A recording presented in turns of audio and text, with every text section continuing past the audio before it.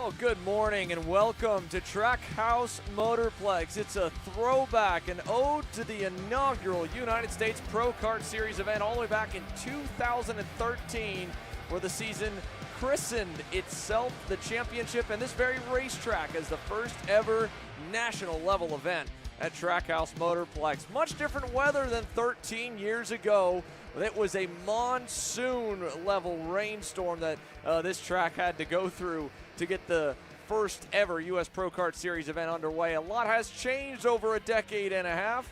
However, we're back here once again with a packed paddock, 225 plus, ready to kick off the new season, kicking things off specifically with Team Ferris Racing Micro Swift. They're on the racetrack now here for heat number one. Myself, Xander Clements, alongside me, of course, Justin Prince, and we are so excited to be back once again here in the heart of Mooresville, North Carolina, Race City, USA. Justin and Micro Swift is getting ready to set the tone for the day.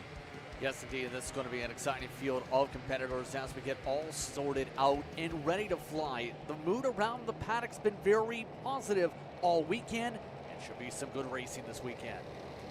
In total, the micro and mini classes will be running 10 laps apiece for the heat races today. They'll have a super heat in the afternoon. First two heats, though, set off of qualifying. Ready for action for the first race session of the 2026 U.S. Pro Kart Series season, and it was not good enough for Porter Wiesenfeld to say we are green. So he's going to send the kids around one more time. In fact, they missed the cut through there. So they'll go all the way on a full out lap, and that gives us a little bit of a moment to go back through some of the notes here that we have taken over the last couple of days. Unofficial testing got underway on Thursday, qualifying underway yesterday afternoon, concluding the day. Justin, what sticks out to you so far, or what's been a bleeding through storyline, if you will? In terms of from each of the classes so far, one of the main transitions I've noticed so far, Ryan Perry Motorsports had the pace in 3 different classes in qualifying, for example. So they've been looking very solid, especially in the younger categories in terms of hot lap ability. But the question will be, who's going to be able to, with especially how this series is, get things set up properly to make sure they're good short run, medium run, and then long run by tomorrow. That's a good point. Every single session is vastly different. Qualifying yesterday afternoon, although you are spaced out on the racetrack, any bit of tow can certainly help. And for Ryan Perry Motorsport and the alliance with Nitro Motorsports and Nitro Kart, right, this is their home turf, one of many powerhouse national programs that call Trackhouse Motorplex their home circuit. And now we've got one of the Kart Republics that has gone around. That was the driver slated to start in the 6th position outside of the 3rd row, just got spun up the hill. And as we try to figure it out, it looks like that was Rowan Machine. So here he is trying to get back into line before the lights go out. Is this going to get the start this time? It does. We're green down at turn number 1. And what will that do to everything involving race control? My goodness, a wild wake-up call for Roman. Meanwhile, Jack Katowski gets away with a nice and early jump down into turn number 4, albeit 2 abreast behind him, single file as they roll through the bowl. Already off to a clean start as they set up single file. Keep in mind the run up to 6, one of the main areas where you'll slot in to set yourself for the middle sector. Already a lot of these drivers searching around though to figure out where they can get the boost and make some of these passes here by the time they set something up for the final corners here. This will bring us to the end of lap number 1 here in heat number 1. Jack Katowski leads up the hill to Liam Francisco. He'll cover a little bit down at turn number 11, and as they roll down the front straightaway, Katowski, your early leader at the end of lap number 1. And 1 in the books here now, 9 laps to go. Battling further back, and 1 driver in the wall. That's the number 9 machine. Chase Zolman has tagged the barriers at turn number 11. He'll drop to the bottom end of the leaderboard as Katowski leads us once again down the backstretch. It was a not-so-great start for Liam Compitiello. First career national pole for the number 48, but he's there in 3rd. He's in the blue suit and kind of the gold livery, slated right behind Tristan Francisco. Sorry, not Liam. Mixed up the 2 names there on the 2nd and 3rd, but Tristan Francisco P2 in the pretty and pink number 20. Yeah, but already trying to set something up as Katowski goes a little bit wide, setting things up on the run in the middle sector. This is to where you have to think with these classes, though. It's a fast-flowing circuit that has some decent opportunities to be technical in the middle sector. if you're good in the middle sector, it can really set yourself up well by the time you get to the front straightaway. And right now, we're seeing the top three be a little bit better than the rest of the pack to start to separate out. Some of those in the back continuing to squabble meanwhile as they all try and figure out a way to make their way forward. The top three are doing a great job breaking away from the pack. Yeah, so far so good for them all. Now down through turn number 4, Jack Katowski, Tristan Francisco, Liam Compitiello. The margin nearly up to a full second for your leading trio. Albeit Katowski got way out of shape there in turn number 6. They're all bottled up now. Look at this, 3 wide, all the way down low. Roman Machine, that's going to get tight. And that will bottle everyone up and really change the leaderboard now. Bo Wyatt able to slip through into third. Still 2 and 3 wide in turn number 9. Yeah, still not done in terms of some of the battling as they finally get single filed out for the most part, up to 10 and 11. All that started off, it seemed, with a battle run up through 6 that checked up the pack. And now everybody else looking to squabble. The squabbles still continue up as around the top 12 or so. You have to be able to sort yourself up pretty quickly, though, if you want a chance to contend. All of that's now seen a 2-car breakaway with Wyatt trying to figure out a way to close with some of the others inside the top 10, like Machine trying to find a way around. So that's the number 6 as well, making a pass. That's Jackson Reinholtz. He is on the move, already up 8 positions and counting from 15th on the grid in that red and black nitro kart, the all-black helmet right in the middle of your screen. So a heck of a run in the works for him, and he's not alone with all the upward and downward movement. Of course, Bo Wyatt up 4. In fact, he's got the fastest lap. He was the one who was able to part the seas the best a moment ago coming out of turn number 8. He is trying to latch on to the back of the top 2, and I'd say he's just about there with another purple lap time. Yeah, the times are picking up when it comes to 6 Machine, one of the team members that's really been able to fly up now 9 spots, making about 10 so far their sake. But all of this as well, mind you, Bo Wyatt's also closed up at the top 3. It's going to be a little bit of a difficult task to close up even in the course of 6, maybe 5 laps to get 2 seconds picked up, even with this top of class, just because of how much that top 3 has all, when there hasn't been a mistake, worked out together. We've seen Katowski and Francisco be big in major series across the region in the past few months. Already this year, Wyatt's had a lot of momentum himself, just to talk about that top 3 and why they've been able to really solidify that top 3 while they continue to fight for the top 5 itself. Yeah, they continue to go back and forth. Dusty Strayer here, new colors for Dusty in the number 12 machine. In fact, new yesterday, Sean Bailiff caught up with me, and this is 100% on me for having the incorrect logo for him, but we'll be able to fix that up right now because it's a new home over with Trinity Karting Group and Barrel Art for the number 12 machine. He is duking it out back there for 5th as we see our first, well, challenge, I would say change for 2nd. Bo Wyatt wanted the spot. He could not get it away. Yeah, not able to make the slot on by yet, but the Bennett so far has been looking pretty pacey in terms of his ability to keep up with this main pack. Already up 4 spots in the first place to charge up. Has been setting lap times that have been about a couple tenths quicker compared to the race leaders. But keep in mind, your pole sitter for this race, right on behind, Compitiello, still in position. Now with the help of the draft, was able to maintain it. Here we go for the lead. Francisco with the slot on by in turn 1, solidifies it by turn 2. There we go. First major challenge here right at the halfway mark of heat number 1 is Tristan Francisco. Liam Compitiello now latches on to the back to make it 4 deep up front. Now Bo Wyatt in the number 51, remember he did already pick up 4 spots as mentioned. He's only bested for the hard charger here in heat 1 by Jackson Reinholtz, who is trying to lead that 2nd pack back forward, but he's under pressure back there for 5th. Looked like Roman Machine was wanting to find a way past him in the 55 machine.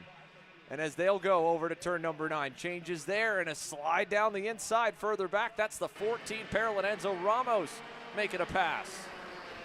Yeah, Ramos trying to make up for lost ground in that circumstance, but the leaders still all trying to sort themselves out. Wyatt makes the run, boosts it up to turn 1, one of the prime opportunities for passes today.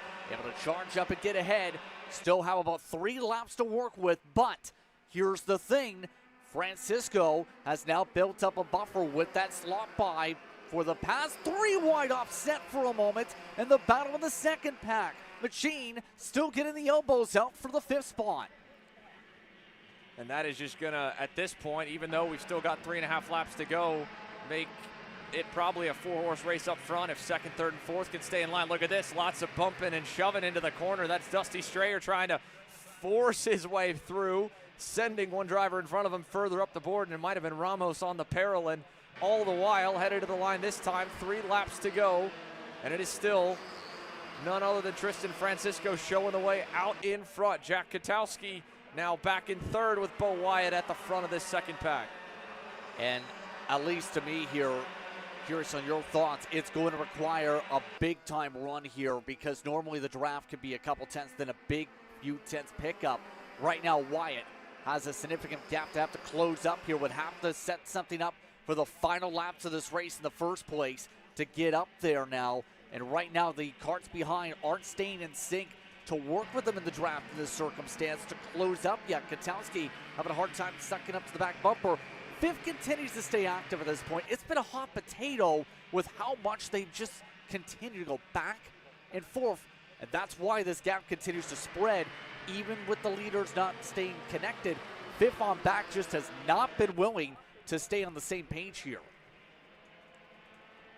Tristan Francisco covering low here at the white flag, and I don't know why. He looked back, I think, after he started to fade low on the front straightaway. He had plenty of room out back, nearly a full half second, and now at this point you will have to cover the inside as Bo Wyatt has to do the same, and Jack Katowski looked high, didn't quite have enough grip to send it even deeper and make a around the outside move there. Still though, Wyatt needs an opportunity, might come to 8, might come in the final corners, already trying to back up the run, takes it at the high side. Francisco plays the white line, Wyatt tries to wrap it around the outside, instead it opens the door for Katowski, side by side, heading up to 9. Big over-under for Jack, in fact he'll get both of them! Nice move, Jack Katowski, turn 9, he'll go 3rd to 1st. This should seal it for the heat race victory. Francisco 2nd as they duke it out for 3rd. Bo Wyatt hangs on the outside, but Jack Katowski scores the first checkered flag of the year, and there's a spinner on the front straightaway. Kip Knaus involved. One of the Parolin machines looked like the number 14 of Enzo Ramos potentially. Spun around as well. Oh no! Big contact at the very end of the lap there. That was Spencer Height, I think, coming down the line. It just nailed the sitting car of Kip Knaus. Jack Katowski for Trinity Karting Group on top. Tristan Francisco and Ryan Perry Motorsport end up in 2nd. Bo Wyatt 3rd. Liam Compatiello, Jackson Reinhold's your top 5, but scary moment there coming to the line here, Justin. Goodness. Yeah, that was a very rough moment to say the very least because that was towards the middle of the track in that circumstance. Just nowhere to go, I think, at the back for Height, who was in 19th at the time. He crossed the timing loops. So, again, a tough circumstance for them. Some good battling at the front, but already an interesting way to start off day 1 of the racing here on the track. So there you have it, Micro Swift Heat number 1 in the books, albeit a bit of a hairy moment at the end, but getting word indeed that the drivers were okay, all involved in that carnage at the finish line of heat number 1. It'll take a few moments certainly to clear everything up, but at least we've got our first race all in the books for 2026 here for the youngest superstars of the U.S. Pro Kart Series. Puts us right up next onto the KA100 Juniors once the track does get cleared up, but kudos indeed to Jack Katowski for a solid performance right there here to kick off the new year in the U.S. Pro Kart Series in Micro Swift. 10 laps for them. It'll be 12 laps coming up for the KA100 Juniors. And, of course, right from them, we'll roll straight through the rest of the lineup and a little bit into heat number 2 before a lunch break. We'll split up that second rotation of heats on the day, super heats to close out the afternoon. Champions aren't just born on the kart track. At SimShop, we deliver professional-grade simulators with the best performance-to-price ratio in the industry. Founded by racers who understand what you need, our SimMagic and Moza equipment is powerful enough for the pros, yet affordable for everyone. With unmatched customer support and a thriving community, we're your racing partner. Visit simshop.com today.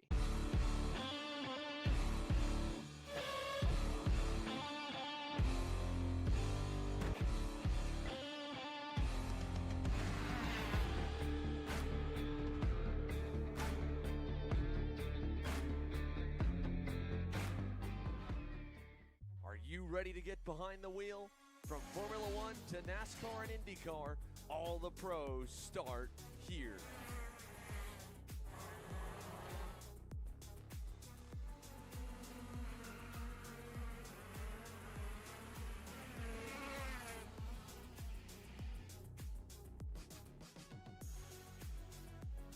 For more information, check us out online at mcckarting.com or call us and go racing today. Hey guys, another Kart Chaser Driver Fitness episode with me, Chris G. Today, I'm going to show you how to protect those ribs in the seat. We're doing core. Exercise number 1 is the bench leg raise. Controlled all the way down, full range of motion. Make sure you pick up that tailbone off the pad. Coming down, controlling. Great for the lower abdomen area and obliques. Floor slider mountain climbers, exercise number 2.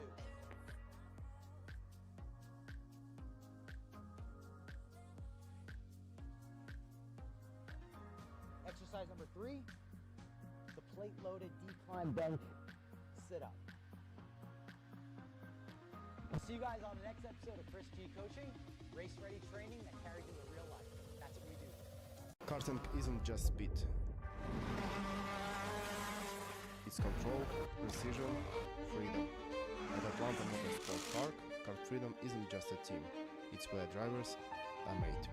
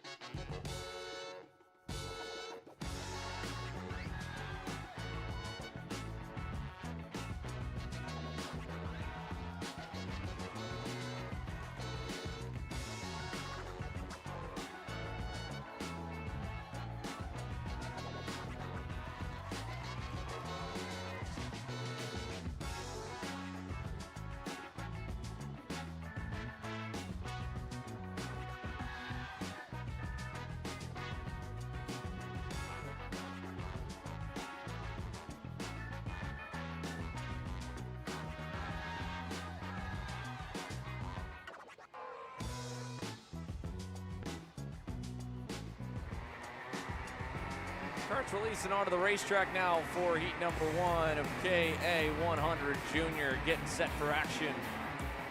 Qualifying yesterday for this division, of course, it's a little bit bigger in total turnout from what the micro slips that just started off were. KA Senior even had to go over capacity and has them split up in 2 groups for heat races throughout the day in a round robin format for heats 1 and 2. But for KA100 Junior, Travis Pettit, top of the heap, and boy, what a roll of momentum he is on. A phenomenal 2-week stint in the desert at Musselman Honda Circuit in Tucson, Arizona, the last stop of the regular national season tour, Justin, and here he is. The Hurricane has struck again in North Carolina in the blue and pink colors on the inside. However, we got some new faces, certainly worth noting, starting on the outside of row number 1. Yeah, especially with Alan Berghofer looking to try and solidify things up at the front, but he also throw in Nico Gutowski and Ashton Woon up at the front of the field. Sentien up inside the top 5. It's going to be pretty competitive, to say the very least, how some of these drivers look to make a splash to start off today here at Trackhouse. Here we are looking for green as they roll down the front straightaway. Travis Pettit on the left, Callan Berghofer on the right, trying to keep the field at bay. And we've got it. Green flag in the air. We're racing down to turn number 1. Lead run down the hillside as they make their way up to 3. Top 4 or 5 stay single file. First side by side's about 8th on back. And a lot of these drivers going to have to sort out, can they find a way to take on Travis Pettit. Remember, he's going to have clean air, but also reach some of the dirtier spots if those pop up on the circuit. You can see the battle for second already playing defense. Yeah, Berghofer already trying to white line a bit into turn 8, trying to prevent any chance to lose that spot, and hope to try and maintain the second spot as they work their way to the end of the lap. Callan Berghofer's new home with Brandon Jarsicak Racing. He has spent a lot of time training with them, specifically at this racetrack. The Georgia native now locks in at the end of lap number 1 behind Pettit, about a car length or so away as they roll to the first corner. And meanwhile, Tristan Murphy down the inside with a pass made right there. That'll be just at the back half of your top 10. So it is Pettit as they roll. Berghofer second under pressure. Nico Kwiatkowski and Ashton Woon going to slip on by down in turn number 4.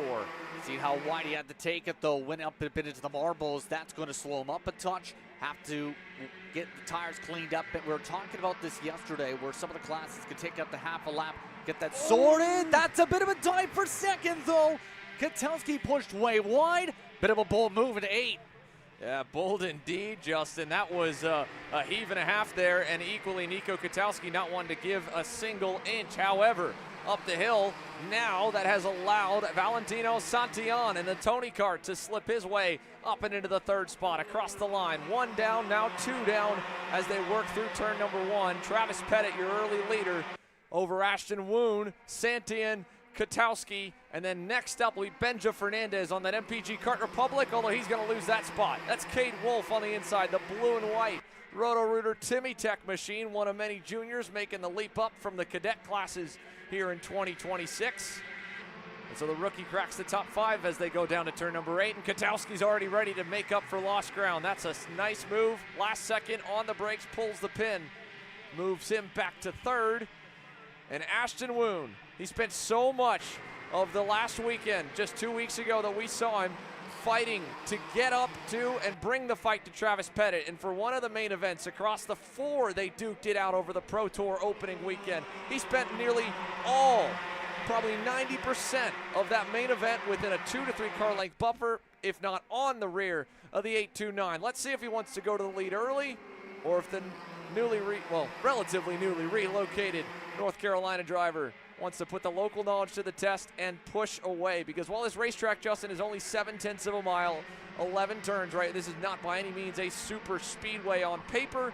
This track races like one with how high speed the corners are and really how relatively similar range the minimum speed is across the board. So even in KA Junior, a 22 horsepower restricted class, this will be a pack race. You can break away. Woon wants to break away with himself out front with that move there. New leader. Yeah, this track in particular really tests your ability in terms of finding a way to maintain momentum here. It's a lot about track position. A few different drivers mentioned that in discussions yesterday during the practice sessions. So right now, I think that's critical for a lot of these competitors. Think about that. You see, for example, Fernandez trying to work the outside, able to clear on by there. But all that being said, if you're able to get good track position to make sure you're in position to battle, you get good sends. Like Pettit and like Kwiatkowski, you take advantage, and Woon just like that, behind, now for third position, able to slot in, while drivers like Wolf charge ahead up to 4th. Yeah, I mean, this is just a frenzy. Look how big this pack is here in the opening K Junior Heat race of the season. 4 laps in the books. This might as well have been sudden death kind of racing here. Nearly 15 of them all in that front train. Travis Pettit now back in command of it once again. But at this point, the only safe spot when you talk about the safe track position or good track position is being in the lead. At any given point, with this many go-karts lined up, the accordion effect could send a few of them into the weeds, or at minimum out of the drafting window. And you can see now with the little passes made on the backstretch this time, and now Valentino Santillan, who was third a couple of moments ago, now makes a send all the way back for the 8th spot on Benja Fernandez and company. That has opened up the gap, and that has split the groups up. It's only taken about 2 corners, and in total it'll be about a lap. That's Maxwell Macha now, another driver on the charge in the Paralyn with a pass down the inside. So across the line. We get a bit of a read now on who's really moving the chains or not, because there's certainly been a lot of movement. Lourenco Varela is up 6 into the top 5. Tristan Murphy is up 6 as well. Macha himself up 4. Nathan Golseth up 3. He just went purple last time by. That was him on the black and white Speed Concepts Racing entry, but it's still Pettit, Katowski, and Woon as your top 3. And it seems like they have calmed down, although I say that, and I thought that's what it was a moment ago when Ashton Woon got up and made his first bid for the lead, Justin. I mean, would you say it's the eye of the storm, so to speak, a hurricane pun going on? We're starting early, aren't we? Travis Pettit will take us to the halfway mark this time. Nico Katowski, Woon, Wolf about a car length away, then Varela, then Golseth, and then a little gap to Tristan Murphy. I put him on the chopping block right now of whether or not he's still got range to get to the leaders, because Nico Katowski, look how, I mean, there is not an inch of daylight once they get out of turn number 1 between his front bumper and Travis Pettit's rear. He is trying to whittle this lead pack down and push as hard as he can on the back of the race leader. Yeah, Murphy in particular was one of the surprises that I had, at least for when looking through and making sure things in the order today. Was surprised because Murphy usually has been a top 5 car in the past few weeks with what he's been able to do, especially what we've seen in Arizona. And now seems to be doing a good job to charge back up. You see the rest of the groups, though, really starting to compress behind, because you have one of the OR machines closing up, Goldseth closing up, you have Murphy on the charge, all of them starting to compress back together as they've all maintained themselves pretty well within this draft to stay within the top 6, maybe 7 carts to stay in the train. And we check in now with that second group, trying to connect the dots to the top 3 here of the train, right? Kate Wolf, he's lost a little bit of touch with the top 3. It was a 49.520 for Travis Pettit last time by. Katowski equally with him. Woon a touch better to get the purple lap, but it was a 10th gained for them over this trio of Wolf, Varela, and Golseth. And even further back, again, Tristan Murphy, in terms of how the cars have shaken out from the opening couple of laps, battling amongst themselves. He's just now finding some dancing partners, and maybe he'll get a little help from some battling up front again. With 5 to go, Nico Katowski is ready to take back over the lead. A little bit of impatience popping up for some. They want to try and find their way into the promised land. Looks like the same for trying to make his way through. A lot of shuffling up through this field as they all try and figure out where they can go. Right now the question will be, who will be in the front by the time the musical chairs ends in a couple laps time. By the way, with all this, Murphy actually lost a little bit of ground this past lap. A couple cars passed him on by. That's going to hurt his chances to be up in this fight in the next couple minutes. Yeah, that was Santian going by, and again, off-pole kid Callan Berghofer starting to try and rebound from getting sent way down the leaderboard. And thankfully, the leaders now at 6, and now there's a problem. Look at this, the 895, Ashton Woon, broken right rear bumper bolt. He was 3rd a moment ago. He's going to get shuffled back to 5th or 6th. The race control team will certainly have eyes on that and be calling that in, and that is going to be doomsday at the very start of Saturday for Ashton Woon as he trails back to 6th in line. The good news is that certainly held them up. It allowed the top 2 to get a little bit away. Unfortunately, it allowed the pack to tighten up as well. You see Golseth defending from Kate Wolf, but this is good news, at least for Valentino Santillan. Callan Berghofer, Tristan Murphy to get back into range of the top 5. And Ashton Woon, I think he's probably going to get the meatball now. He's just getting pressured heavily by Santillan. That is going to open things up. Back up front, white flag as well. No meatball yet. Katowski, your new leader. Not going to be done yet, though. Pettit trying to set up the line, try and get the longer cut. Both of them avoid the runoff. Side by side, Pettit gets to the inside. Not able to get the full overlap, though. Had to back off.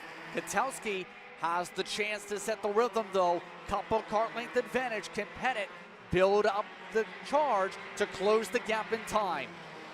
Here we go, down into turn number 8. Pettit low as well, protecting from Lourenco Varela, who is up 8 positions, now looking to get the 9th.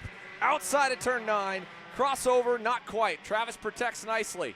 Here they come to the line this time. We thought this would have been the white. This might be coming to the checkered per timing and scoring. We saw the white flag waving there. Will it wave again here at the line? It will be the checkers. Nico Katowski Heat 1 winner. And that brings it to a close. Katowski over Pettit, then Larenko Varela.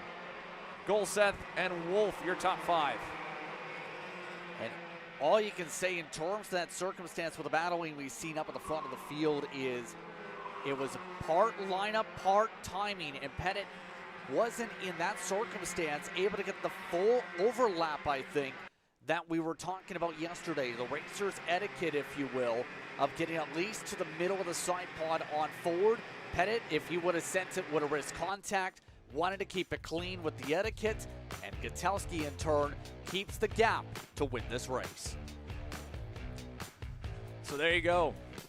Nico Katowski, top of the heap over Travis Pettit, Larenko Varela, Nathan Golseth, Cade Wolf, Tristan Murphy, Callan Berghofer, a bit of a backward slide, still ends up okay. P7 for him, Ashton Woon, Valentino Santillan, and Maxwell Macha ends up with a net gain of 4 to get up to the top 10. Here's a look further back. Benja Fernandez at one point into 5th, slides down the leaderboard to 11th here at the end of it. Braden Wagner, 12th, and on the move from way back, Cameron Johnson cracks the top 20 here with a couple spots up, 6 to be exact.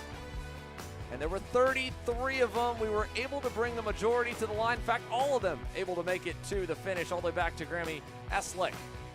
And with KA Junior wrapped up, we get set to go to KA Senior. But again, you're only going to see half of them at one time because there are so many, nearly 60 deep in the 100cc class. And for the first time in nearly 3 years, Aiden Levy topped the boards in qualifying.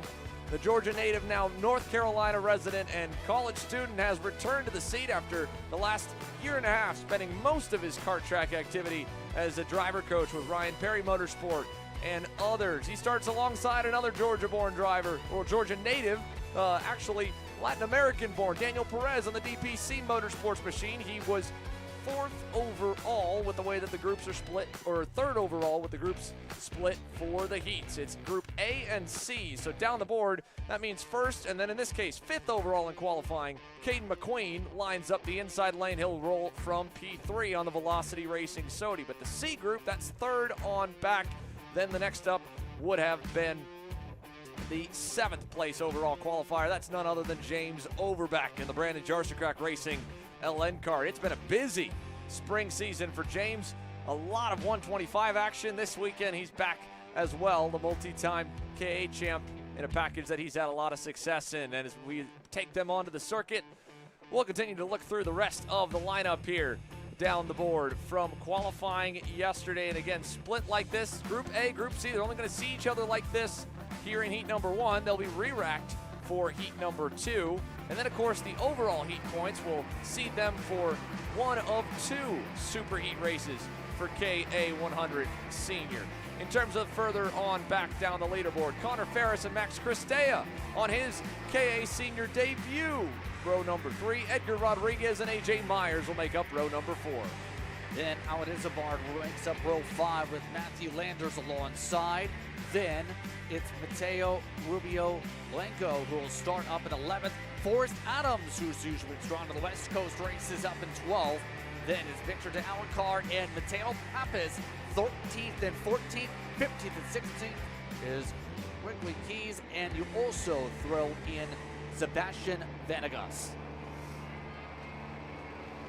It'll be 26 of them. Most importantly, doing the mental math, right? You want to be at least above the top 20 to help yourself stay good through to the SuperHeat. It's 25% weighted from Heat 1 and Heat 2, 50% of it from your SuperHeat points to whether or not you get to go straight to the mains tomorrow or race in the P-mains.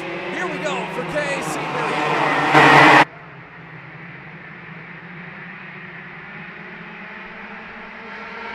Down the back straightaway.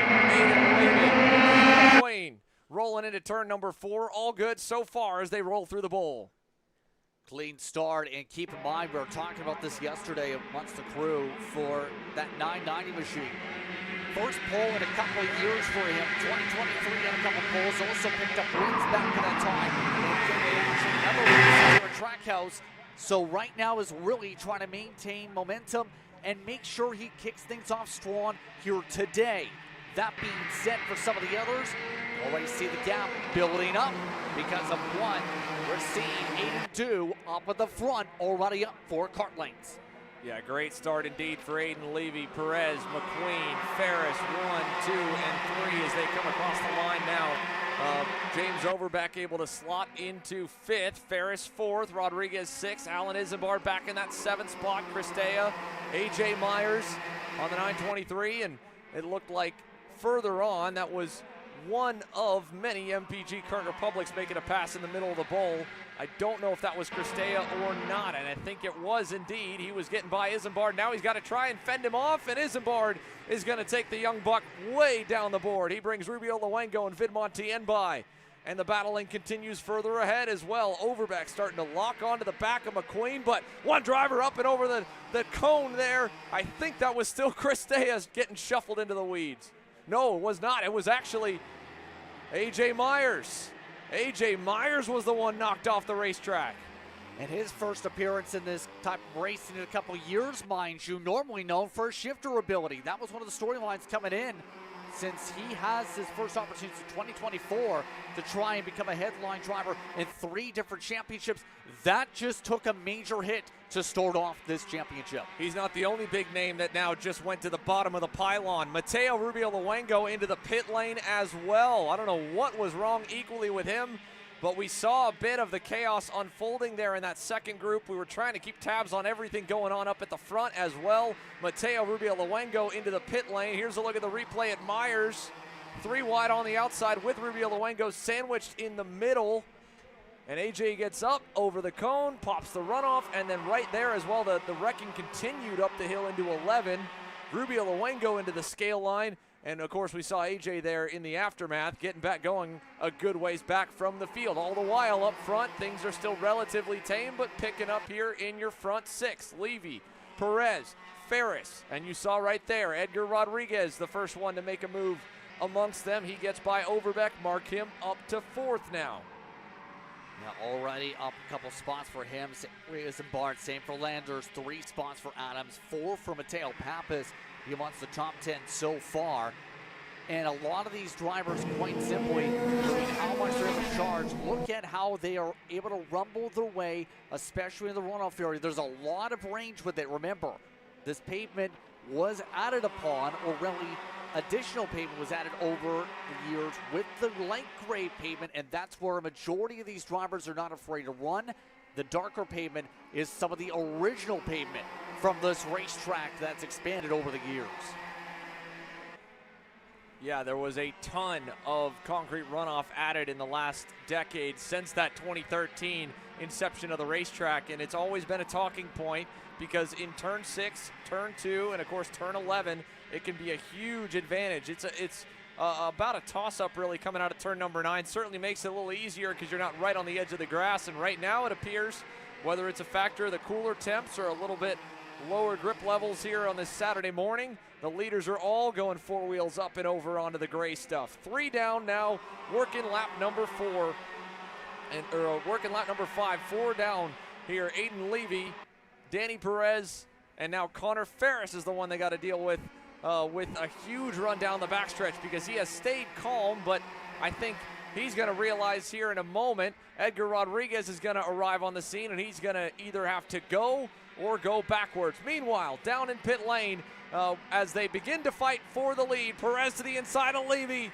Let's go side by side as well. Caleb Viesca caught up with one of the BJR machines, not having an ideal day. Mateo Rubio Luengo. Caleb.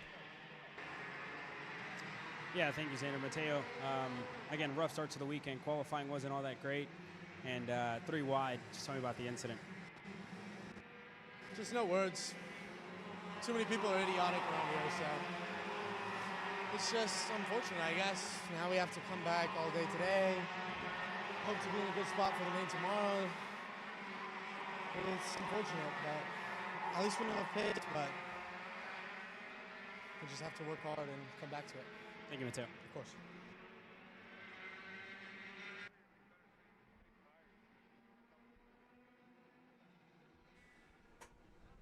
Back on the on-track activity here, Aiden Levy able to rebound during that. And again, understandably frustrated. Mateo Rubio Luengo, AJ Myers, both of them really innocent bystanders. If, as you could tell there from Mateo's interview, he was far from happy with it. And I don't think that the drivers that might have caused some of that chaos are the ones that really paid the price. Now, working on lap number 8, McQueen and Rodriguez trading things up. It is Levy with a bit of a gap to Perez and a gap back to the Sodi. Back to you, Caleb. Yeah, thank you, Xander. Sitting by here with AJ. First race back since your championship back in 2024 in the class, and ends early. Tell me about it. Yeah, I mean, we're just on lap 2 of the weekend, and yeah, I mean, we're just sending it like it's the final, and unfortunate that I got ran over. Kart, everything's fine, I think, and yeah, just look for more maturity out there and just kind of finish the race. I mean, it was just silly, unfortunate. Sorry to the team, and yeah, we'll go from here. Thank you, AJ. Thanks.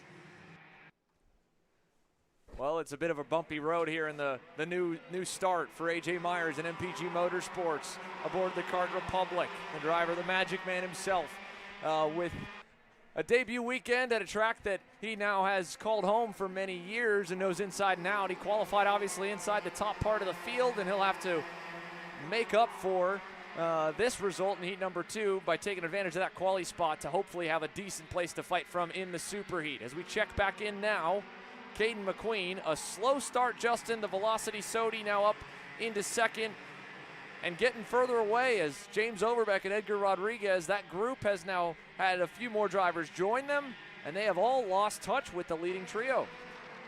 Yeah, they've really, over the course of this, not been able to run the same tempo. Last time by, it was actually near a second slower for that battle pack with Overbeck and company. Rodriguez slots his way ahead of Overbeck, in fact.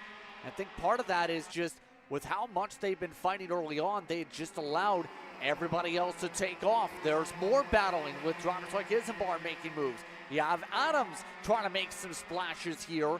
A lot of these drivers are making it clear they want to fight and make up the spots. A lot of these competitors not necessarily staying in a line of work together, and that's, I think, part of what we've seen with the incident earlier on.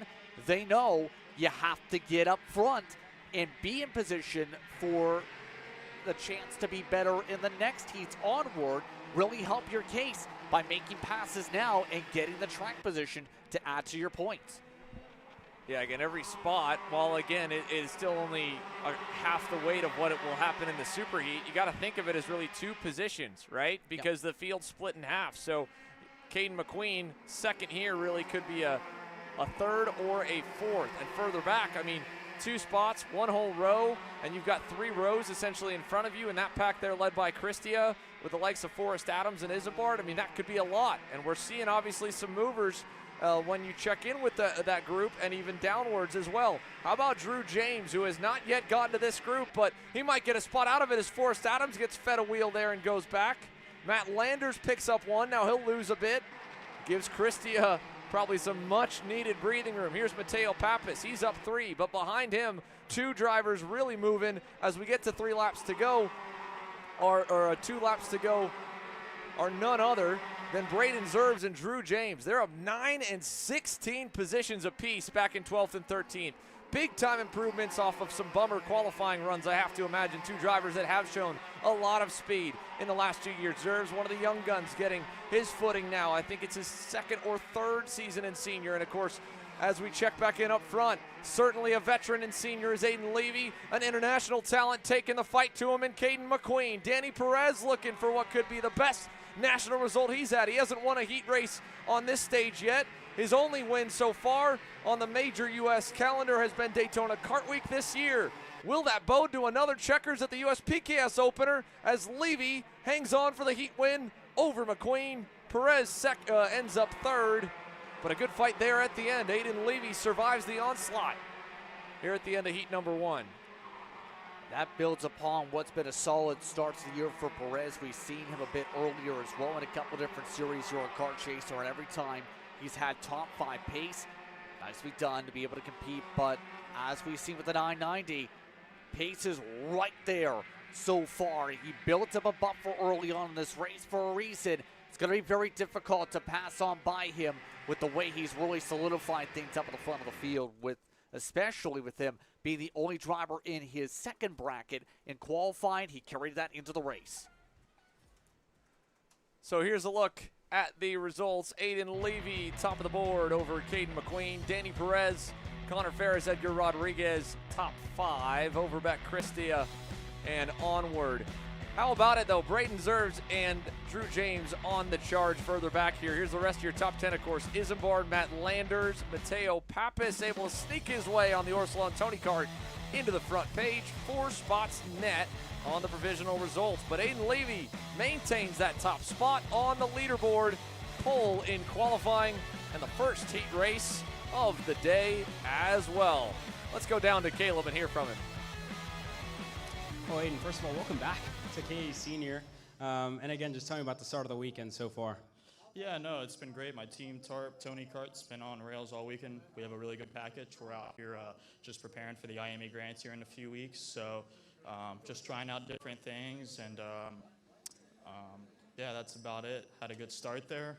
And looked like the guys behind closed in a little bit. But, you know, we tried something, so we'll get after it next time. And the classes looked a little bit different since the last time you were in it. Kind of tell me what it's going to take this weekend to stay out in front of just about 60 drivers. Yeah, it's going to be hard. It's very stacked. There's a lot of very good drivers, so I think it's anybody's game. So we'll see what happens. So it's kind of like a chess match. So, I mean, it hasn't really changed much from 3 years ago. So here we go again. Thank you, Aiden. Thank you.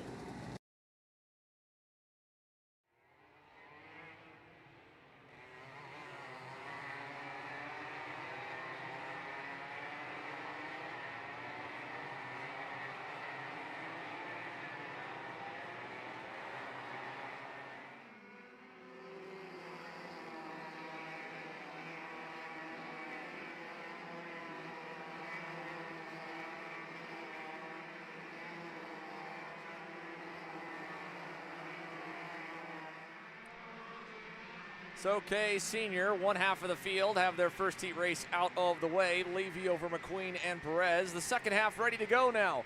Paulie Massimino getting ready to lead the field to green. He'll be joined by Brandon Lemke up front. Mick Gabriel on the 934, rolling from right behind them, along with Shane Reddy and Colin Lloyd, who has the most checkered flags so far in 2026, right up there with Massimino in the K100 senior class. But mind you, last year at this very event, Paulie Massimino returned to playing double duty, and he and James Overbeck at both at Daytona Kart Weekend at this event, Daytona for the US Pro Kart Series opener, and then round one back a year ago, but round 2 at Trackhouse, they were 1-2 again.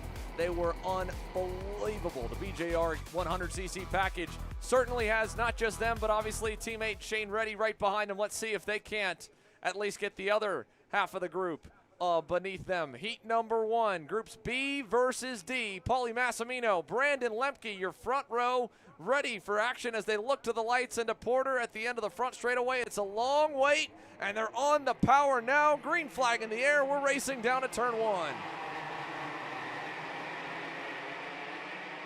One off on the cut through as well, down at the bottom. Looked like one of the Sodis potentially going wide. But good for your top 4. Reddy able to slot down into 5th. Clean start for the front of the field. Massimino, one of the favorites when it comes this weekend, obviously with the fact he's been solid in every race this year so far, and the fact that some of his competitors have said with how well he's coached the field and how well he's worked with BJR, he's going to be difficult to stomp. And right now doing so at the moment, Gabriel continues to ride now in second after his solid start to the race. Yeah, that was a good opening lap for Mick Gabriel to get up to P2 across the line. One big train of go-karts all behind the 943. Hometown hero Paulie Massimino leads, and we got one spun, turn 11. That's the 914 machine. Around at the end of the opening lap. One of the TKG Bureau Arts potentially. It looks like it was Emerson Blatt. As we see a change for second. Brandon Lemke wasted no time. 2 more together. This is up the hill out of turn number 2, the 950 of Evan Santaniello. It looked like it was collected with Caden Harder. Challenge for the lead early. Lemke wants the top spot away.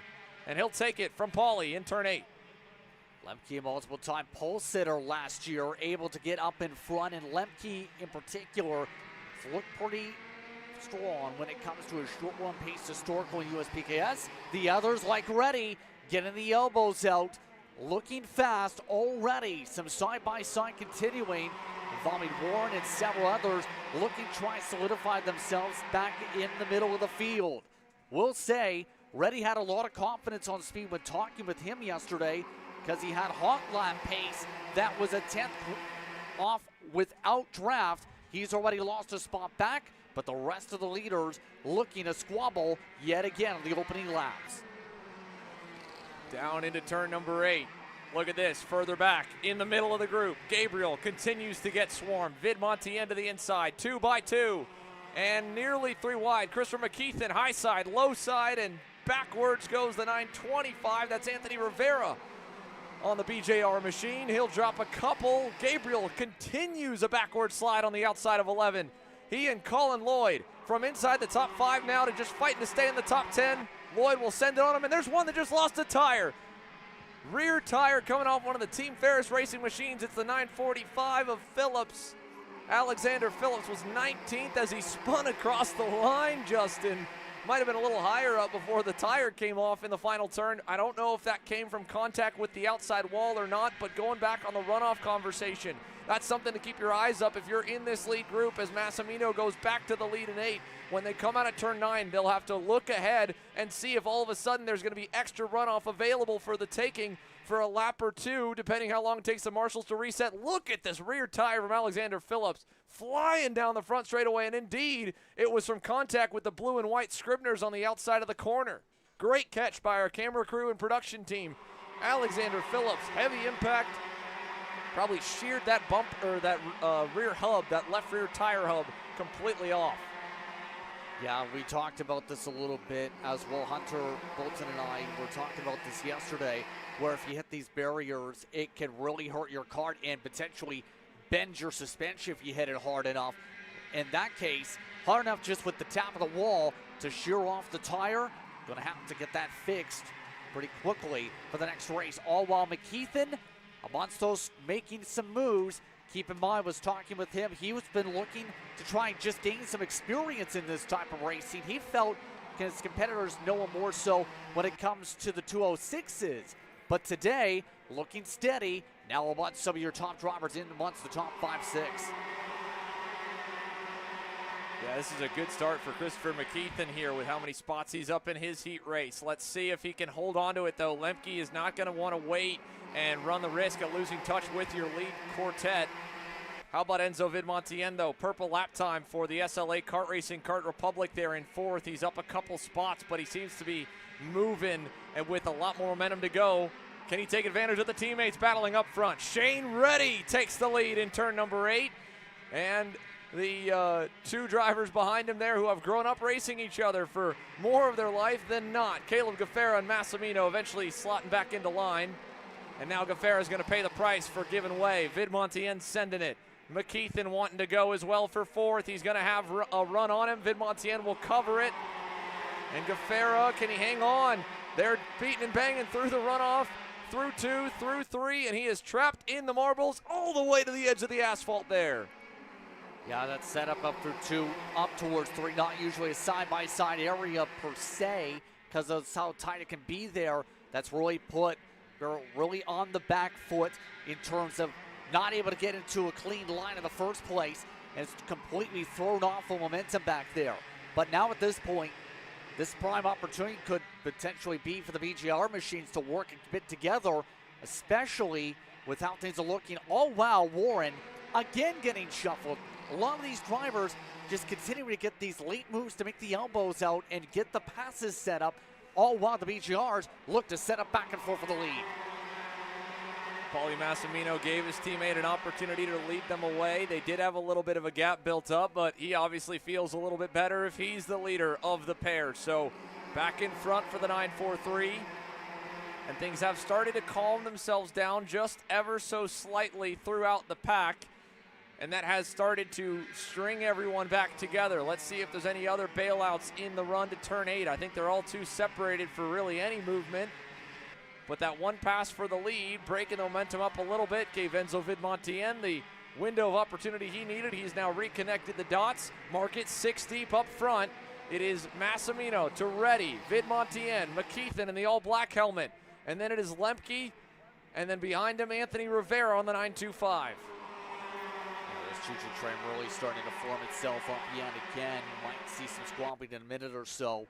Keep in mind, going to be difficult to dethrone Massimino up at the front of the field, though. Multiple times, 7 times, in fact, he's won championships in this type of a package in his racing career. He just knows, with the knowledge, what needs to be done and knows the setup side. In particular, some of his teammates, like Mateo, had mentioned that they had felt like they needed to be more on the looser side of the first place with this type of a racetrack this weekend, since it's already so gripped up. And we've seen just how well, with the fact that we're now seeing 4 BJRs in the top 6, they've found the right window at the very least, setup-wise at least, for this pairing of cars to be up at the front and have the balance for the mid-run.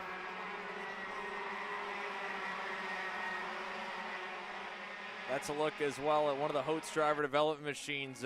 Eli Warren all the way at the back in 12th. He's faded back a couple of spots.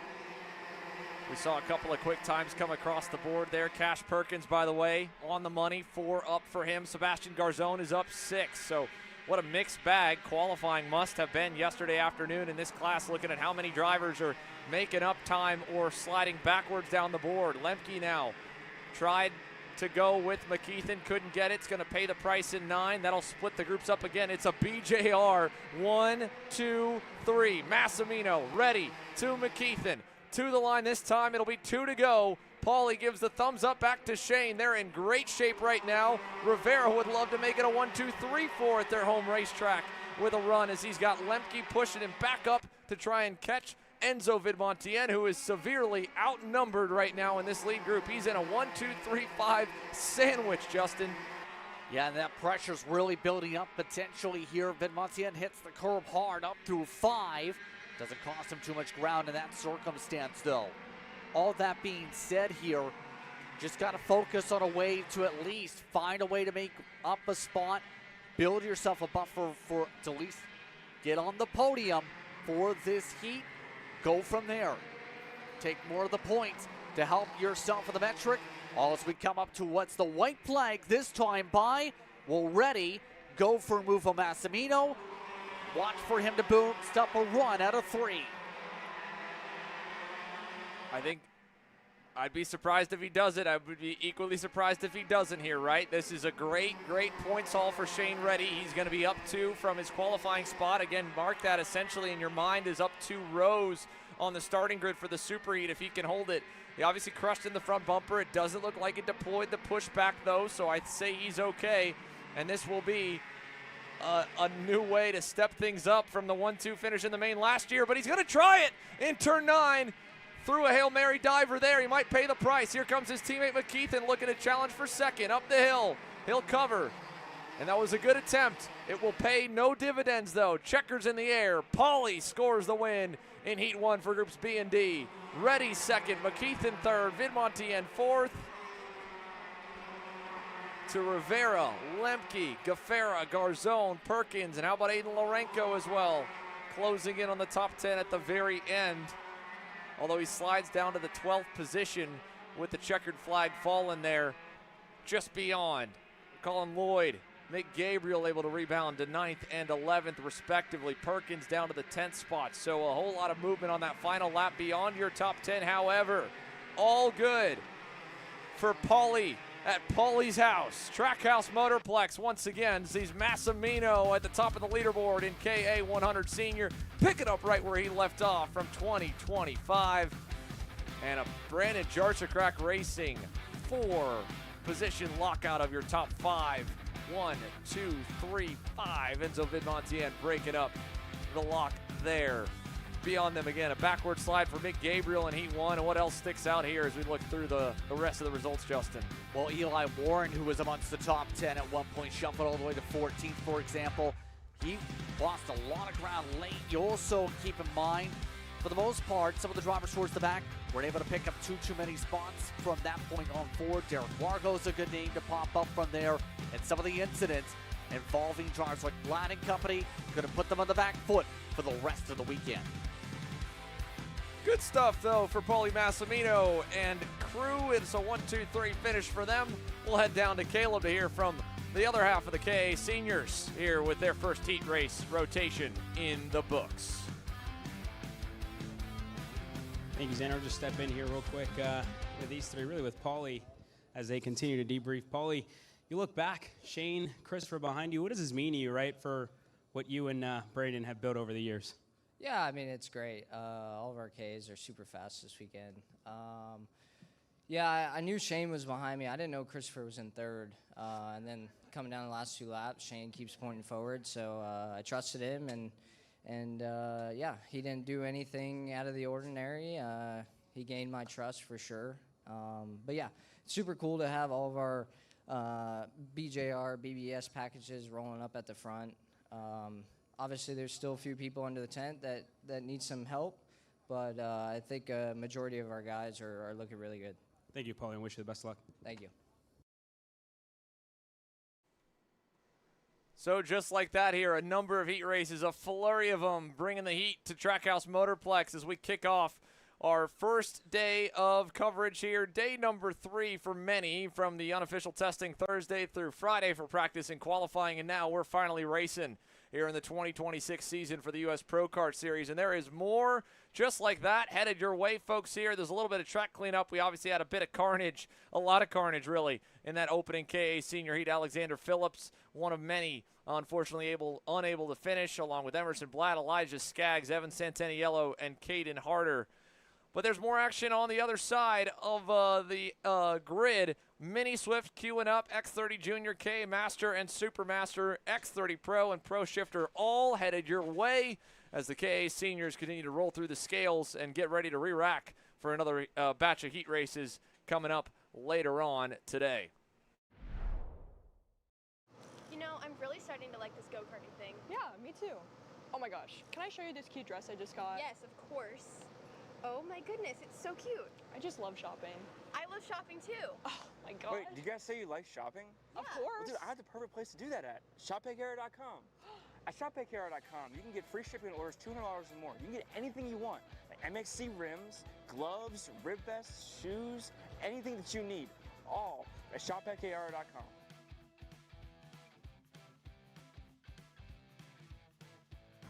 Who is he talking to? No idea. But we're gonna have to check it out. Sounds like a great deal. Sure does. Cat food marketing. $9.99 a month. Dude, Caleb, wake up. Dude, we're live in 5 minutes. Let's go. Come on. What are you doing? Dude, I'm so sorry. Xander had me in a cat food marketing meeting till like 2 a.m. last night. Come on, man. Do you have anything I can drink? Dude, I got the perfect thing for you. Perico. It's a healthy energy drink alternative. Perico, non-GMO, gluten-free, kosher, magnesium, B12, B6, yeah, it's good. B5, biotin, and 0 sugar? Pericazo! Try Perico, made with natural ingredients, organic caffeine, and supports your metabolism. Try the new official energy drink of Kart Chaser.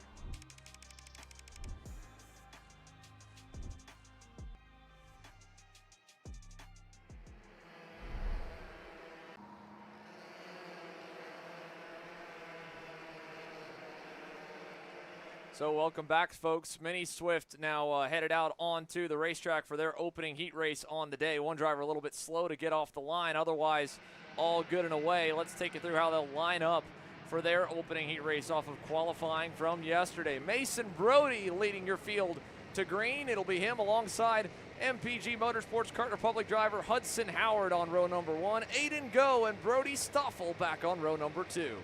Then row number 3 features Yusuf Adi. He'll start alongside, in this case, Jaden Francisco. Then you have Aguilar, Kanache, Taylor alongside Chiavo. We continue to look through the rest of the field, though, as we continue to see some of the big names. Slade Harrell, usually amongst some of the front runners in major series. He's down at 17th, one of the headliners. They'll have to make him a lot of positions. Colton Bruck, another one, down at 27th.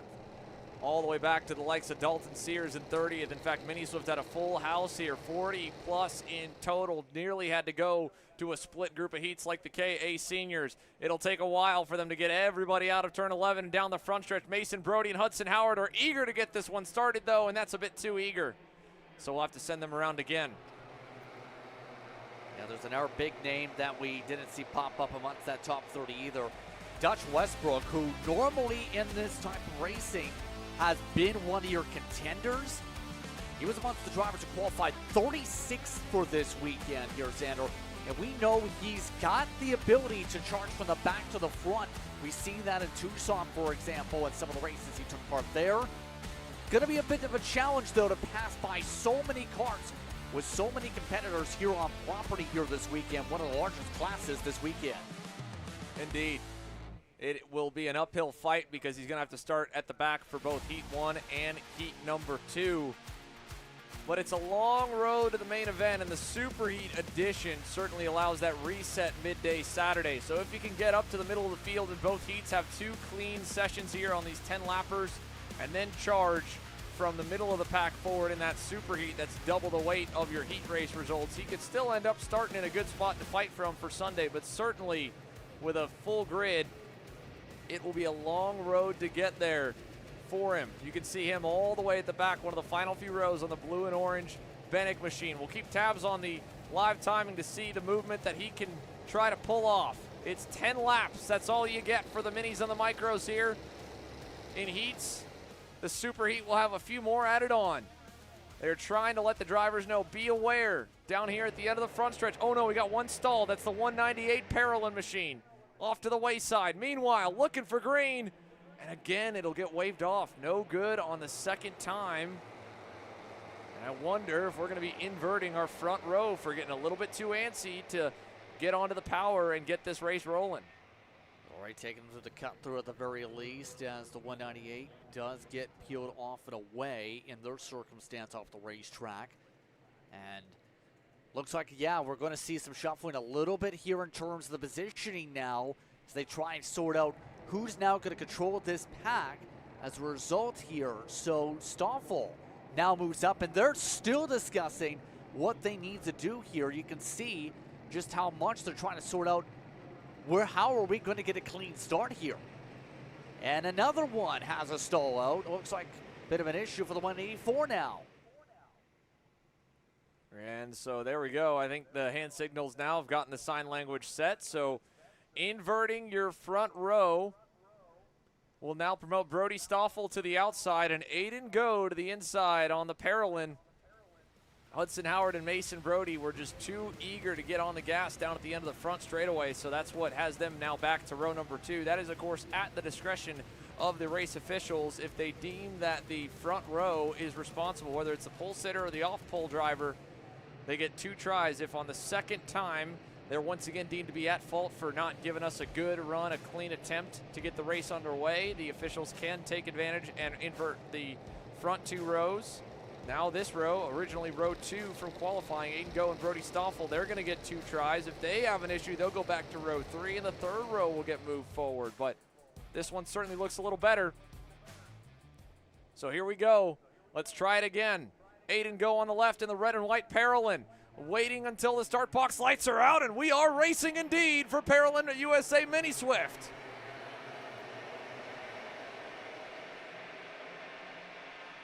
Clean run up the hill, though, with a slick over-under a bit there for Mason Brody. He'll make quick work of getting back to the lead. Hudson Howard trying to get into third. He will. And back go row 2 to second and fourth, respectively. Brody Stoffel into P2. And the Nitros get lined up now as they try to break away. This will be an ode back to what we were alluding to could have been the case in either of the KA categories. It'll be a pack race here if teamwork can prevail. Hudson Howard's going to split them up, though, with a big move down the inside. Evan slot up to the second position with the later move up to turn 8. Now keep in mind, over the course of these battles here, we'll see a lot of these youngsters try and find a way quickly to make sure they have the preferred groove, because we already seen that for the race lead when what happened for turn 3. We're starting to really see 3 wide pop up in the third pack. Some of the drivers getting uber aggressive back there to make cuts like Taylor. Oh, man. And that now just gave a huge gap to the front 2 groups here, and they're still duking down that third group. Already a pack of 4 dividing away up front. 3 more lined up, and another one spun. Exit at turns 2 and 3. One of the Nitros just barely out of the way in time before another kart came flurrying on by here in this 40-plus driver field. Mason Brody at the helm. Howard, Stoffel, go, and then a little gap back to Yusuf Audi, who is slotted all the way to 7th. He's been passed by none other than Jaden Francisco and Camila Canache. They're up to 5th and 6th, and then a gap back from 7th to 8th there. That's Vincente Santino Aguilar across the line. This will be now 2 laps completed here in heat number 1. Mason Brody stays out front here. Yeah, for Brody, he's been very quick as of late. Also, one of the drivers believe seen in Tucson that looked pretty solid as more spins again. That's one of the Chavos. The 122 CRG with a spin down at turn number 1. That was Liani. She was up to 14th. And she'll go all the way to the rear. I was about to say with Brody, though, he's also one of the drivers, too, that has experience at this track, winning one in our series over the nighttime lights. You have wins for him all throughout the winter time. Has already picked up some Pro Tour wins. He's been on some national podiums. Has had a lot of momentum, to say the very least, here for one of the younger drivers in your packs, as these drivers in the third pack just will not quit squabbling, it seems. And yet again, the gap grows between pack 2 and pack 3.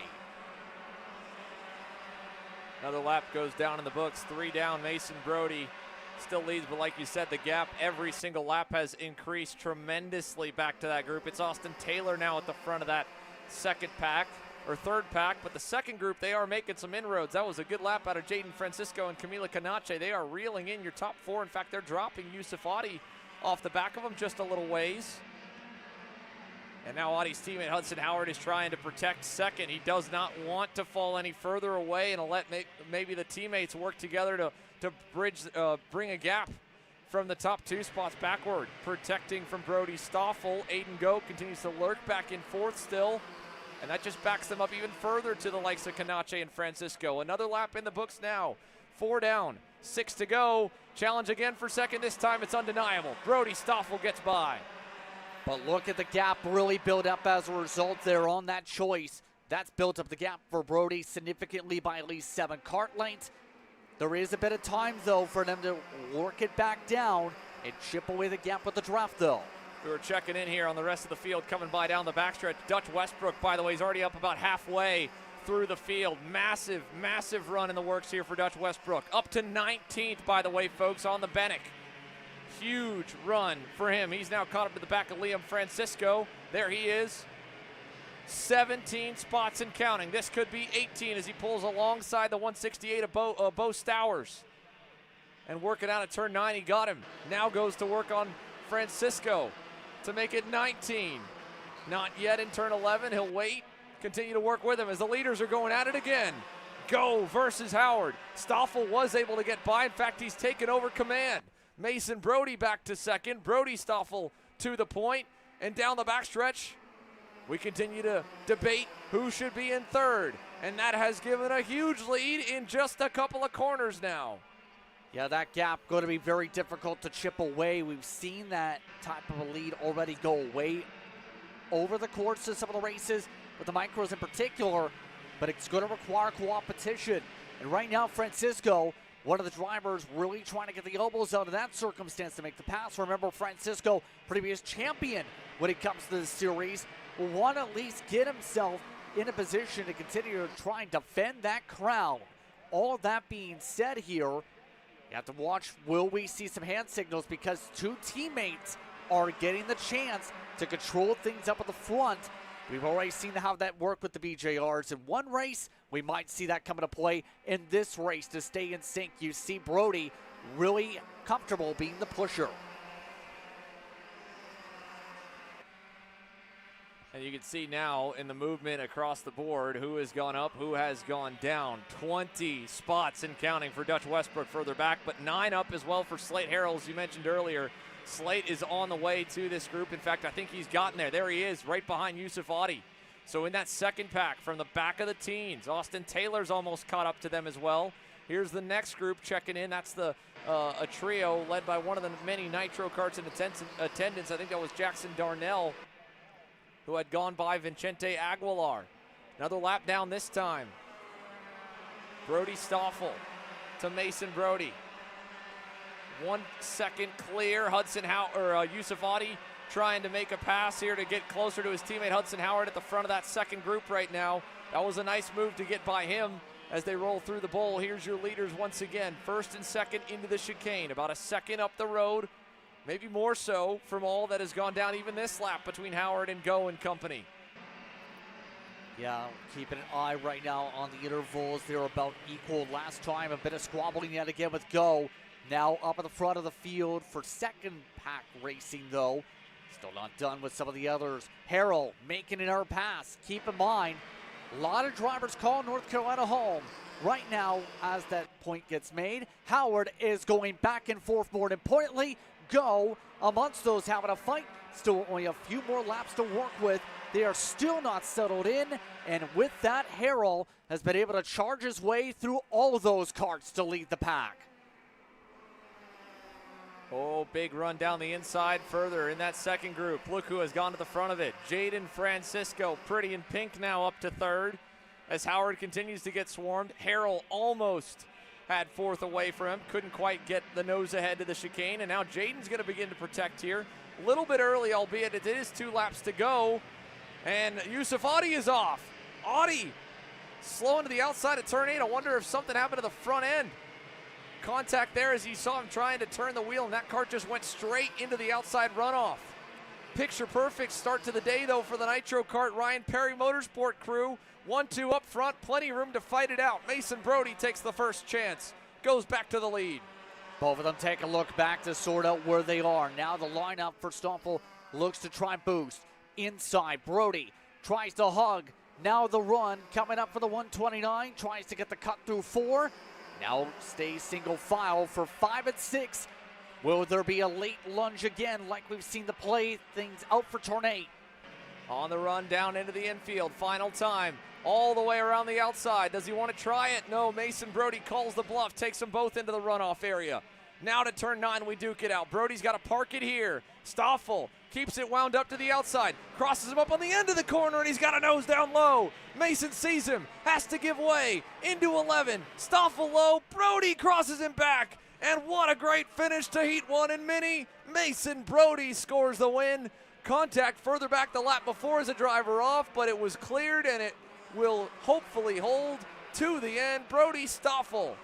Mason Brody duking it out to the line, and Mason wins out on the fight. Jaden Francisco, Aiden Go, Hudson Howard, Slate Harrell up 11. And 24 spots up there you can see for Dutch Westbrook from the back of the grid. What a performance for Dutch. As we take a look here in the final standings as they cross the line. Brody did perfectly in terms of the crossover attempt to the final corner after the side-by-side bogged them both down. More for Stoffel, Francisco, Go, Howard, Harrell, along with Aguilar amongst the top 7. Canatra amongst those with Darnell and Dominic Nagel down inside the top 10. Some close margins amongst some of these packs, keep in mind. Darnell went up 6 for his own sake to be able to crack that top 10. Austin Taylor, who had been the aggressor in all of that, Xander, didn't even get to the top 10. Finished 11th on tab 2, right ahead of the biggest mover, Dutch Westbrook, who was a 24-spot pickup. Just like we saw in the session before, Ryan Perry Motorsport matches the call from Brandon Jarstracrack Racing with a 1-2-3 results of their own. And as you mentioned, of course, Dutch Westbrook, huge gains as needed. 24 spots from outside of the top 30 starters to P12. X30 Junior now lined up on the grid. Healthy group of them. In total, I believe 19 ready for action here from Trackhouse Motorplex for their opening heat race on the weekend. This is Henry. Henry feels sad. Henry feels sad because it's time for his next big race and his go-kart is in bits. Henry doesn't know that Acceleration Kart Racing is the United States' #1 shop for all of your karting equipment needs. Henry also doesn't know that Acceleration Kart Racing can deliver anything from tires to race suits and even wheels directly to your front door or to the racetrack itself, quickly and efficiently, with tech support available 6 days a week. Poor Henry doesn't even know that Acceleration Kart Racing offers free shipping to mainland USA on selected product if you spend $200 or more. Do yourself a favor. Go to accelerationkarting.com and make sure that you are never left stuck on the pre-grid with Henry. Be smart and don't be like Henry.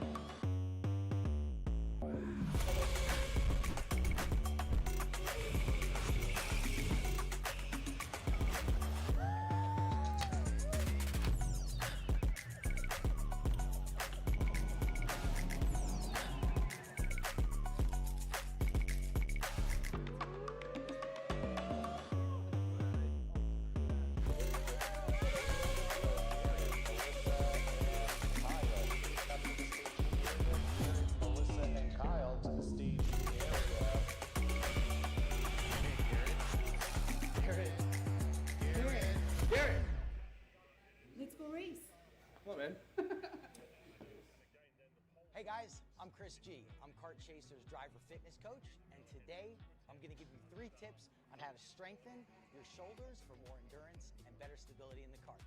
Here we go. Okay, so exercise number 1 is the front rope pull-through cable raises. Okay, now this is the upright cable row. What you are doing here is you're picking a straight bar, as you see, and we're working the side areas of our shoulders, the medial.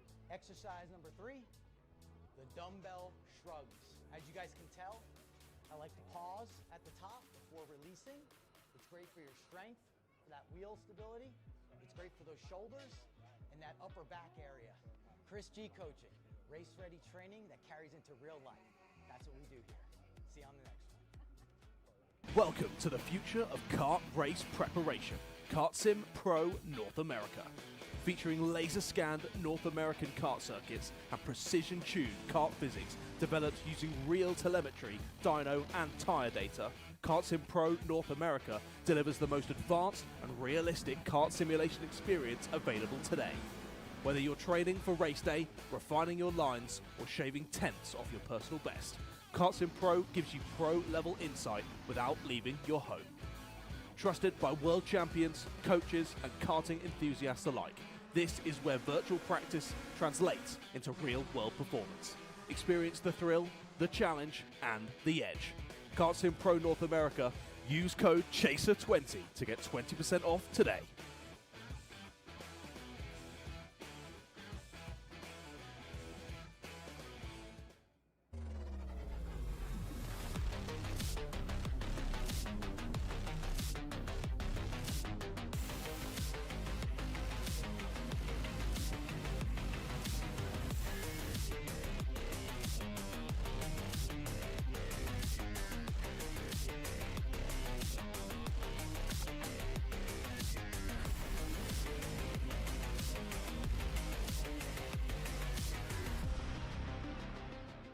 Champions aren't just born on the kart track.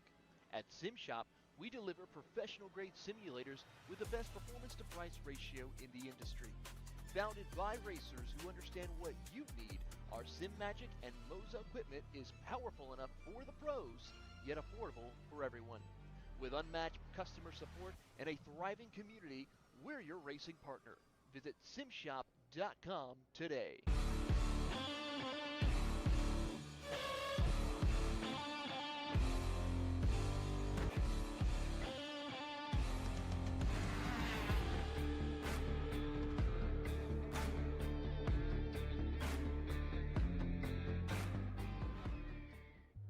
Ready to get behind the wheel? From Formula One to NASCAR and IndyCar, all the pros start here.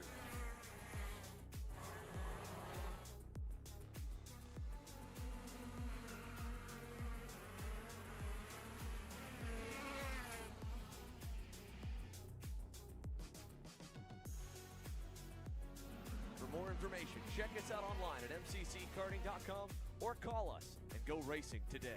Hey guys, another Kart Chaser Driver Fitness episode with me, Chris G. Today, I'm gonna show you how to protect those ribs in the seat. We're doing core. Exercise number 1 is the bench leg raise. Controlled all the way down, full range of motion. Make sure you pick up that tailbone off the pad. Coming down, controlling. Great for the lower abdomen area and obliques. Floor slider mountain climbers, exercise number 2.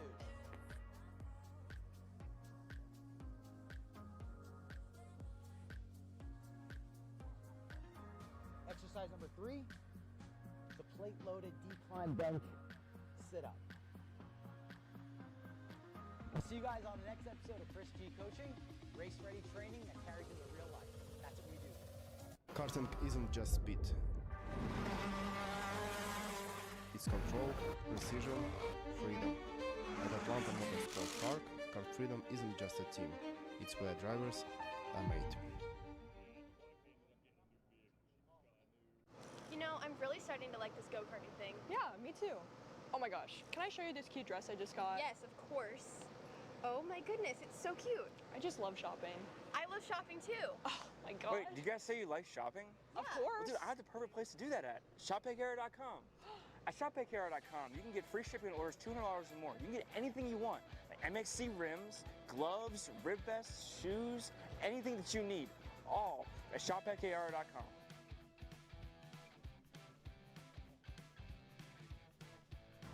Who is he talking to? No idea. But we're gonna have to check it out. Sounds like a great deal. Sure does. Cat food marketing. $9.99 a month.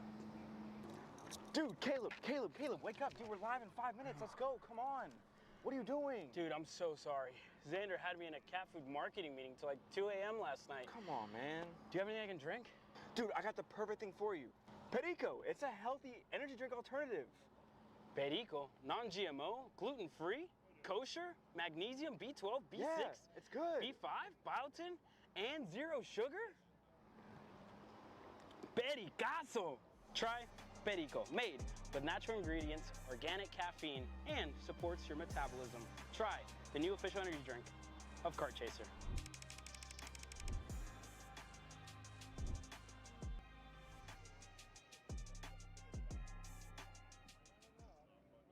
This is Henry. Henry feels sad. Henry feels sad because it's time for his next big race and his go-kart is in bits. Henry doesn't know that Acceleration Kart Racing is the United States #1 shop for all of your karting equipment needs. Henry also doesn't know that Acceleration Kart Racing can deliver anything from tires to race suits and even wheels directly to your front door or to the racetrack itself quickly and efficiently, with tech support available 6 days a week. Poor Henry doesn't even know that Acceleration Kart Racing offers free shipping to mainland USA on selected product if you spend $200 or more. Do yourself a favor. Go to accelerationkarting.com and make sure that you are never left stuck on the pre-grid with Henry. Be smart and don't be like Henry.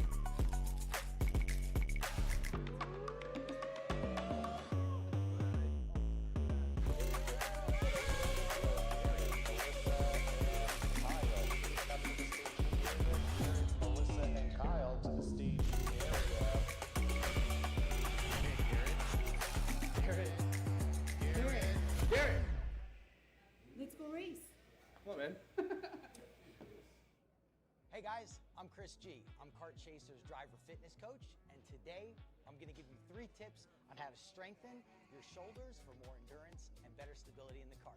Here we go. Okay, so exercise number 1 is the front rope pull-through cable raises. Okay, now this is the upright cable row. What you are doing here is you're picking a straight bar, as you see, and we're working the side areas of our shoulders, the medial. Exercise number 3, the dumbbell shrugs. As you guys can tell, I like to pause at the top before releasing. It's great for your strength, for that wheel stability. It's great for those shoulders and that upper back area. Chris G coaching, race-ready training that carries into real life. That's what we do here. See you on the next one. Welcome to the future of kart race preparation. Kart Sim Pro North America.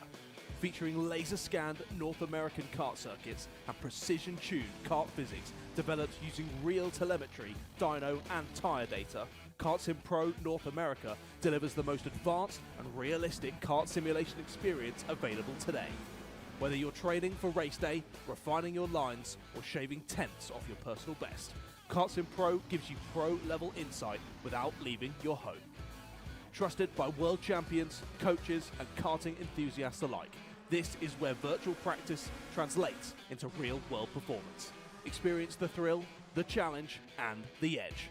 Kart Sim Pro North America. Use code CHASER20 to get 20% off today.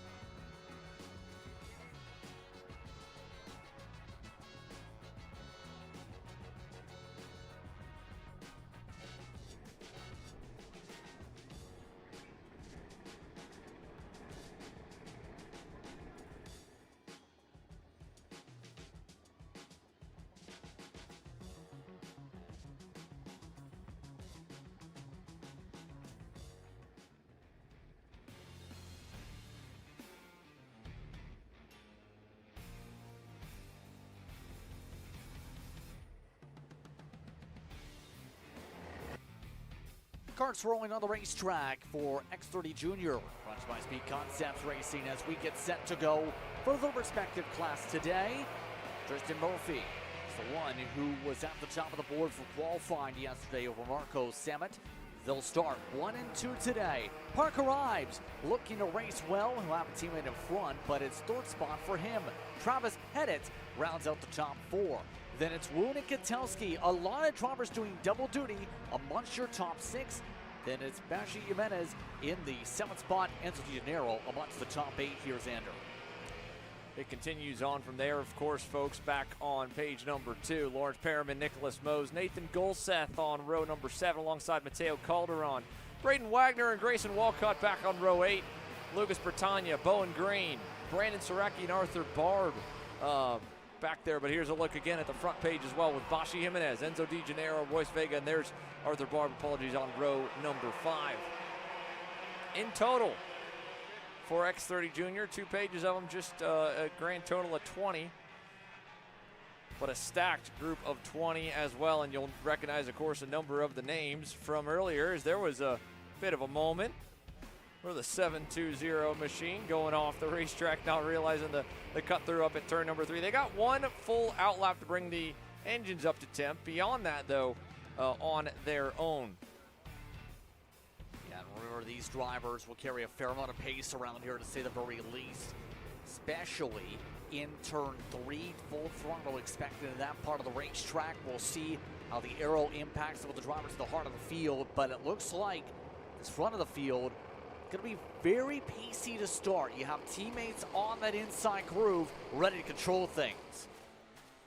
So 12 laps, let's put it on the board. Tristan Murphy on the left in the Ryan Perry Motorsport colors, ready to lead us back to green after a short break in the action. Here we go, X30 Junior is greening away down to turn 1.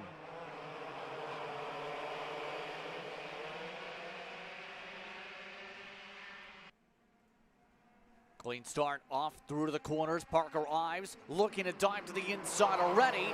Has to play some defense. A little bit of aggression building up behind. Keep in mind, a lot of these drivers race here a fair bit. Ives amongst those local to the area, looking to use his expertise to defend. Samet already having to work, though, for the battle for third, because Pettit amongst those charging the outside made it work out of 8.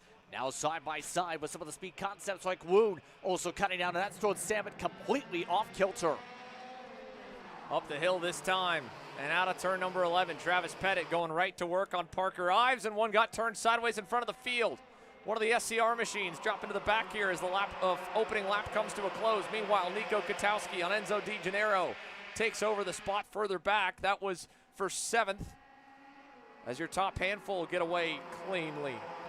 Here's a look at Di Gennaro now protecting a little bit. It was Arthur Barb, I think, that was the one that made the wrong turn initially up the hill at turn 3. Got back going in the middle of the pack, got to his original spot, although jumping over the curbs. And as we check in with your leaders here, working through turn 8, Murphy continues to show the way. Yeah, and we've seen so far Murphy look pretty solid over the course of the day. Same can be said for Pettit, though. Seen that in the race earlier, was very aggressive in the early going to hold on. Already taking it away up through 11. Up to the race lead goes Pettit. And already, Ives looking to make some quick adjustments is his sake. By the way, in the case of drivers like Ives, amongst some of the many getting experiences as of late, Ives amongst those in the Legends car path that made some appearances last month in the area. He's looking solid, all while Samet tries his recovery. You've seen him on Vega. Yeah, Marco Samet now quickly needs to recover, because this will not be like what we saw in the K Junior class with the field relatively packed up or easy to repack up. X30 Junior with the higher speeds, and certainly with some fast go-karts at the front, will string out in a hurry. Ashton Woon obviously realizing that's worked his way quickly to P3 out of turn number 11. And this will be 3 laps complete here this time by as we start lap 4. Travis Pettit out front over Murphy and crew.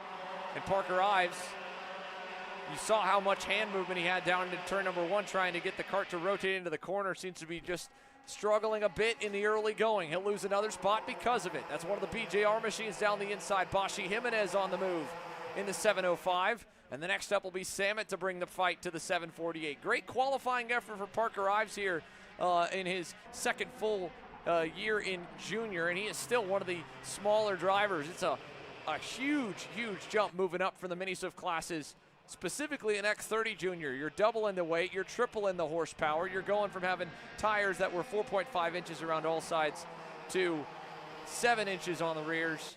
It's a lot for a young driver to master, and especially from a physical standpoint. The karts are built for a little bit of a bigger human in the driver's seat than of course the minis and the micros. So Park arrives here this year, hoping the growth spurt over the winter maybe hit enough to put him in a better spot. Yesterday qualifying was good. Seems to have found at least a bit of a breathing room now, falling behind Marco Samet in 6th, with Royce Vega looking on, who equally made his jump up to the category last year. Yeah, and at this point, you're starting to see, though, the top grouping separate out again. Woon, Munsos, who had to charge up a couple spots. Jimenez, though, could argue doing really well to lead what is essentially Pack 2 at the moment. He's looking up his background as we've seen him pop up here this weekend, do very well. Munsos in the open wheel route, trying to gain experience in between all his starts at the national karting scene. Also making appearances, running a lot of different Formula open wheel machines across the nation and gaining some experience. Also picked up a race start, gaining experience over in Sebring during the winter time. So Jimenez doing very solid so far to get his name put into the headlines up at the top of the field. Watch Royce Vega here as he bears down on Ives. Equally, Tristan Murphy onto Travis Pettit. Pettit as well, another driver like Jimenez, kind of eyeing up a run towards the open wheel or potential Tinhouse ladder in 2027. But this year, it has been all about the young man at the 729 as the field flies by us there at the kink in turn number 10. Travis Pettit, a banner start to the year, an even better run at the beginning of March. And now here, well into the springtime, the USPKS opener, albeit under pressure. Now he'll lose the lead. Tristan Murphy takes over, the Nashville, Tennessee native. He has already won. This is year number 3 for Tristan in the junior ranks. More than likely eyeing up the senior classes for next year as an option as well. And Ryan Perry Motorsport, of course, we mentioned them earlier, the great runs they've had in mini and micro. And then, of course, Tristan Murphy towing the line here in X30 Junior as he has been in KA Junior. He has been exceptionally quick over all 3 years of him in junior, and he got a win in his rookie season as we see Pettit trade the second spot there. But last year, this year equally, Tristan Murphy, he's not been the headliner. Even through March again, the dominant run in the desert went the way of Travis Pettit. Ashton Wynn was second best. He was phenomenal at the opening weekend of the RMC Americas Trophy, especially in his FC85 junior debut. But for Woon and Murphy, more laps here probably than Pettit by a little bit, albeit the same layout this place has had when it first was created in 2013. Everyone's got a lot of laps. It's certainly made it where all of the moves are somewhat predictable. At least you know they can happen. Travis Pettit now getting shuffled into the dirt. That one, of course, a classic passing zone down at turn 8. He'll slide to third, and Ashton Woon will get his first lap sled in the X30 Junior category as we cross the line. Another lap in the books as we work towards the end of heat number 1.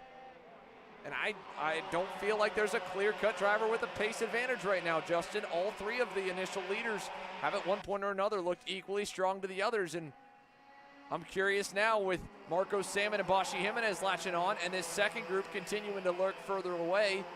Does anyone else have the speed to hang with them or be a cut above? Because there is far from anyone right now that stands out like speed above the rest, which was the case the last time we were here with the major tours. Katowski here with a move.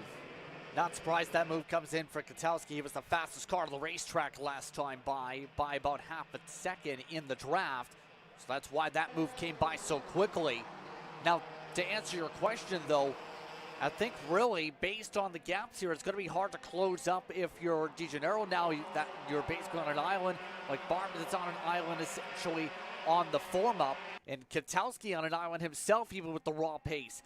It's going to essentially be, this might be the farthest they get here unless there's a lot of fighting that helps some of these drivers really chip away the margin. Same can be said even amongst the lead group here because Woon and Murphy seem to be pretty well working together for now. Give it a few moments though because Pettit might have the chance to close on up if there's any mistake for the 7:03 or 7:11. This time by 10 laps complete, 2 laps to go. Here's a look at Vega now at the front of the second pack. Drivers in the middle with nowhere to be right now. Enzo Di Gennaro the like as they go down to turn number 1. Will they defend early to pack everyone back up? Ashton Woon down the backstretch for now.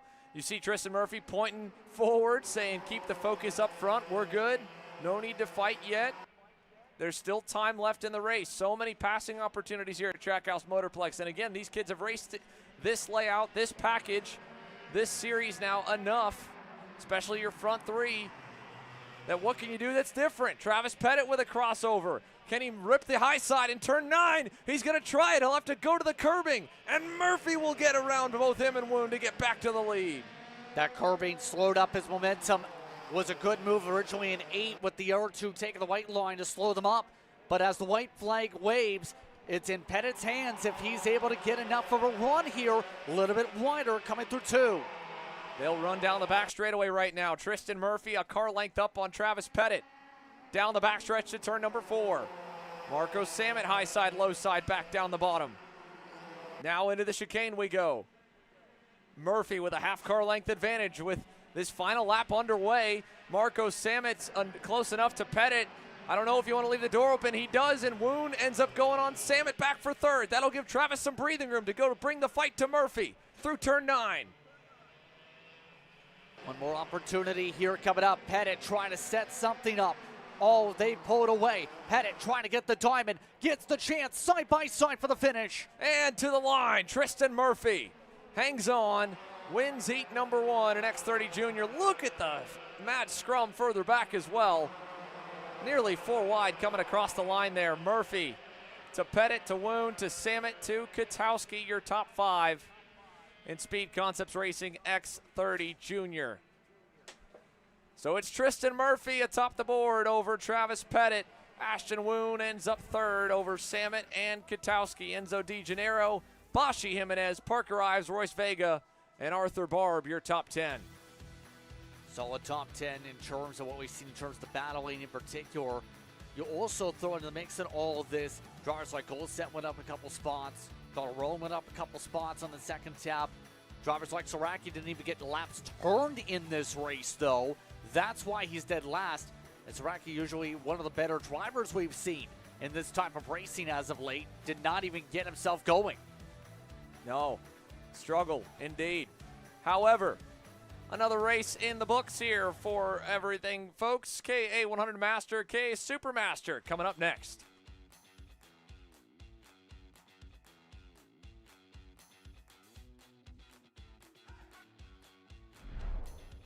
Champions aren't just born on the kart track. At SimShop, we deliver professional-grade simulators with the best performance-to-price ratio in the industry.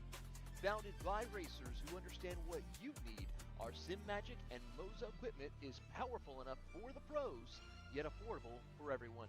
With unmatched customer support and a thriving community, we're your racing partner. Visit simshop.com today.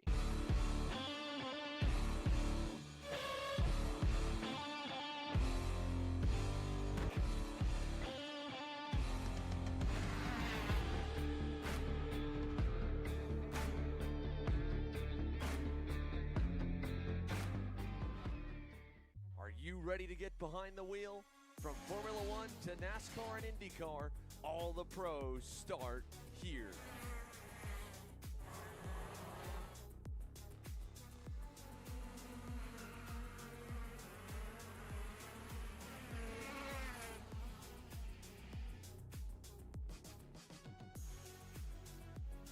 For more information, check us out online at mcckarting.com or call us and go racing today.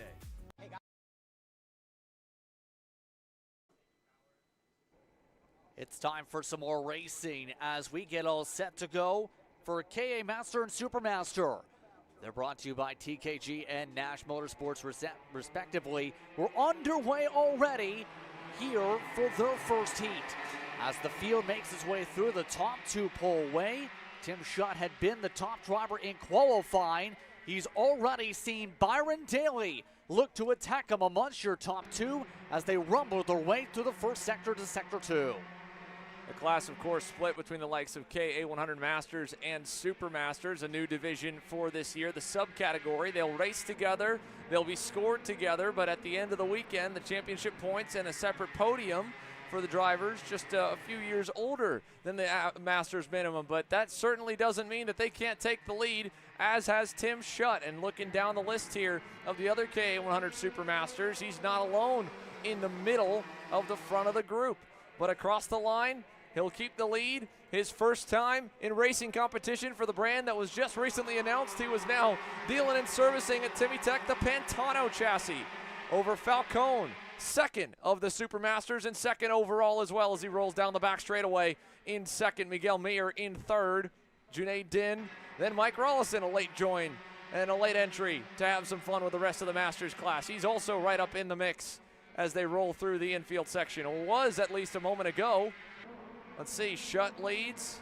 What happened to Raleigh? He's a little bit further back down the board. We'll wait and see as it updates here. It is Eric Heinig up and into the second spot. And then there looks to be Byron Daly. I think that's actually how they've got the classes split. So that's what you're seeing on the deltas on the left. So it's Daly who leads in the regular Masters division. He's second overall. Schutt leads in the Super Masters class over Falcone, who's back there fourth overall, looking for the pass down the inside. And he gets the job done on Paul Elefante. Already getting some squabbles down, but one of the interesting things to see for as Daly takes a bit of a move trying to get the overall lead is Schutt yesterday set the pole time for both the classes combined, but then, remember, the wheel popped off on the right rear. He said it sheared off the bolts when I spoke with him before exiting the track yesterday. Said it was a quick fix after that to get the wheel and the essentially back onto the hub, but it definitely was a scare when he was basically going through 5C, mentioned, I feel like something's coming loose. Then he said by turn 6, oh, something's definitely coming loose, and then boom, the tire goes away. And now he's going to lose one spot. Tire still intact, though. Byron Daly takes command on the Prodigy Motorsports best kart, with Eric Heinig looking on in tow down the back straightaway. High, low, back in line for Schutt as he thought about maybe an answer instantly back to take the overall lead. It's a bit of certainly some pride if the Supermasters, the guys with a few extra gray hairs and a few more years under their belt, if they can top the overall category. And Tim Schutt, he's no slouch at all. He has regularly competed in the KA senior class locally at Trackhouse Motorplex, so he knows the place inside and out. And one of the coolest parts about Tim as well, what a great ambassador for the sport. He is one of the best in the business in terms of bringing new faces and new families and introducing them to karting. He's got a small and modest operation here this weekend for the national stage, but he is out here many days a week, giving back and introducing so many new drivers, kids and adults alike, to this awesome sport. And now he's putting on display the experience and ability that he has behind the wheel, running neck and neck with Heining and Daly, and both of them, or all three of them, they have pulled a significant gap further back to the next drivers in the groups there. You see, of course, back from Heining to Elefante. I believe Paul Elefante also is probably in the K100 Supermasters subcategory, which that'll adjust him in terms of the overall standings, and I'll sort that out for you now, Justin, just so it doesn't get confusing too much there across the line. But with Elefante, that would put him, I believe, in that category. Yep. Fourth, just behind Mike Rollison there in third in the class. Then you can see Scott Falcone by his lonesome in second. But move Daly back down to P2 overall. That's a nice move up the hill in turn 3 for Tim.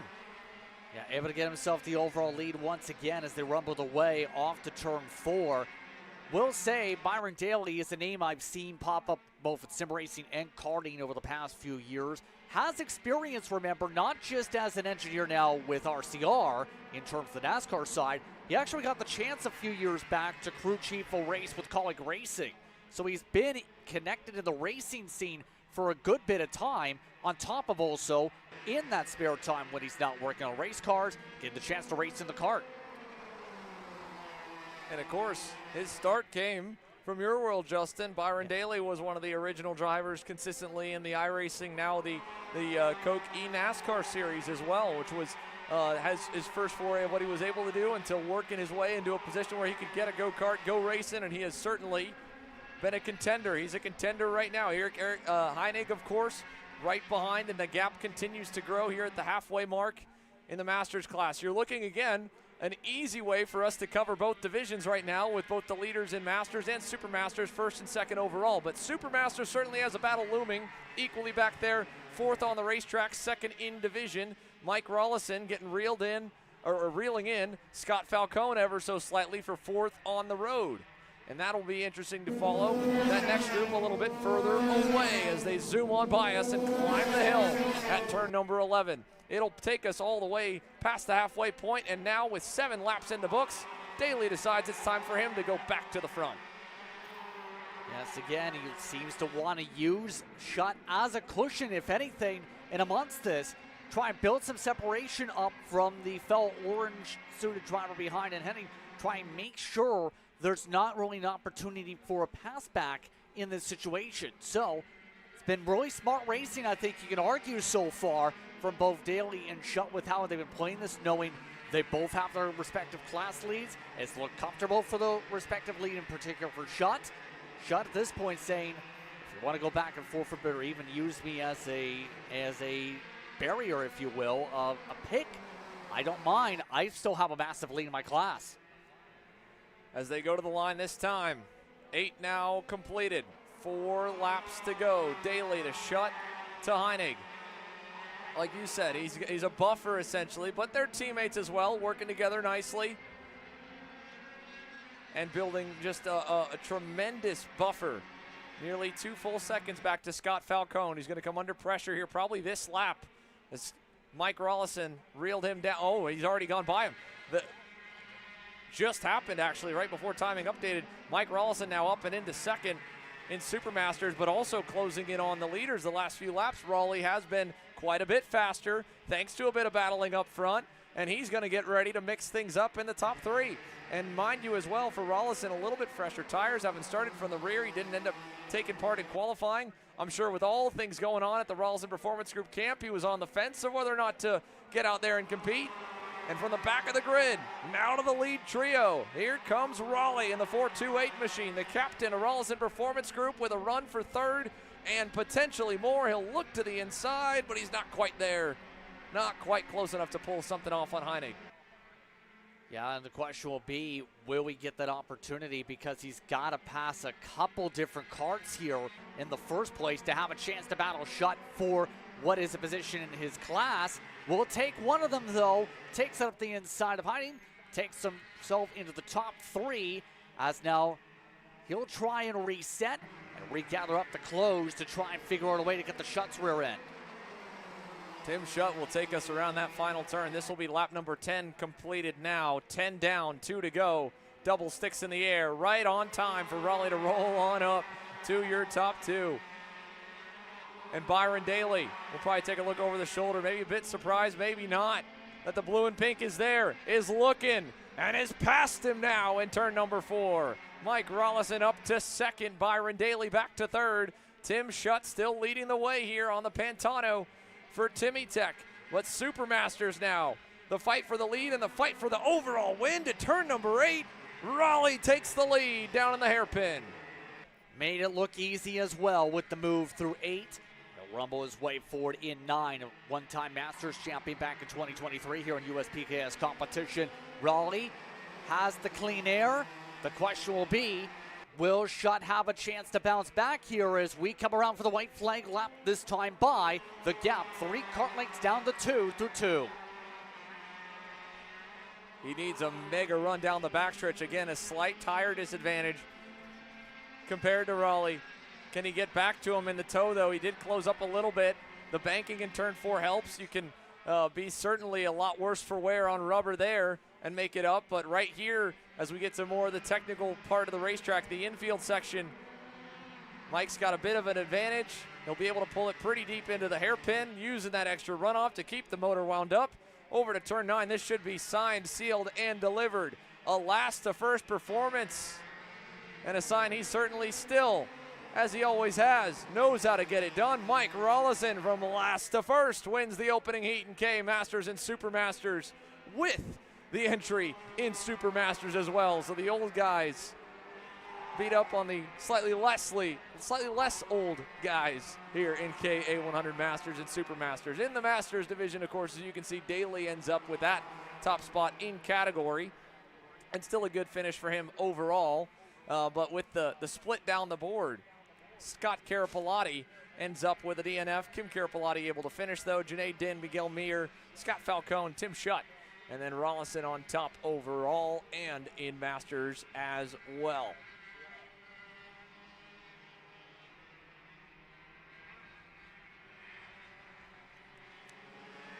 So Heat 1 in the books for KA Masters and KA 100 Supermasters. Two more classes still have yet to take to the racetrack for their first race session of the 2026 U.S. Pro Kart Series. X30 Pro, Blake Nash with a pole in qualifying, still hunting for that first U.S. X30 Pro victory.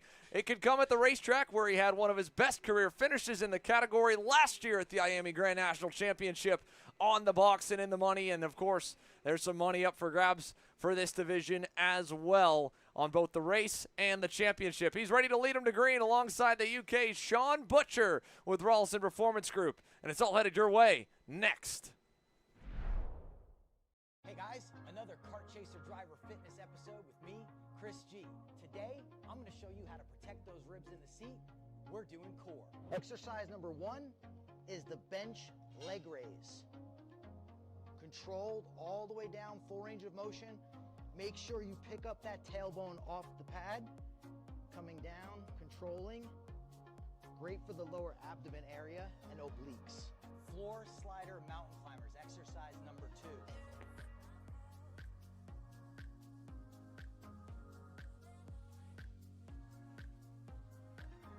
Exercise number 3, the plate-loaded decline bench sit-up. I'll see you guys on the next episode of Chris G Coaching, race-ready training that carries into real life. That's what we do. Karting isn't just speed. It's control, precision, freedom. At Atlanta Motorsport Park, Kart Freedom isn't just a team. It's where drivers are made.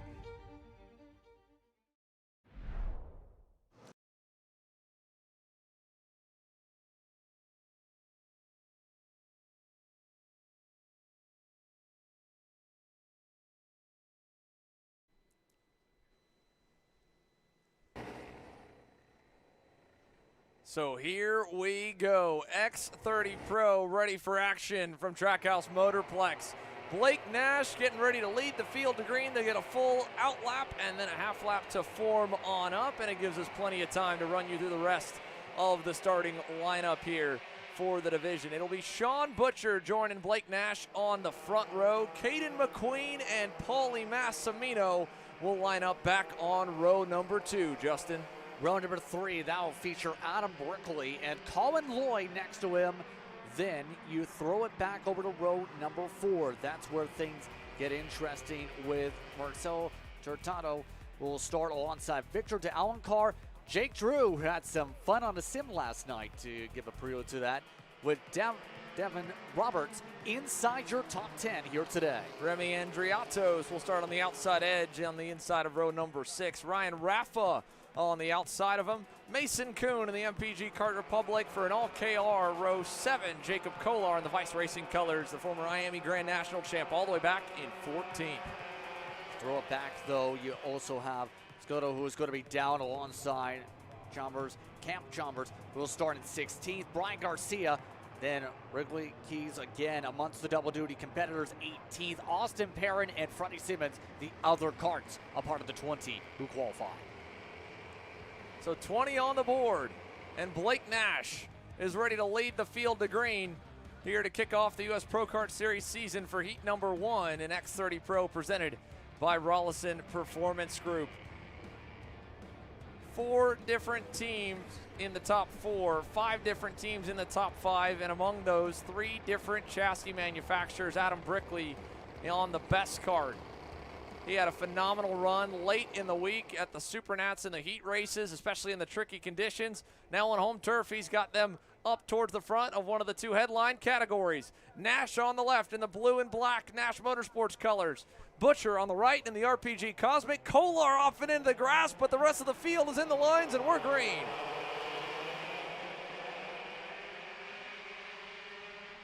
Clean start for the pack, but Butcher yet again looking to try and slice and dice already. Gets blocked off by Nash. The rest of the field make its way through 4. That was a great move by Paulie Massimino around the high side as, there you go, under review, the race start. Going to get another look at it from race control.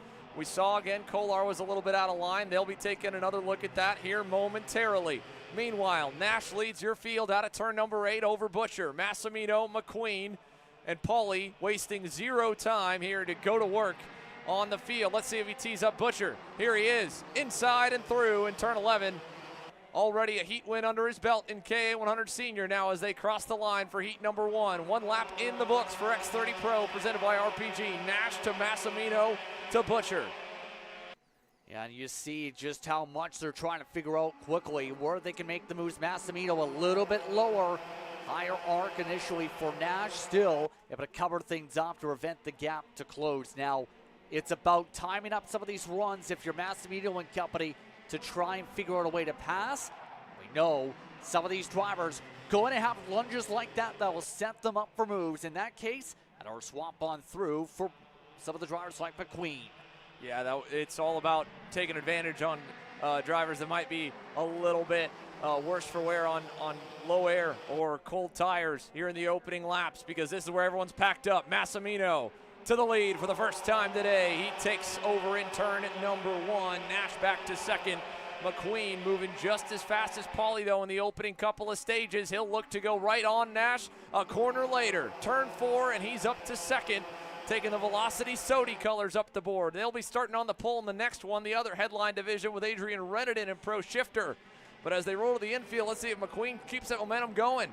And he does. To the inside for the lead. Nash popped out of shape there. Tried to get to the inside late and got a little bit of help from the entire pack, but ultimately through the front bumper of Sean Butcher.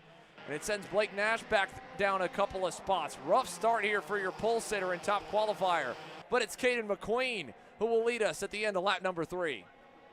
Yeah, but for how long, especially with Massimino right behind and drivers like Butcher looking to slice and dice in the next minute or so if they can get a run. Keep in mind, one of the things touched upon when it comes to faster classes could be a bit of the aero wash. See up in corners like turn 3. In the case of discussed this in particular with some of the drivers in this field, like Brickley, you will see that draft pull you on back, though, to compensate for when you're in the draft. Compare in the pack or shuffles. Well, no, that was a piece of radiator tape that was on the racetrack going into turn number 8, and it was right offline. And Freddie Siemens, it looked like, was the driver that might have clipped it. Yeah, for the most part, though, that looks to be okay-ish for everybody else in that circumstance. There's that move, though, that was coming for Massimino. Took it through turn 1. Now will look to try and take advantage with the clean space on his nose. But Butcher, with that, is right back up to the rear end. Had to check up, though. Nearly hit them. Got too close in 4. Sean Butcher has already notched a couple of podiums here in his very limited American racing history. His very limited X30 Pro history. And at this event last year, it was the debut of a fellow Brit in the case of Gus Lawrence, who impressed and almost got away with a win on debut. Butcher equally nearly got one in his first American start. Now his first U.S. Pro Kart Series event. And albeit the first few laps, the 3.27 didn't look too strong. He has started to really show some good form here in the midway part of heat number 1. 5 down, 7 to go. Massimino, your leader, to McQueen and Butcher. Colin Lloyd, by the way, quietly moving up the chain towards his teammate back in that 4th spot. Brickley 5th. Was 5th, sorry. Now back to 6th. It's Nash up the leaderboard. Back to the top 5. Waiting for one more, maybe 2 more moves up front to reconnect 4th and 5th with your top 3. But Paulie has the field nicely under command at the moment, working their way out of turn number 8. And it should be surprised because Paulie Massimino has been able to pick up wins at this racetrack in his career, as we were talking about has strong abilities here. McQueen going for the move off of the run from 10 and 11. Oh no, that is the 396 machine. Brian Garcia is out. Massimino back with a quick answer on McQueen. Here at the midway, 6 in, 6 to go. McQueen catches him off guard in 3. That was a nice over-under. We've seen that move now twice. First was shut in the previous class, now here in X30 Pro, and he brought Sean Butcher with him. And I mentioned it was 1, maybe 2. It ended up being 3 moves. But it has brought Colin Lloyd and Blake Nash back into the conversation. 5 deep up front, 2 more on the way, looming as Nash tries to get back forward again. There's your top qualifier moving into 4th now. Lloyd back to 5th, and Brickley and Roberts lock in closer. All of them trying to figure out what to do next in this case. Nash has done a good job with the recovery, though, you can say at the very least, after initially getting shuffled way far back down the order. Roberts, for his sake, already up 3 spots. Kolar, your biggest mover, is flying through this pack, by the way, in the Vice machine, up inside the top 10. But here comes Butcher. He charges his way to the race lead yet again, takes it through 4. Sean Butcher, first time out in front here, folks. He had to qualify out of the slow group when the class was split in half yesterday. Went fastest in that by a ton and held up nicely to still put him 2nd overall. And now, 1st overall as he leads our field through turn number 9. Massimino's had a lap to reset after kind of going into the marbles with that pass in turn 3 by McQueen. So he'll be teed up for another charge as they go to the line. 8 laps complete this time by. 4 to go. Paulie looking for 2nd on McQueen into 1. And he will get it, albeit McQueen didn't want to give it up, and now he's going to lose another because of it. Nash takes advantage of the momentum lost for the 342. Here comes his teammate next up, but he's more so on protection mode. Adam Brickley applying pressure to the back bumper of the 361. And Sean Butcher now has the biggest lead of anyone so far in Heat 1 for X30 Pro. Remember, I talked with him yesterday during some of the preparations. He mentioned he was underweight initially. That's why he was in the 2nd group. And from that point forward, he still had confidence with what the team had been able to do for the setup to be fast throughout the course of the weekend. We're seeing that confidence really radiate as more shuffles continue with drivers like Brickley continuing to get the elbows up to get back to the top 5. Took him a while, but he was finally able to get back into those first 5 spots. Now it's Davin Roberts on the move. Jacob Kolar now up 12 spots in total, having gone past Jake Drew the last lap by. So from way back in the mid-teens, the driver who knows how to get it done here, the 305, is working his way up the top 10. Back to the top 2, though. Massimino beginning to bear down on Butcher. The momentum was broken a bit in the back and forth with McQueen. He's been rolling since getting by him a lap ago. We're headed to the line to 2 laps to go, and it looks like we're ready to dance again, because while Butcher has really looked good in the midsection of this race, already a heat win, and the added track time certainly helps you stay on top of the racetrack as it changes through the day. And Paulie Massimino, that lap by, ate a full 10th out of the margin to the race leader. Yeah, 47.3 to a 47.4 for Butcher. For reference sake, that was the fast lap Massimino's ran all race 2. Massimino needs to figure out a way to get a little bit closer, though, get a chance to build up a run. He's about half a kart length back from where he can realistically start to maybe think about the moves. Watch for the angles, in particular out of turn 8. You see that small difference. Right now, Massimino a little bit lower on the exit with the arrow. Now able to run a little bit smoother through 9.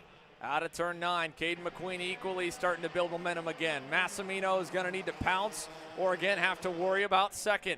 To the line, 1 to go. White flag in the air. Butcher protects a little bit down to 1.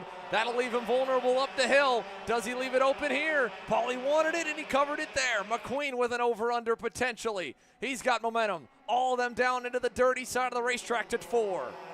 Once again, the white line holding things back. Butcher able to hold up Massimino's momentum. McQueen, if anything, might have a chance to maybe take away 2nd with his runs. Looking through 7.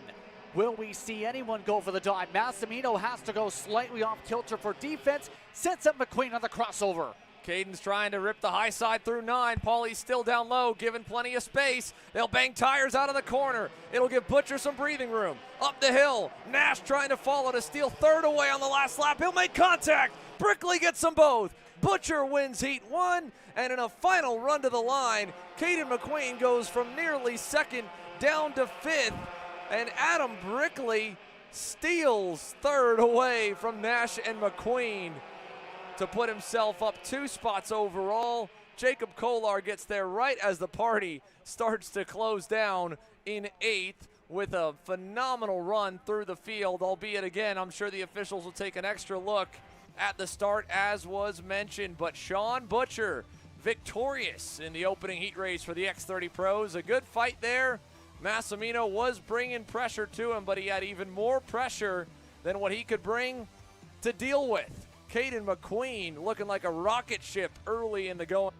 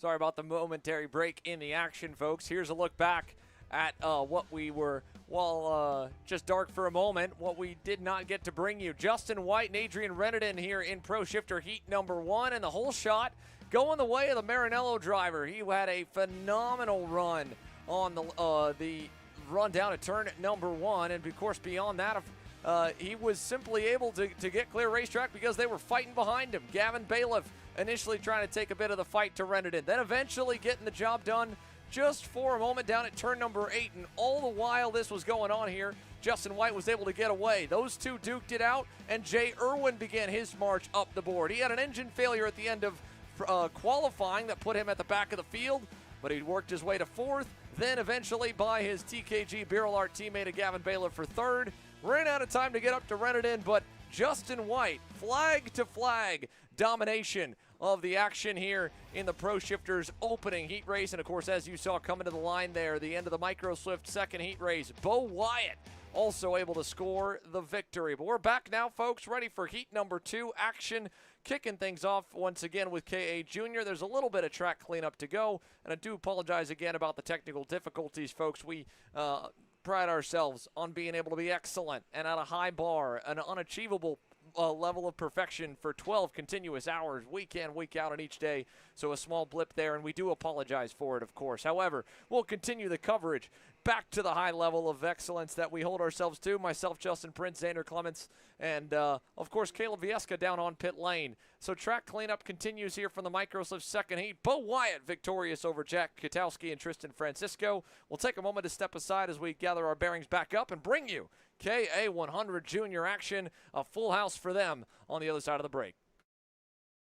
Champions aren't just born on the kart track. At SimShop, we deliver professional-grade simulators with the best performance-to-price ratio in the industry. Founded by racers who understand what you need, our SimMagic and Moza equipment is powerful enough for the pros, yet affordable for everyone. With unmatched customer support and a thriving community, we're your racing partner. Visit simshop.com today.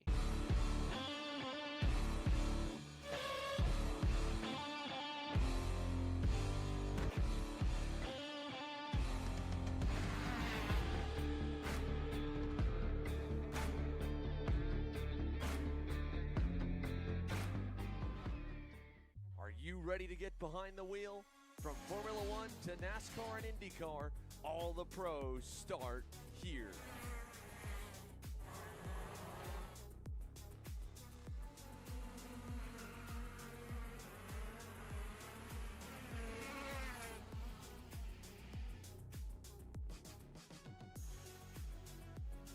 For more information, check us out online at mcckarting.com or call us and go racing today.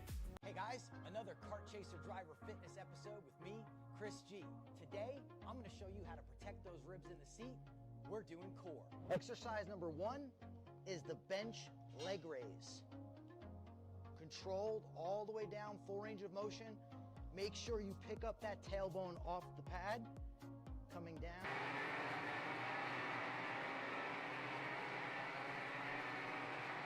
And here we go, folks. KA100 Junior released onto the racetrack for their second heat race, the second half of what will eventually line them up for their super heat. Qualifying yesterday, setting the grid for both rounds of the initial heat races today. Travis Pettit, of course, top of the board over Callan Berghofer, who slipped back a little bit in heat number 1. Nico Katowski and Ashton Woon getting set to make up row number 2, Justin.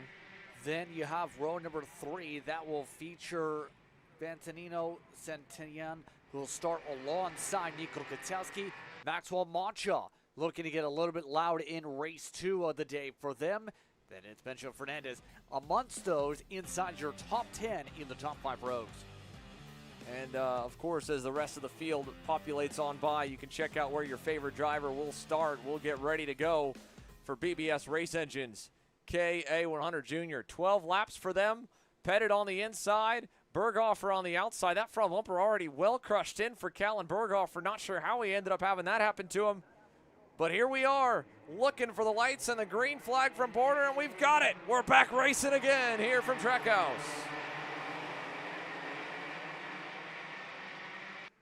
And that was a good start for Travis Pettit. He'll lead him down the back straightaway for the first time with Katowski in line, Berghofer there, side by side, around the outside. Ashton Woon's trying to make back up for losing a few spots off the jump, and it is Pettit with a little bit of a slide through turn number 6, kind of rinsed out onto the edge of the runoff, and Katowski pressuring, looking, is going to take advantage with the lead change in turn 8.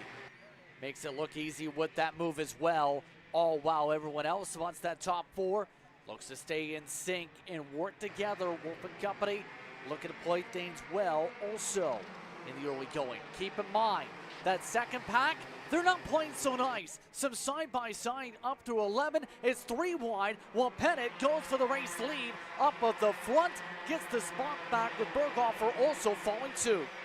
So 1 lap completed for Nico Katowski and Travis Pettit, already trading blows, and now here comes Santillan looking around the high side. A little bit of dirt kicked up at the back there, and a huge gap has formed, of course, from 4th back to 5th, with Benja Fernandez and Ashton Woon trading that spot at the front of about 15. No, really marking it about the entire rest of the field lined up. Now they're going to fight a little bit up front, but this will do much more damage to the gap than help it there. 2 by 2 through 8. And we'll get back around to the stripe this time by. 2 laps completed at the line. Travis Pettit up the hill as they zoom on by turn number 10. Back up to full song here once again from Trackhouse with Pettit up front. Berghofer with a much better start here to heat number 2. Looks like they've been able to figure out what they need to do to have a better run. Remember, some of these teams definitely going to take the opportunity to take a look back at the film, say, this is what you need to do if you want to be able to improve. Katowski Munso, as you see in the bottom corner, making a slide, does get up to 3rd spot, by the way, able to get by the 818. All this as well, yet again, top 4, like last race, really setting the tone. They've already pulled away 1.3 seconds. Their lap times at the moment just about 7/10 quicker last time by. Yeah, but that was, of course, because of all the fighting that they had there early on, right? So now we're really going to see where the rubber meets the road. Are they that much better than the rest of the field? Passing definitely won't help, but it will see a new leader. Callan Berghofer out front on the BJRLN kart. And that one move could bring things a little bit closer as we now find ourselves 3 laps in, working lap number 4 of this 12-lap second heat race here for K100 Junior, presented by BBS. Valentino Santillan in that green and white Tony kart, the new face, new player here in heat number 2. He's up 3 spots, of course, from his original grid spot. Now looking to go maybe up 4 as Berghofer goes from 1st down to 3rd. I think he should hold the spot, and indeed he does, going to turn number 9.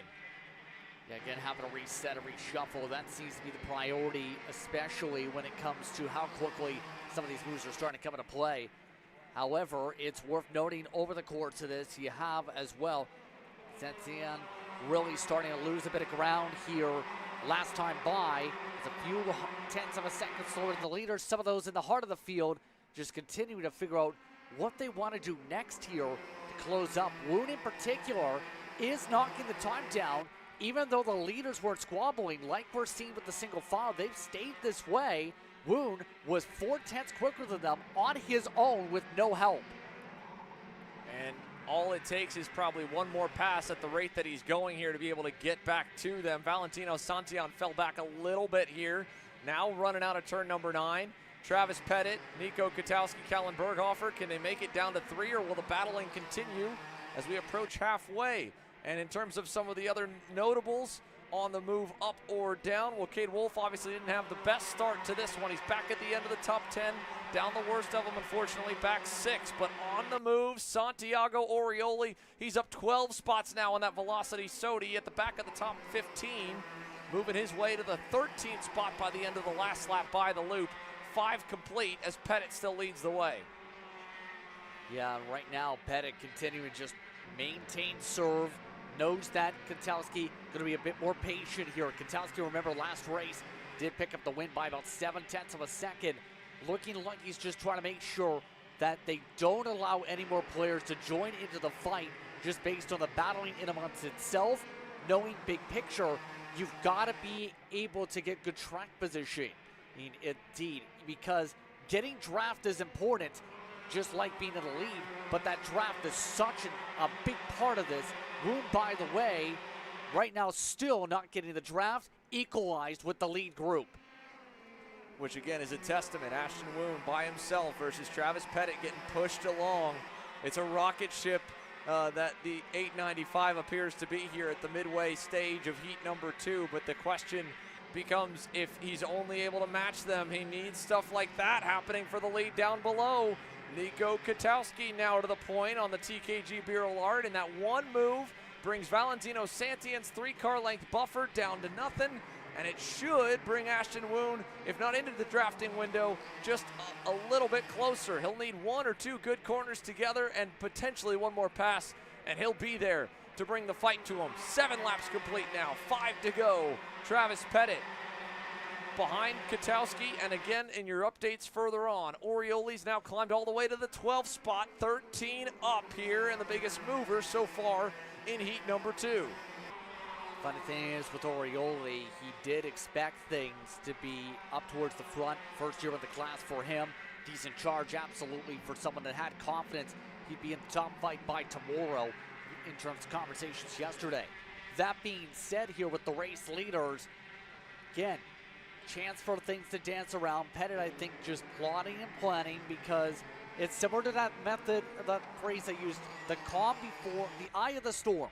We're in the center of where it's very calm before things get very busy by the time you get back into the hurricane in of itself on the other wave. I think right now, Pettit waiting for that chance to bring that wave forward in the next couple laps. They're really equally feeling each other out too, right? While you're waiting for the double sticks to go up, or waiting for one driver to really make an aggressive move that brings the aggression to a whole new level. More than anything else at this point in the race too, you're sizing up the drivers that are around you. We know it's going to be these four. There might be one more, maybe a couple if they go 3 wide like that or less. Pettit to the lead, and in a big, big moment there, Katowski slides all the way to 4th and right into the clutches of Ashton Woon. A move like that could instantly give the race away. I think they're still close enough, and with enough time left, they can reel Travis back in as Callan Berghofer locks in down the front stretch. But looking at the nose cone on the kid in second, I do believe that thing may have been pushed in fully. Whether it was before the race started or midway through remains to be seen, but you can see the modulation on the front bumper of the kid in second. And of course, a pushback bumper penalty would knock him well down the leaderboard. It wouldn't be a death sentence by any means, but it's going to probably take him off the first couple rows of the Superheat later this afternoon. Santillan, little bit of a bobble there in 7, maybe a bigger one now coming his way in 8 as he tries to protect, but ends up losing out at least one spot to Nico. He'll hang on for the moment, although still getting a bumper full of Ashton Woon. And all of this now is allowing Tristan Murphy and Nathan Golseth to make some inroads back there. And beyond them, it's a 1.5 seconds away until you'll find Benja Fernandez, so that might put us at just 7 potential drivers in the fight for the win for the final couple of laps. 2 to go. And still, all this is going perfectly, I think, for Pettit. Going to plan, now only has one other factor to deal with in regards to the battle for the race win. Right now, he's built up a buffer, good run, coming through 5-6 in particular to get a cushion. And it seems like Pettit really is strong in this middle sector. So critical to be good in this part of the racetrack, because if you aren't good in the technical areas, it's going to be hard to capitalize on the high-speed, near full, if not indeed full throttle areas, to have the utilization of pace by the time you get back up to your 11. Out of the last turn, we'll go to the white flag now. 11 down, 1 to go. Travis Pettit took a look over his shoulder. Berghofer has been closing the gap marginally, but he's not quite on the bumper just yet. I don't know if that's enough. Yes, it is enough to put pressure on Travis and force him to feel like he's got to defend. Nico Katowski has plenty of gap out back. He'll be able to roll right up to them now.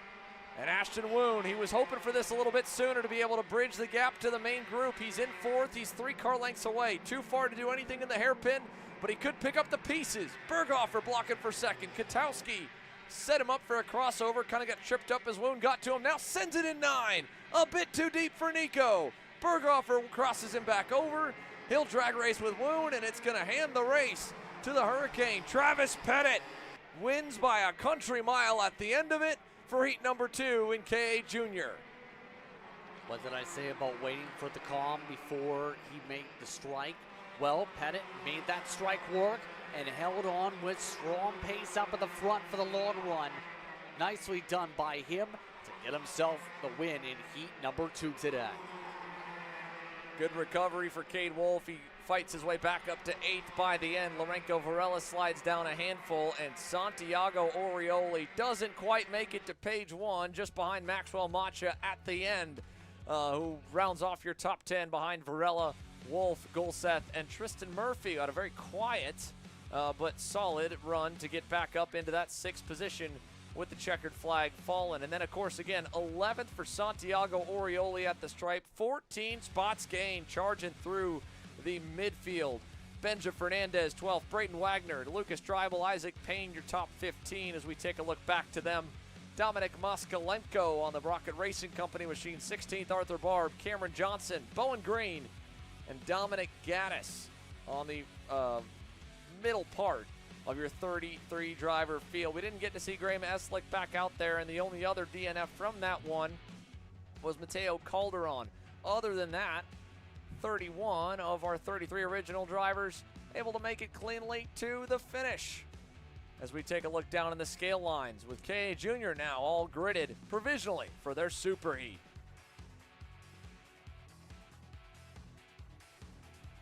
And with a relatively cleaner run for KA100 Junior, it takes us right on to the next one.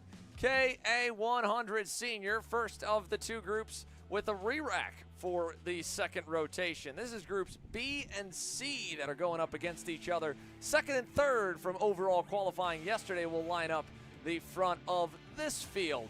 Here presented by Brandon Jarskak Racing. That puts Paulie Massimino alongside Danny Perez for row number 1.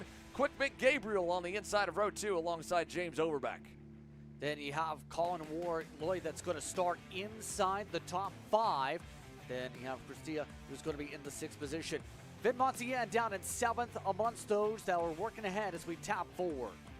Moving back onto the middle part. Drivers with some work to do. McKeithen had a good drive forward in the opening heat race. He rolls back on row 6 along Forrest Adams.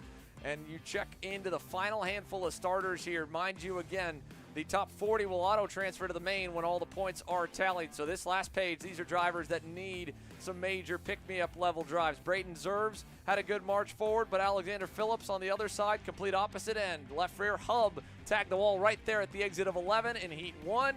Starting 23rd means he's got to have a monster performance here in Heat 2 to put himself potentially in the auto-transfer zone to the main event. There are many other drivers with similar and parallel storylines.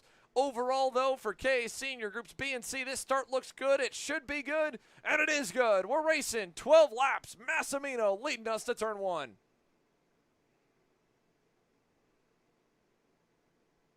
A clean start once again as they battle hard for third. Oh! A lot of chaos in the back. Big contact further back as they get up to full song. And there's 2 more in the wall. About 5 of them together at turn 3. Christopher McKeithen now hard in the outside barriers at turn number 4. And down to the run to turn number 8. Vin Montien on the inside of Mick Gabriel. Making the pass stick there, down in the hairpin. Vin Montien able to slot up to what's essentially now pack 2. One of the MPGs getting aggressive. More drivers off the racetrack in turn 8. Bring yellow flags everywhere. That looked like Garzone, I think. One of the Orsolone Tony karts collected. Turn 8. A number of drivers taken out on the opening lap here of Heat 2 for groups B and C as Massimino leads us down to 1. Right now, things are looking pretty chaotic to say the least after initial calm start. Things immediately picked up. Perez looking to pick up a run, trying to pressurize the mistake for Massimino. Not going to happen. In fact, Massimino gets a better run coming out of 4. All of this as well, Lloyd's positioned himself as the 3rd and final car in your main pack after what was a wild beginning for the mid-pack. One driver bailing out of line. That looked to be AJ Myers, the MPG Kart Republic debut for the 923. The former KA Senior U.S. Pro Kart Series champion from 2024. And, of course, the highly decorated Pro Shifter driver had a rough go in Heat 1. Much better start to Heat number 2 as we saw an attempt there and an eventual swap back into line for Colin Lloyd and Danny Perez. Wouldn't be surprised to see this pack compressed back together. It already has, in fact, as a result of some of the squabbling a bit, but also just with the raw speed of the pole of the draft to close them back up. All this as well, by the way.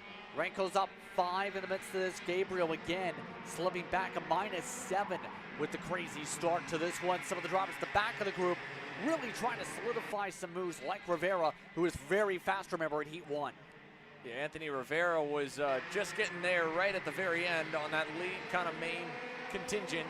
But again, this is a different batch of drivers, right? It was Enzo Vidmontien and Paulie Massimino amongst the likes of both Shane Reddy and Christopher McKeithen in that first heat. McKeithen obviously in this heat, but unfortunately found the wall. There's a look back to Brayton Zerves trying to make some moves forward. Alexander Phillips as well, and the biggest movers way back, Aiden Urban 7 spots up in 21st. So there hasn't been anyone making a ton of noise in the early going. A couple of spots up for a handful, like Juan Jose Paramo up to 15th, up 6, but we haven't yet seen the lead pack explode like it did in the first of the 2 heats for KA Senior that saw Mateo Rubio Luengo and AJ Myers get shuffled to the wayside.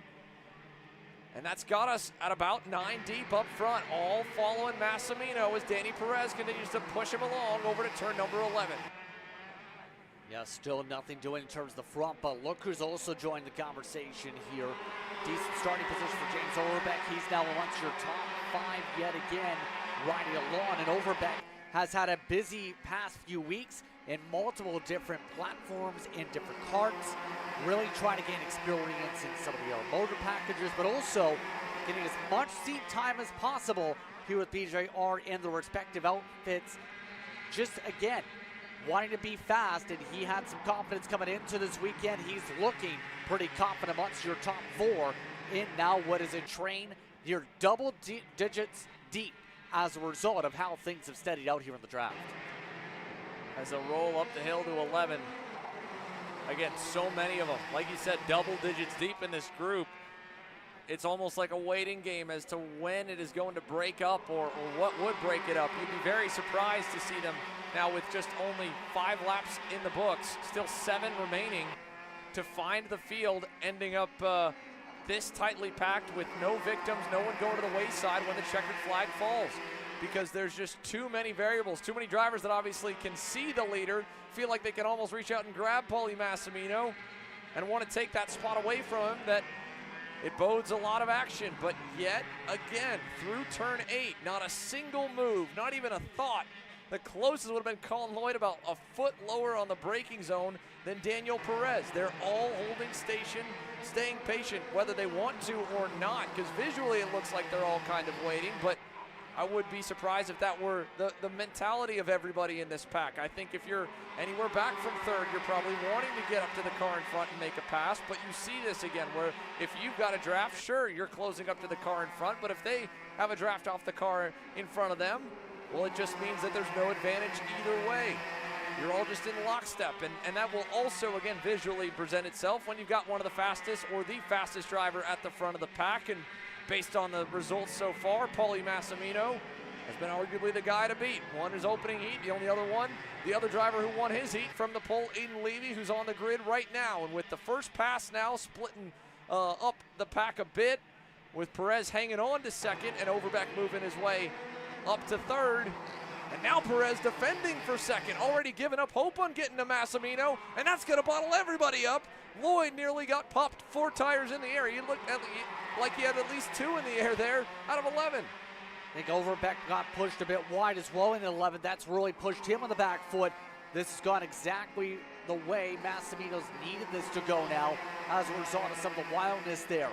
But we'll say, as things continue to squabble their way forward, Vin Montien has a prime opportunity to pick up some solid points for his metric, looking to try and figure out a way to get the moves.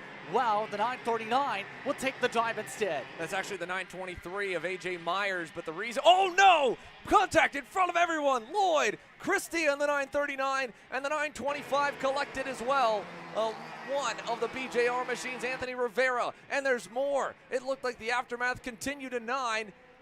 And I mentioned I felt like it was watching and waiting for it to split, as if it was a time bomb, and right there it just exploded in the middle of the lead group and took out about half of them. But Myers, not on the pylon, his transponder worked in the opening couple of laps, so it stayed on the cart. If it's still on the cart in the scales, he'll get hand scored, but we won't be able to see him or know what lap times he's tracking. But AJ Myers on 4th. Unofficially, from what the eyeball test shows there on the white and orange KR suit. Look at the replay here. That was Lloyd on the outside, and it was the 925 of Anthony Rivera, and I don't know if they got tire hooked or Rivera had no idea Lloyd still had a nose on him, because the way he was moving over to the right-hand side, and indeed, that incident will go under review per the race control stewards. That graphic at the top of your screen fed directly from the video room across the property here at Trackhouse Motorplex, saying, yeah, they're going to take a deeper look at that and what went wrong that just destroyed the main group here in KA Senior. Meanwhile, Enzo Vidmontien goes to work. Now up to 2nd with a pass there on Danny Perez. Able to slip on by, and that shouldn't be a surprise. Up 5 for him so far this race. Seems to have decent long run, and now with the chaos that's reigned, it's in prime opportunity to be able to hold on to 2nd. Massimino is well and truly gone at this point. not going to be able to close up more than a second plus, couple seconds if that, with how things are going. But again, give credit to Myers. I know he was involved in the incident last race. Really good bounce back from AJ Myers to get himself decent positioning.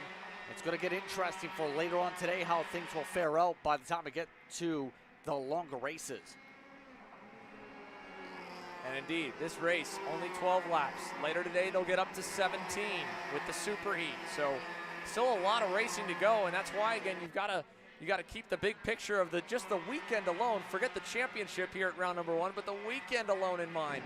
Myers having a DNF in Heat 1, now on a good run in Heat 2. And again here, Danny Perez, Enzo Vidmontien, contact in turn 8. As much as you want that spot from the driver you're fighting with, reminding yourself that you guys are both in great Heat points paying positions. You're both slated right now to start phenomenally well in the SuperHeat. But you've just allowed AJ Myers to potentially get in and spoil things as he pulls alongside Perez for third, and Perez now checks back and is going to give way to AJ, realizing there's a hefty gap behind him. White flag waving that time by the stripe, by the way. Myers might have a chance to charge up to second. Vidmontien goes defensive. Myers stays on behind, looks to set up the run. Perez gets a run himself, took a poke through 5. Now they get single foul. By the time they get to 6, will the Magic Man go for a move while Massimino runs away? Oh, run down to the inside of Vidmontien, real low to defend. That allowed Perez to open up and pull alongside AJ. He's going to try and muscle his way past him. AJ's not going to give way. Perez out to the wayside. And James Overbeck. Yeah, I think that'd be good. Paulie Massimino across the line wins Heat number 2 for groups B and C. Paulie Massimino over Enzo Vidmontien. Danny Perez with a solid run to hang on, albeit with a hefty fight there with AJ Myers. Aiden Lorenko, James Overbeck fighting with Mick Gabriel, and penalty coming for Anthony Rivera, getting a swerving penalty deemed at fault for the contact that triggered that massive wreck that collected a number of them. So as Paulie remains supreme over Vidmontien and Danny Perez, Lorenko and Mick Gabriel, your top 5. James Overbeck able to recover the 6th spot after he got squeezed out with turn 11. Forrest Adams able to lead off the next pack a few seconds back. Pappas amongst those inside your top 8 today. Venegas went down to 9th spot. Matthew Landers survived all the chaos to get to the top 10 for Prodigy. And how about it as well here as we look back? Braden Zerves from the back of the field charges his way up 10 spots. Much needed run there for the 909 as mentioned. And on the other side here, at least 20 of them were able to make it to the finish, but Oliver Gaffer and Emerson Blatt were the only other 2 of the 28 original starters back in 21st and 22nd that crossed the timing loop. Heartbreaker for Max Christia. Good run for Alexander Phillips. And right here, AJ Myers, again, credit to you, across the line in 4th. They'll have to check to see if they're able to hand score him. So take him out of this potentially as long as that transponder stayed on. I'd have to imagine it did. It scored a few laps. It probably wouldn't have flown off from any contact he had. But Anthony Rivera, penalty headed his way. That'll drop him even further down. Garzone out on the opening lap. McKeithen out on the opening lap. And, of course, Colin Lloyd, probably the biggest victim of the incident that ultimately had Anthony Rivera deemed at fault. So half of your K seniors now concluded. Paulie Massimino 2 for 2 in the heats thus far. Puts him at a perfect score. And now ball in court for Aiden Levy to answer the challenge, because Levy will have the advantage over Massimino due to the qualifying session acting as a tiebreaker, but that's if he can pull off a heat race win here in Heat 2 just as he did in Heat number 1. And of course all of that is headed our way in a few moments, but there's still the last bit of cleanup and collection from the damage. Like right here, look at the damage to the front tie rod, that left front tie rod of Colin Lloyd. That's about as bent as you can get it. And again, nothing really he could do just in the middle of the fray. A DNF for him still puts him okay because, again, look at this. AJ Myers, a top 5 in this heat off the DNF in Heat number 1. He'll still be all right for that SuperHeat and plenty of time to rebound to put himself in a place to fight for the main event tomorrow. How about Danny Perez, though? The Georgia Small DPC Motorsports crew. Another solid performance here. 3rd and fighting all the way through in heat number 2 for groups A and D. And again, all results, of course, we bring to you, and as we run the tallies as well, provisional. Keep that in mind. Race control is much busier than even what they've got for the graphics shown on screen, too. So there will inevitably be adjustments from what they see on track and after the session.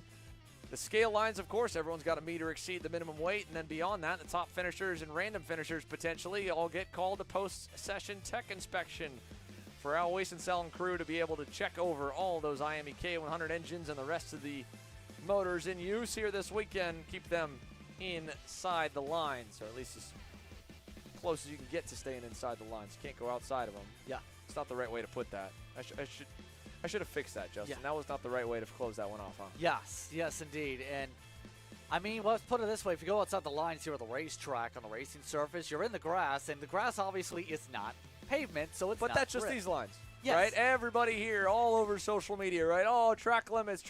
Look, let's go out and let's race. And right now, the track limits here, there is a much easier price to pay, and that is a Scribner white and blue plastic wall to reward you for trying to push the limit too far. A part of the circuit, of course, in the original design was meant to have the runoff, like at turn number 3 built into it. Some of it has been added over time, and even each weekend is a little different.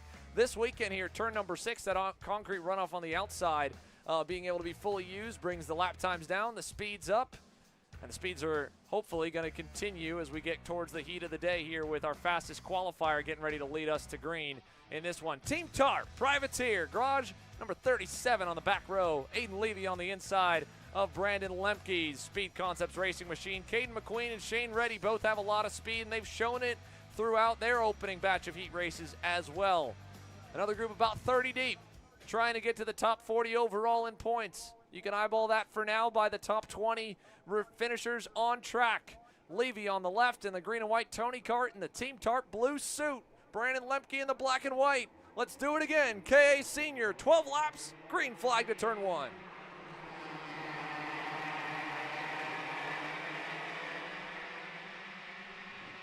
Poor launch for that outside line in particular. They lost at least 3 grid slots because of how things fared out early on.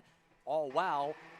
Oh my goodness, one driver sent very wide of the marbles. That was a bit of chaos in the heart of the field. Everyone else stabilizes up front as McQueen already up to second. Yeah, good jump indeed for Caden McQueen now as he covers low ahead of Connor Ferris. Brandon Lemke following suit right behind Edgar Rodriguez there back in the 5th spot, 2 by 2 further onwards as they roll through turn number 9. And all of this is going to be interesting if we see similar to last race where it becomes a conga line of carts that form up, or if we see a lot more battling that will break the packs up into a little bits by bits. Remember, Levy in particular had the ability and did show the ability to break a few cart lengths away as we have one trying to break a tire. And I think that could very well have been a very similar story. You see the hub looks like it's mostly intact, so it might have slid off, but usually those hubs will slide in. That might have been contact to rip it off the rear axle in the same exact way it happened for Alexander Phillips in turn 11 in heat number 1. Meanwhile, Levy continues to lead the way down to the infield.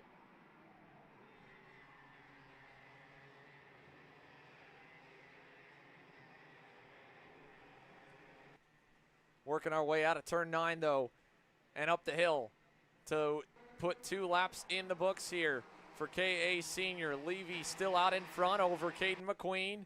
Connor Ferris 3rd, Brandon Lemke 4th, and Edgar Rodriguez back of the top 5 on the BJR machine. Yeah, those BJR machines are looking to try and find a way to march into the conversation here as quick as possible as we go. There's one of them right now. Going to the inside, there's Rodriguez taking it away up through 4. Gets around Lemke. Lemke kick back once again. One of the top qualifiers all season last year in USPKS competition. Losing a bit of ground here in Lemke, but the race lead is on. There goes the Sodi. McQueen to the lead again. Didn't take him all too long to want to go to the front, and he's brought company to pressure Levy, although Ferris wasn't able to get the job done, ended up losing a spot to Rodriguez. Now he'll take it right back in 11. And equally bring more drivers up to the rear bumper, and now they're all going to chase Ferris down the hill as he tries to protect for 3rd. That's going to give Levy and McQueen some breathing room, and I think they'll probably run away with it here with the speed they both have shown. and both drivers with plenty of experience. Aiden Levy, of course, a track champion here and a multi-time national race winner. McQueen's resume, well, his international accolades speak for themselves for sure. They know that this is a golden ticket right now to keep it a 2-horse race and no worse than a second-place finish on the heat race points if they play their cards right, because the field behind is playing them, well, wrong is probably a bit mean, but they are playing them aggressively. Ferris versus Lemke versus Gaffera. Here comes Isambard, all given a bigger and bigger gap to the top two. What will it be when we get back to the stripe to put 4 laps completed, as Lemke's going to lose about 5 spots, maybe more, down the front stretch. Some of these drivers almost get the feeling of that person that always puts all in on every single hand that comes up at the table, just trying to push aggressively every single time.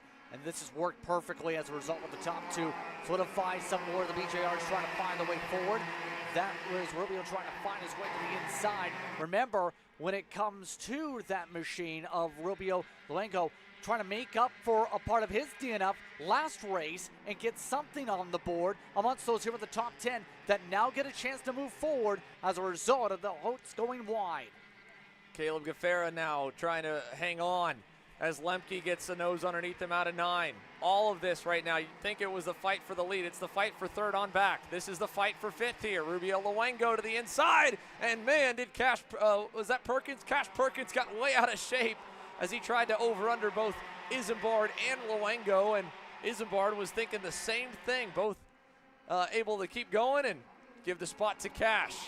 5 down, 7 to go. So far, it's been an interesting race, you can argue, over the course. This one, a much different one in respect to just how the pack has split apart here. And that was kind of the expectation here. Not every single heat usually follows the same trend of a, say, both from the choo-choo train, both of the breakup. You'll have those small variances like today. We're seeing some of those drivers really variate to the inside. Brandon Lemke versus Isambard there, and you're right, Justin. I always like to feel like a race weekend has a temperature gauge on it, and either starts really hot and then all of a sudden cools back down, or it builds and builds and we get a crazy main event. Although this is still wild right here. Isambard all out of shape. Look at the field swarming around him, and he'll drop maybe 7 spots right there, all the way behind what looks to be Joseph Hewitt in the 985. No, just in front of him behind Shane Reddy.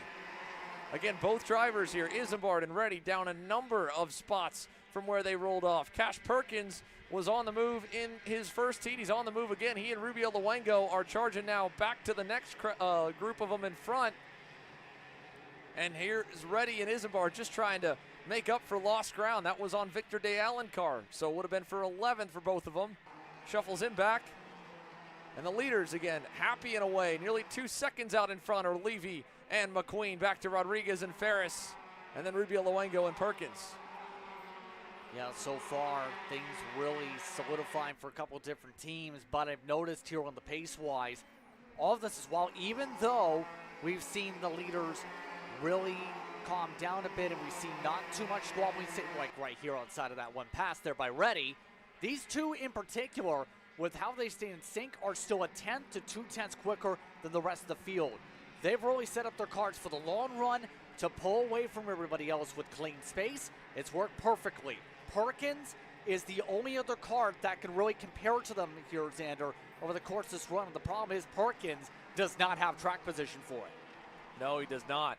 He needs, ultimately, these two to be fighting more than what they are, even 3rd and 4th, right? That one change still didn't bring him into the drafting window at all. 8 down now, 4 to go. And it's still a 9/10, pushing a second difference between Rodriguez and the back, or Perkins and the back of Rodriguez. But Cash and Mateo do have quite a bit of space back from them, at least, to the likes of Lemke and Shane Reddy. Another 1 1/4 to them. And it took a minute, but finally everyone spread out as now the Holtz teammates go at it. That's Eli Warren to the inside of Caleb G, bringing Isambard with him. Push them a little bit wide again, but again, trying to just figure out where they're going to slot in for the final stages of this race. A little bit of bumper crinkle, it looks like, at least in the case of Warren and his circumstance, but everybody else looking pretty clean here for this part of the run on the respective carts here. It's been an interesting one, but for the most part, you expect what we've seen from some of these drivers. Look at the gap start to close up, though. Notice there at the last moment, Perkins just about there with Wengo working together well. They are just about, if I'm not already in the draft for the top 3. They just need to push a little bit harder. They might have 1 or 2 chances at it. Indeed, they're almost there. Could quite potentially get there in a matter of moments as they round the final couple of turns once again and head to the line for the double sticks. 2 laps to go across the stripe here. Caden McQueen and Aiden Levy happily out in front. Again, that'll be the difference of who starts on the pole for the SuperHeat. If Levy can win it, he'll win the tiebreaker to Massimino. If not, he'll go to the outside lane, and it'll be Paulie leading the field to green in the SuperHeat this afternoon, potentially, depending how the split will go, or at least in the overall heat rankings. But here's a look at the gap at the line. Last time by, you could see that gap was close enough that Cash would be in the tow. And now up front, the leaders are duking it out. Here we go, down the inside to 8, McQueen, over-under from Levy. Can Aiden get a nose ahead? Not quite, into 9, tees up the over-under, no. McQueen, narrow enough, but fast enough to hold. Yeah, this is going to get interesting up at the front of the field. Does Levy get another opportunity to go for the race lead? Rodriguez already, we've seen, taken away third. White flag is out, final time around. The 990 looking to build up the run. Takes a little wider arc onto the concrete through 3. Now defensive for McQueen, up to 4. Side by side for a moment. Now Levy forced to ride on the bumper. Aiden Levy on the heels of Caden McQueen. He's tried a couple of moves. What does he have left in store? What do all the laps here at Trackhouse Motorplex that's developed him to a national winner have in store for us? Can he make it over the rubber there? He tries again with the over-under out of 8 and into 9. Tees up a run, maybe around the outside, maybe the crossover at the end of turn number 9. He's got a nose down low, up and over the curbing, and Aiden Levy out of the last turn is going to get the lead and hold it to win Heat 2 and secure the pole. He'll keep the perfect streak alive from qualifying yesterday through both heat races so far today. A nice move at the end for Aiden Levy with the win in KA100 Senior Heat A and D for the second batch of heat races. Rodriguez third, Perkins able to get close, but not quite, as he had to fend off Rubio Luengo for 5th at the end. So they all relatively hold. Actually ended up sliding back all the way to the 8th spot by the checkers. So it's Aiden Levy who ends up as your winner over Caden McQueen with a solid performance. Then Rodriguez, Ferris, Brandon Lemke 5th, Shane Reddy ended 6th, Mateo Rubio Luengo 7th, Perkins slid down to 8th, still a net gain of 4 for him, Eli Warren, and then Alan Isambard, your top 10.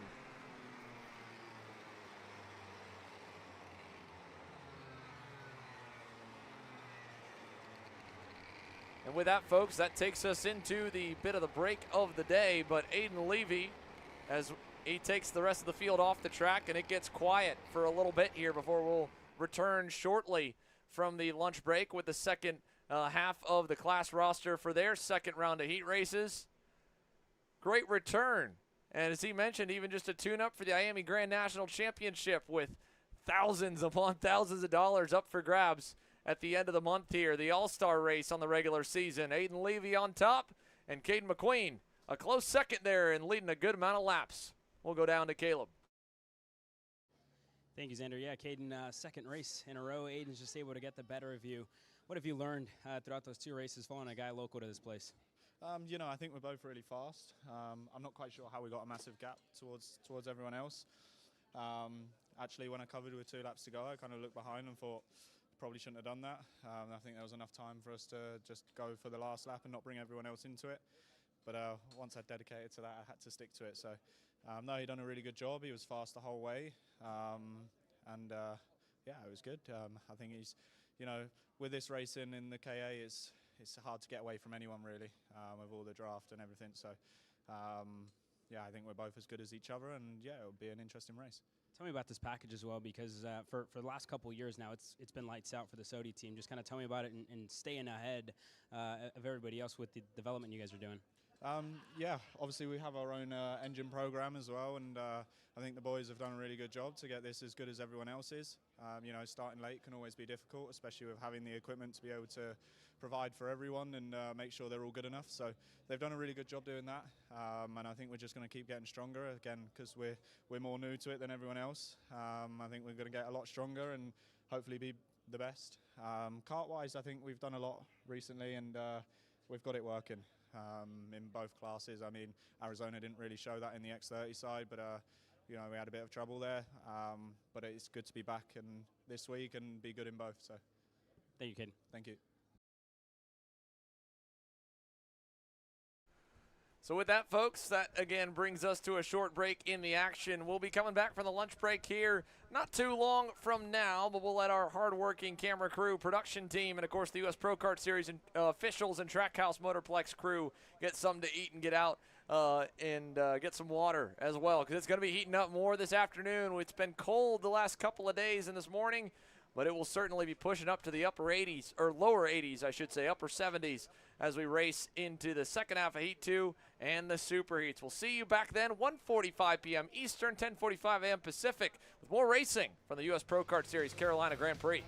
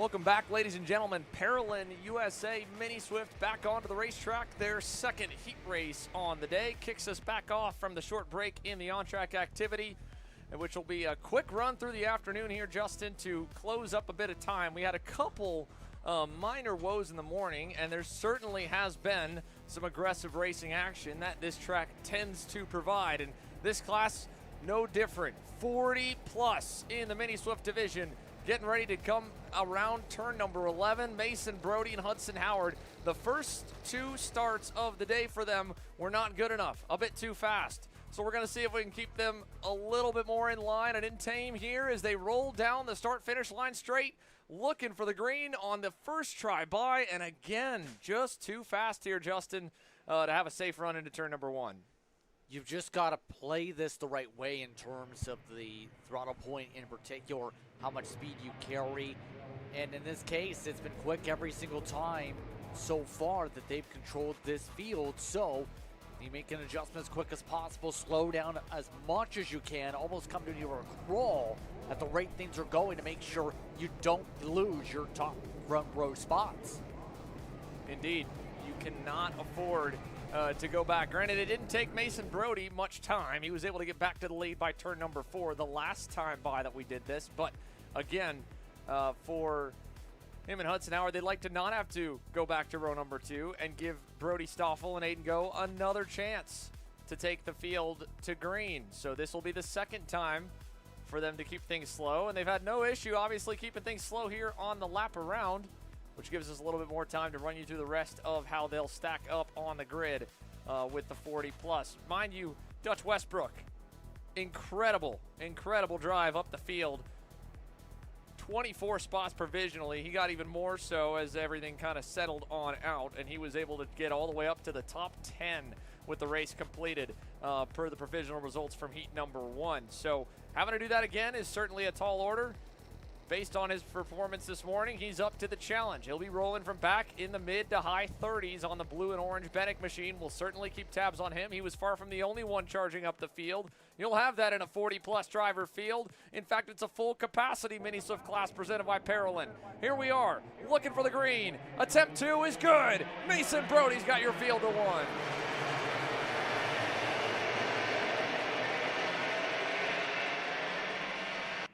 And as they get to full song down the back straightaway, Aiden Go on the inside, covering all of them behind the leader. So far, so good as they roll through the corner. So far, no major troubles, but again, Brody trying to make sure he keeps control of this field. Go, looking to get up and go, though. That's already forcing defensive maneuvers. You see that to the inside, and sets up Howard to get right back alongside. We've seen that several times with the bog down center off in turn 8. One driver's in the barrier coming in 8. Oh, that is not good news at all as the field rockets around. And now out of the last turn we go. Mason Brody showing the way. Back to Aiden Go. Hudson Howard, 2x2 for 4th. It's a nice move down the inside there from one of the Orsolone machines. Look to be Vicente Aguilar making the spot. One down, and now as they work towards the back straightaway here, 1 complete of 10. 9 laps remaining here in the Parolin Mini Swift second heat, and there's a problem. You can hear it. One of the exhausts has certainly come undone from the back of the header, or on the motor. The exhaust port being exposed, that'll instantly trigger a meatball flag for the driver that appears to be around middle of the teens. And it looks like a little bit of argy-barginess again as some of the MPGs getting some elbows put to them. Separates Howard from Audi and several of the others. But Aguilar, the one really able to solidify up into 4th because of all the wildness there. Able to jump up and already trying to stay aerodynamic to keep up with the pack right now as they continue to shuffle their way through the field. And you can hear it. We believe it is Yusuf Adi is the driver that has the pipe that has gone from the back of the motor. And a heartbreaker indeed for Yusuf. That's why he's already plummeted down to 17th all of a sudden. As a result, there originally had been up at the front of the field, up inside the top 5 on scoring. But some of the drivers that look good like Stoffel make some moves, able to solidify up another spot inside the top 4. Oh wow, things continue to stay active because they're 3 wide behind. Francisco sent very wide. Francisco will lose a lot more ground as a result of the squabbling. Jaden Francisco put a part of the chaos that's reigning supreme in the heart of the field for the defending series champion. Not ideal at all. Jaden Francisco now in the middle of the frame. Look at him trying to find a way by. Yusuf Adi's pipe obviously still disconnected as we put 3 laps completed now. Rolling to turn number 4. Right now, as things go, PM still keeping things up at the front with the Ryan Perry Motorsport machine. Stoffel looking to potentially close up to him. Looks like there is the exhaust. That exhaust, well, that is very much not connected. That is almost like it's hanging out behind like a tow truck. Yeah, that is not ideal. Well, there goes the pipe too. Oh, there it is. Now he's got nothing off the back. That'll be a lot easier for them to be able to point out now. And again, the pipes on these motors, right, it's a nice sleeve for them to fit right over the exhaust, but at the same point, it's just two springs. So it doesn't take a lot, a little bit of contact here and there on a start or anything else to break one of those springs loose and pop it out. And then the other one is not strong enough usually to hold on for a full session under the near 2 to 2.5 G load that turn 4 and a number of the other high-speed corners around this track will have. Not to mention the bumps of going up and over the rumble strips at turn 6 and plenty of the other curbs. As we lock back in on the lead though, here's a change. Aiden Go to the front. Mason Brody slots back into second, and it's still 5 of them back to Aguilar. A little gap to Camila Canache there on the 126 Paralympic machine back in 6th.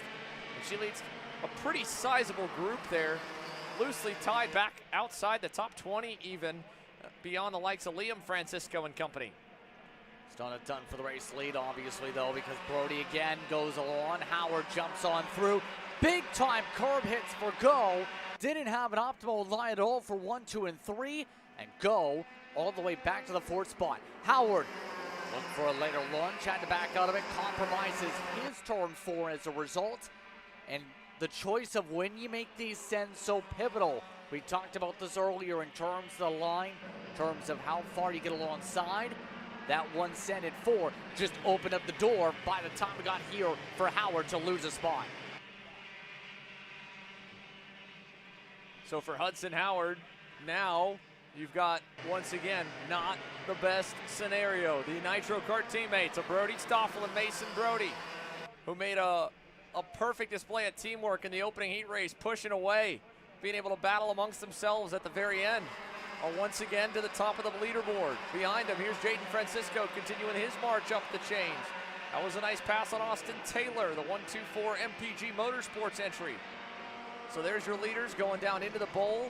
The end of the back straightaway, working on lap number 7. That means it'll be 3 laps to go this time by. Howard's pushed Stoffel back up to the lead. Aguilar 4th, and Aiden Go is now on the bubble, a losing touch with your leaders. He's got a teammate in Camila Canache back there in 6th as she flurries on by. And equally, let's take a look here. How has the progress fared for the second try for Dutch Westbrook? He's gotten to 22nd. It's not been as impressive, but that was because of how high of a bar he set for himself in the first go at it. He's not the only one, again, from the middle of the pack moving forward, but he certainly has moved the most. 14 spots up just outside the top 20. Here's Jaden Francisco with another move. This time it's on Canache. Able to get the slip on by yet again amongst that group as top 3 all working together with a few laps to try and sort out what they're going to do here. Right now it's been looking solid for Brody in terms of his pace so far. His pace has stayed relatively within the 53-second bracket most of the time. Just had his fastest lap last time by, mind you, in the 53 threes. But that draft has compressed things down by a couple tenths per lap for everyone else behind, and that is slowly converging with Aguilar and Go now converging on each other. And now they'll try and figure things out quickly. That second pack, though, still trying to think, what can they do to make up some ground? We're at 2 laps to go. Right now, things are looking eager if you're Francisco to lead pack 2. Pack 3 still up for grabs also with some of the drivers like Slade Harrell trying to make his way through the pack. You see Westbrook now got into the top 20 full time, and among the other movers, like you said, Slade Harrell into the top 10 once again. Great charge from the upper teens for Slade. He's in the middle of this next group here. There you see he has just gone by Austin Taylor now, it appears. So Slade Harrell and the red and black machine at the front of that next pack. And here's Aiden Go. He's caught up to Vicente Aguilar. That'll put him back up to fourth, but again, they were losing touch. Aguilar especially with these three up front. We're coming to the end. It'll be 2 laps to go this time by. 1 lap to go. 9 complete. White flag in the air. Mason Brody, Brody Stoffel, Hudson Howard. Here we go as Brody begins the first move to the inside. Stoffel following him closely.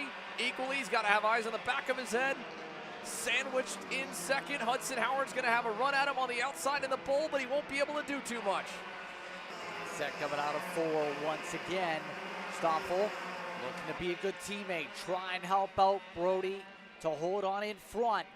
Howard still swarming behind. Looks to try and go outside. Stoffel going defensive. Howard on the outside makes the move stick. Hits a bit of curbing, nearly cuts through the grass. Howard now having to play major defense. All will go along with Aguilar, go bumper to bumper. And that's going to give a huge gap for Howard now. Brody Stoffel safe in third. They're going to be 3 and 2 wide behind him. To the line. What a finish here. Once again in mini swift. Mason Brody gets the win to Howard and Stoffel. And to the stripe. Aguilar and Go. We're duking it out with Canache, and Aguilar hangs on by just a couple of hundredths over Camila. And the young lady cracks the top 5 here. With Canache 5th, then that puts Francisco 6th. Go 7th in the backward slide on the final few turns. Harrell still ends up into 9th. And Dutch Westbrook once again gets into the 20s on the gain. 16th is where he'll end up finishing on out. Mason Brody, though, the Heat 2 winner here in Mini Swift. Brody Stoffel 2nd. A solid run for the pair. Brody Stoffel 3rd, Hudson Howard 2nd. But Dutch Westbrook doing work out there. Iker Alvarez the same, up 7 spots to 15th. And it looks like there was an issue on the final lap as well. This might take us into a short delay as they check out the driver on that Velocity Sodi. Justin, who do we have there? That'd be the 173, and that will be, once again, one of the Sodi carts, as you said, going to have to be checked on. Rafael Batal. Exactly. So he obviously didn't make it to the line, was at the time running and battling in the upper 30s. Actually, I believe he did make it across the line. It must have happened after to Rafael. So not the way we wanted to end heat number 2 for the Mini Swifts. It certainly was a little bit cleaner. But at least we've got the majority of them across the line safely. Back to Bo Stowers in 40th. Usabati obviously had the issue. Hornish didn't make a lap. And then Rafael Batal and Bruno Herrera 38th and 39th. On the docket, though, next up will be the X30 Juniors. So, Caleb, let's go down to you. What do you have for us? Yeah, thank you, Xander. We're standing by here right next to the Ives Racing RPM Tony kart. It's currently getting work done on it. And this extra time is actually going to go well for this team. They're still looking to adjust. Look like they had a little issue with the carburation. And, again, they're looking to get the motor fired up. But Parker Ives slated to start 3rd. And this time is actually beneficial for them. But again, just a scare before this one gets going. Bit of a blessing in disguise here as they try to get the 748 back on track. Parker Ives, great qualifying effort. Hung tough inside the top 5 and top 10 all of the opening heat. And now they're getting ready to head back over to the grid and try to go a little better in heat number 2. We'll see it in action. We return here from Trackhouse for the U.S. Pro Kart Series Carolina Grand Prix. Hey guys, another Kart Chaser Driver Fitness episode with me, Chris G. Today, I'm going to show you how to protect those ribs in the seat. We're doing core. Exercise number 1 is the bench leg raise. Controlled all the way down, full range of motion. Make sure you pick up that tailbone off the pad. Coming down, controlling. Great for the lower abdomen area and obliques. Floor slider mountain climbers, exercise number 2.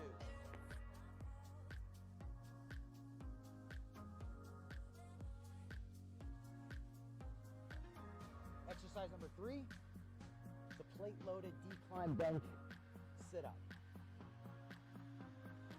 I'll see you guys on the next episode of Chris G Coaching, race-ready training that carries into real life.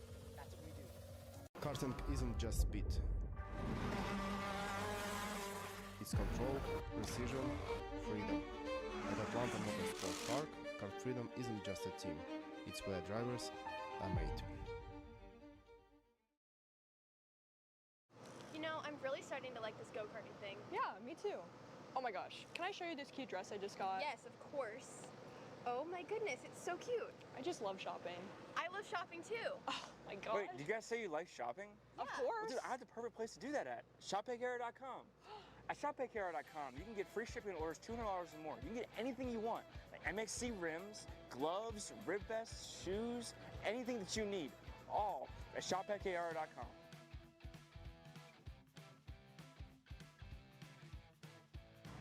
Who is he talking to? No idea. But we're gonna have to check it out. Sounds like a great deal. Sure does. Cat food marketing. $9.99 a month. Dude, Caleb, wake up. Dude, we're live in 5 minutes. Let's go, come on. What are you doing? Dude, I'm so sorry. Xander had me in a cat food marketing meeting till like 2 a.m. last night. Come on, man. Do you have anything I can drink? Dude, I got the perfect thing for you. Perico, it's a healthy energy drink alternative. Perico, non-GMO, gluten-free, kosher, magnesium, B12, B6, Yeah, it's good. B5, biotin, and zero sugar? Pericazo! Try Perico, made with natural ingredients, organic caffeine, and supports your metabolism. Try the new official energy drink of Kart Chaser.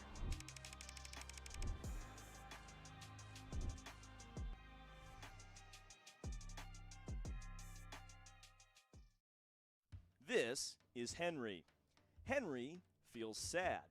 Henry feels sad because it's time for his next big race and his go-kart is in bits. Henry doesn't know that Acceleration Kart Racing is the United States' #1 shop for all of your karting equipment needs. Henry also doesn't know that Acceleration Kart Racing can deliver anything from tires to race suits and even wheels directly to your front door or to the racetrack itself quickly and efficiently, with tech support available 6 days a week. Poor Henry doesn't even know that Acceleration Kart Racing offers free shipping to mainland USA on selected product if you spend $200 or more. Do yourself a favor. Go to accelerationkarting.com and make sure that you are never left stuck on the pre-grid with Henry.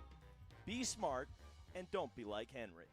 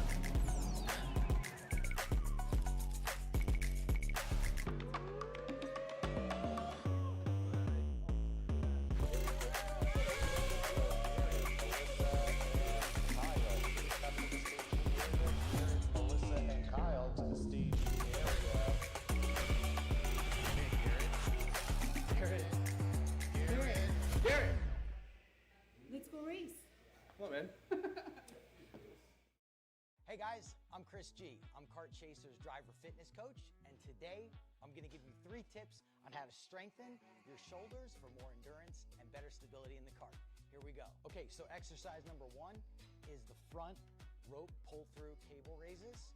Okay, now this is the upright cable row. What you are doing here is you're picking a straight bar, as you see, and we're working the side areas of our shoulders, the medial.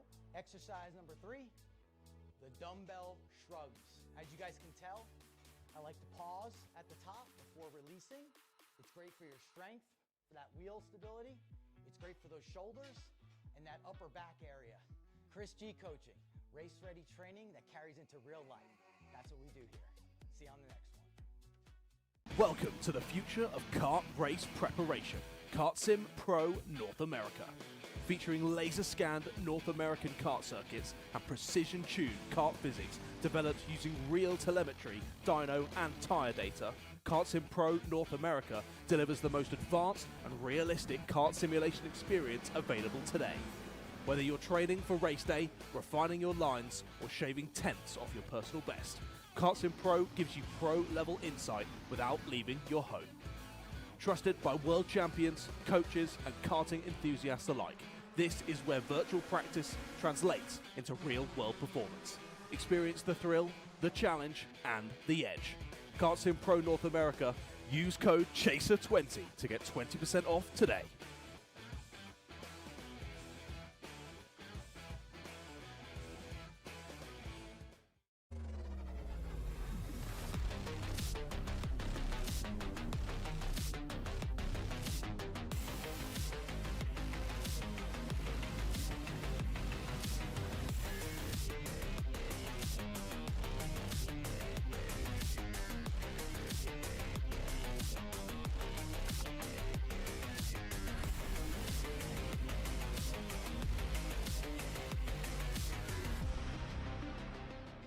Champions aren't just born on the kart track.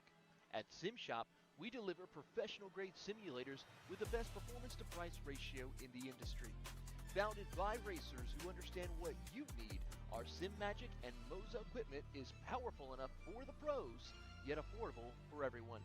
With unmatched customer support and a thriving community, we're your racing partner. Visit simshop.com today.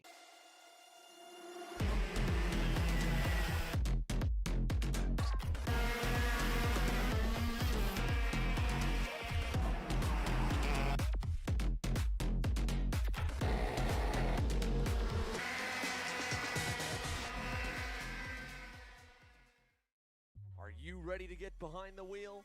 From Formula One to NASCAR and IndyCar, all the pros start here.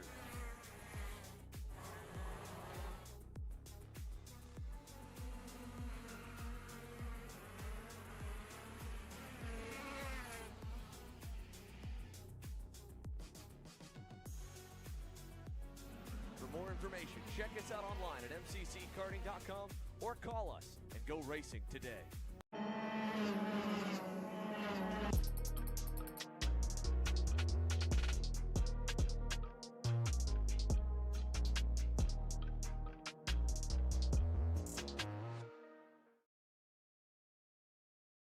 Hey guys, another Kart Chaser Driver Fitness episode with me, Chris G.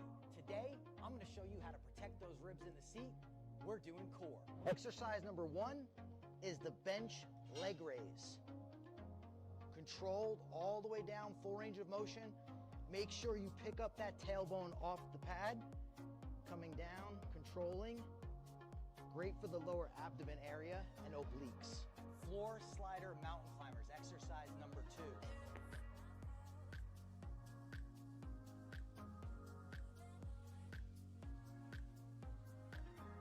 Exercise number 3, the plate-loaded decline bench sit-up. I'll see you guys on the next episode of Chris G Coaching, race-ready training that carries into real life. That's what we do. Karting isn't just speed. It's control, precision, freedom. At Atlanta Motorsport Park, Kart Freedom isn't just a team. It's where drivers are made. You know, I'm really starting to like this go-karting thing. Yeah, me too. Oh my gosh, can I show you this cute dress I just got? Yes, of course. Oh my goodness, it's so cute. I just love shopping. I love shopping too. Oh my gosh. Wait, did you guys say you like shopping? Of course. Well, dude, I have the perfect place to do that at. ShopPayCarrot.com. At ShopPayCarrot.com, you can get free shipping on orders $200 or more. You can get anything you want, like MXC rims, gloves, rib vests, shoes, anything that you need, all at ShopPayCarrot.com.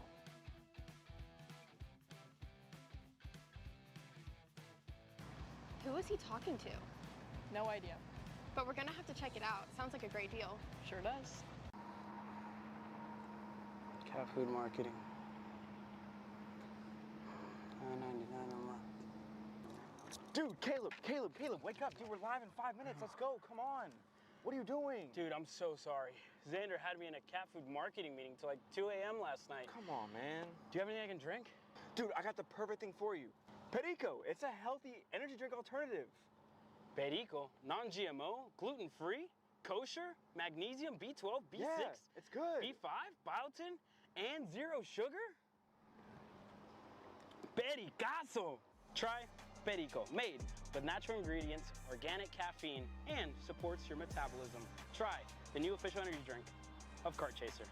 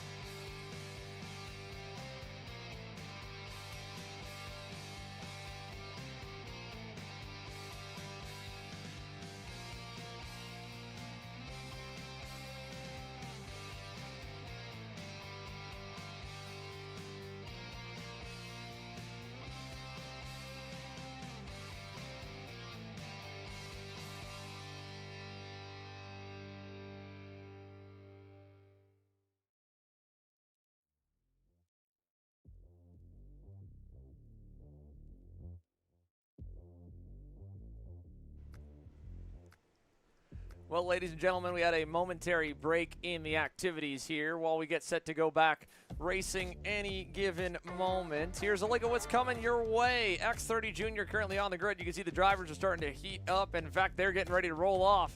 A handful more of Heat 2s on tap, as well as the Super Heats will roll basically right after.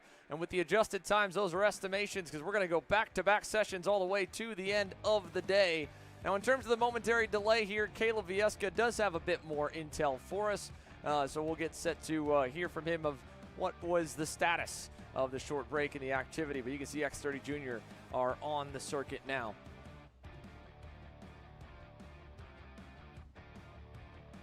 In the meantime, we'll take you through the X30 Junior starting grid here again. It'll mimic what you saw in heat number 1. Tristan Murphy, top qualifier from Friday afternoon, rolling from the inside of row number 1 alongside Marco Samet. Then it's Parker Ives on the inside of row 2 alongside Travis Pettit. Then you throw Ashton Wood into row 3, Nico Gutowski alongside. Then Bashi Jimenez will start in row 4. Enzo Di Gennaro amongst your top 8.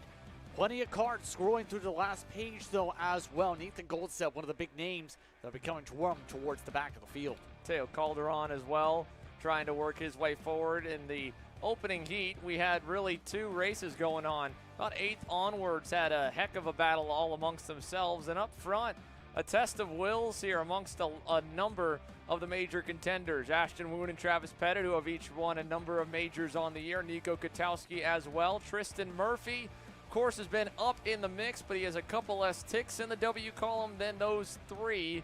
He would love to change that here this weekend, and he's got a great opportunity to do so with the pole. That puts him on the front row inside lane for both heat races. But, of course, that all then gets re-racked here when they go back to the racetrack later on this afternoon with their Super Heat. We're happy to see the on-track action getting ready to pick back up once again. Tristan Murphy on the inside, Marco Samet on the outside, and as they roll through the final turn, we'll get ready. Speed Concepts Racing, X30 Junior, headed down the front straightaway. And as we look for the green, it's a long wait down all the way to the start box. Here we go, lights out, we're green.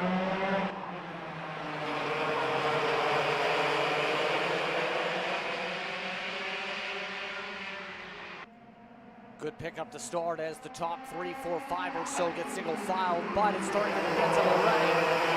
The RPGs works to the outside, all of them trying to sort themselves out fast as they make their way to the middle sector. And so as they work their way through turn number 6 right now and down into the infield, Marco Samet looking low, Ives as well, couldn't quite get there as they roll through the infield hairpin. Single file, Ashton Woon poked out. Now he's going to follow Travis Pettit, who sent it a bit too deep to get to the inside of Samet. Kind of got into the right rear there of Parker Ives. That'll shuffle Ives back a moment as they climb the hill. 1 down this time by, and it'll be 11 laps to go here on the 12-lap heat. Tristan Murphy, your leader, and look at the fray behind him. Big look to the inside there as a 705 of Bashi Jimenez. Jimenez now once again cutting his way ahead, able to take advantage of the situation and be able to break ahead of Vega. All of them work their way up through turn 4 onward, once again around the circuit.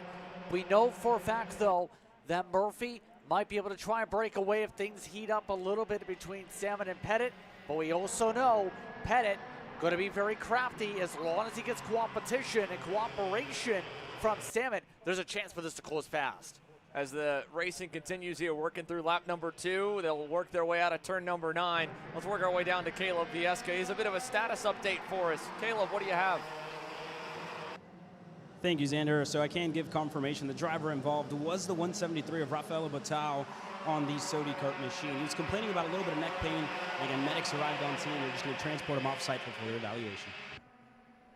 Thank you very much, Caleb. And again, we thought that was the case. The Velocity Sodi, Rafael Batao. Good to hear again. Was up and okay, talking with the medical team, and will, of course, be checked out by a nearby center to confirm it. Now, Nico Gutowski, he didn't cross the timing loop last time by per the timing and scoring system, but he does appear to still be running, so he's okay. And we'll keep our eyes on him. Right now running provisionally in what appears to be 6th on the racetrack. Out of turn 9 we go. Tristan Murphy still your leader by a car length back to Pettit.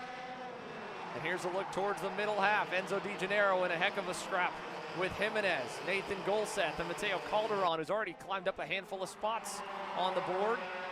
And there is indeed Katowski still trucking along in the 792. The last time by ran actually a little bit quicker than the race later in the 48.7s. Mind you, the leader's running just before the 47.9s on overall pace without the draft factoring in. Mind you, though, too, Pettit's also taken the lead since we took a quick glance away. And Pettit, as a result, now looking to control things through this one, just trying to maintain the clean air. We've seen this before. We went a little bit back and forth in his race just about an hour or so ago. Then played things right to make the move to take the win by the final third of the race. And again, it wasn't so much that he picked his right time to pass, but how he passed. The way that it went down in turn number 8 really kicked off a big scrabble for second, and that gave him more than enough time to build a bit of a gap that he was able to maintain all the way to the checkered flag. So as they roll down the backstretch again, he's currently in the driver's seat. At points in heat number 1, he was not, but he was able to make the right moves at the right time. But that is not good news if that is correct. The 729, Travis Pettit, getting an avoidable contact penalty. That was for the incident back on lap number 1 into the right rear tire of Parker Ives. We saw that. That's straight from the offices of race control. And right there, your race leader, a penalty looming for Travis Pettit. That changes things dramatically, Justin. Yes, it does. And obviously, if you're amongst these drivers, comes the question, what's going to be the thought process now that the 729 post-race is going to have that to factor in? It's hard to get that when you're in the Kart, obviously. Right. They don't have any in-ear communication of any kind, so they will not know that he has the penalty. Now, of course, keep in mind, the drivers do have an appeal process. They are able to take, if they have onboard footage, if they want to use our footage, and try to make their case or their plea to overturn any kind of penalty they may have, whether it be as minor as a pushback bumper infraction, or in this case, a race control deemed infraction. But again, a number of race control cameras, many more than the angles that even we have here at our disposal in the Kart Chaser production box to be able to make those kinds of decisions. So obviously Travis Pettit, well, going to be unaware of it. The best thing you can do here right now, if he did know, was to act like he didn't and to continue to race hard up front and put in good laps, which is what he's doing, and that is making it all the bit tougher for Nico Katowski and Parker Ives to try and make some inroads to him. And again, for Parker Ives, when you talk about mentality too, it's got to be a bit unnerving, even with a former NASCAR Cup Series crew chief and still part-time heavy-handed crew chief and Greg Ives, your dad, working the wrenches along with Rich Gutierrez, whose history in the sport goes back quite a ways, and he's taken a number of champions. It still doesn't matter how good your team is, throws you off your game a little bit if you know and you can see they're thrashing right before the session. So I have to imagine Parker's just trying to find his bearings again and trust in the go-kart. It's obviously holding together, and he is running a little better than in heat number 1. Certainly an improvement. They've got a nice gap back to 7th.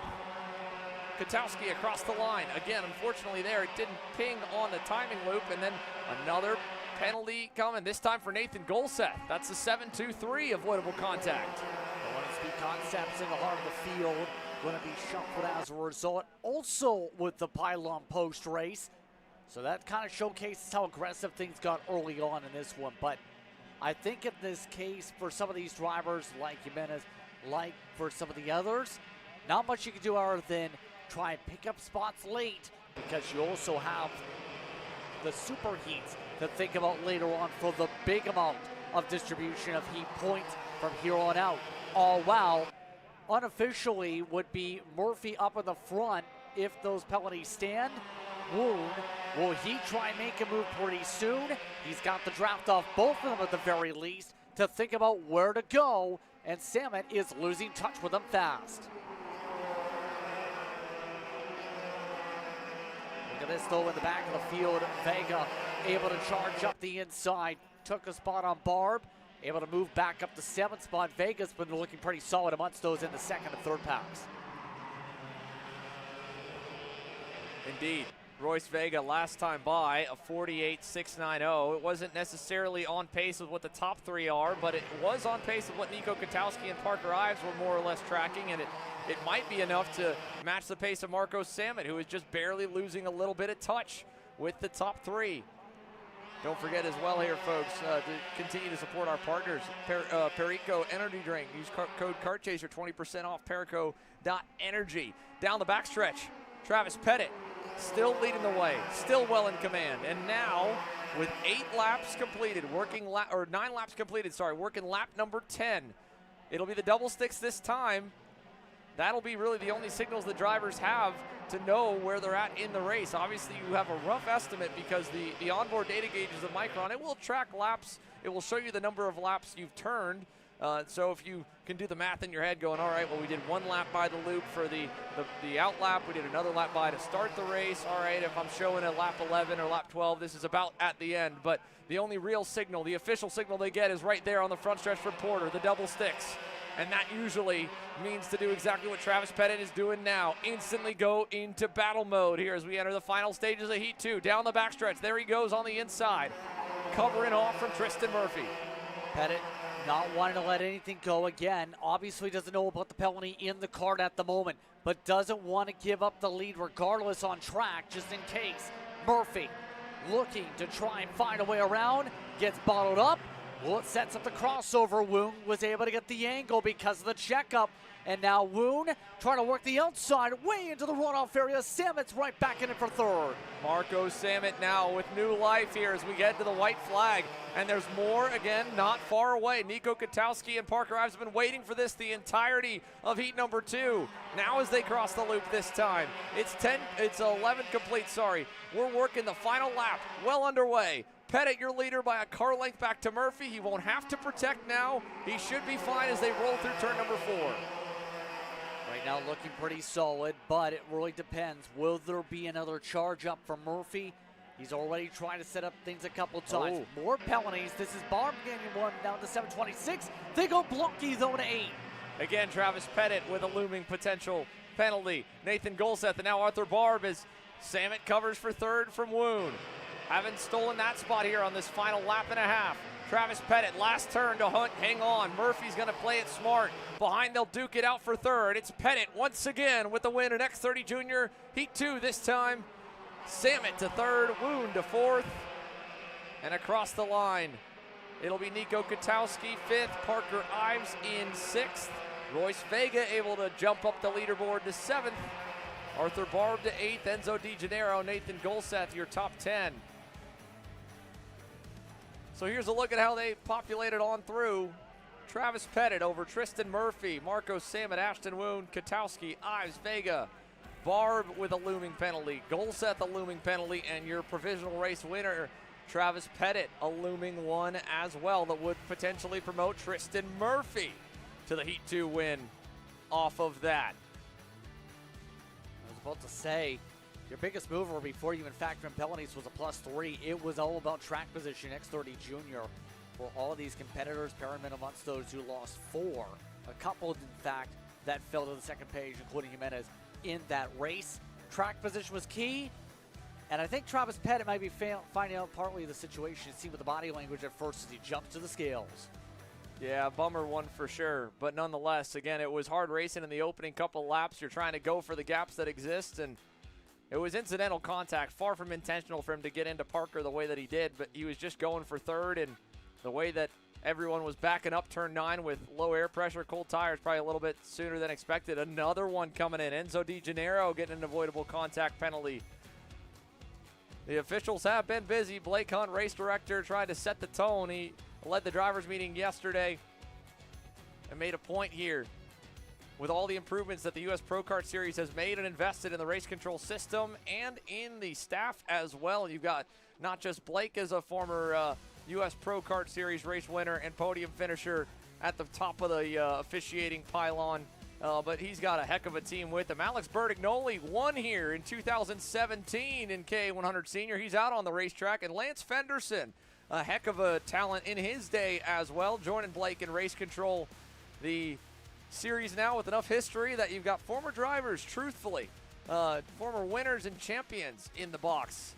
So trained sets of eyes there working the buttons and also keeping things in check out on the racetrack. The list goes on and on for them, but the list now for us has to shift gears to the KA Masters and KA Supermasters. Tim Schutt qualified on the pole yesterday, but there was one driver absent from qualifying, Mike Rollison. He was able to use the slight tire advantage, more than anything the pace that Raleigh always has, to go from the back to the front in Heat 1. to score the win. Both drivers in the Super Masters class taking it to the regular Masters. Raleigh will have to start from the rear again, Shutt from the front alongside Byron Daly. And here we go, ready for action once again. KA Masters and KA Super Masters style. We're green, down to 1.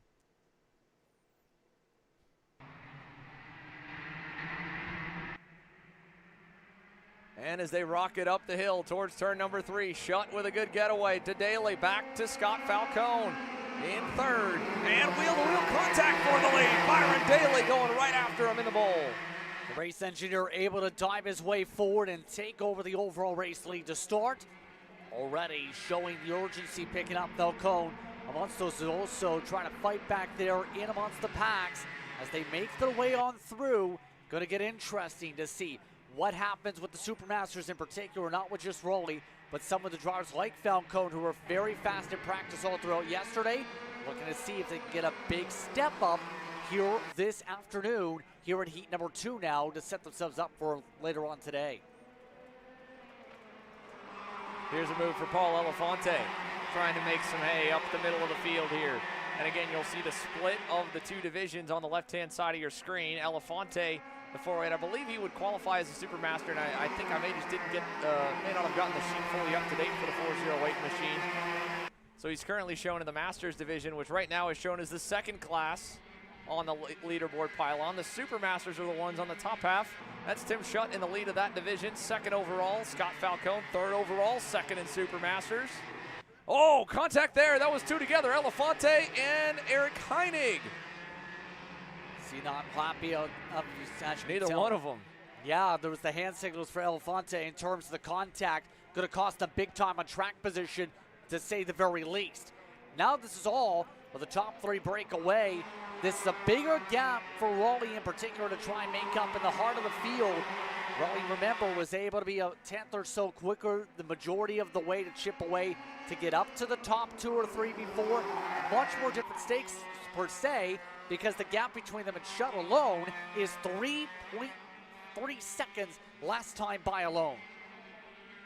Yeah, I mean, it's a pretty sizable margin there with Byron Daly in the front of this group. Now, of course, again, everything can change with the fact that they're all going to be gridded together and scored together.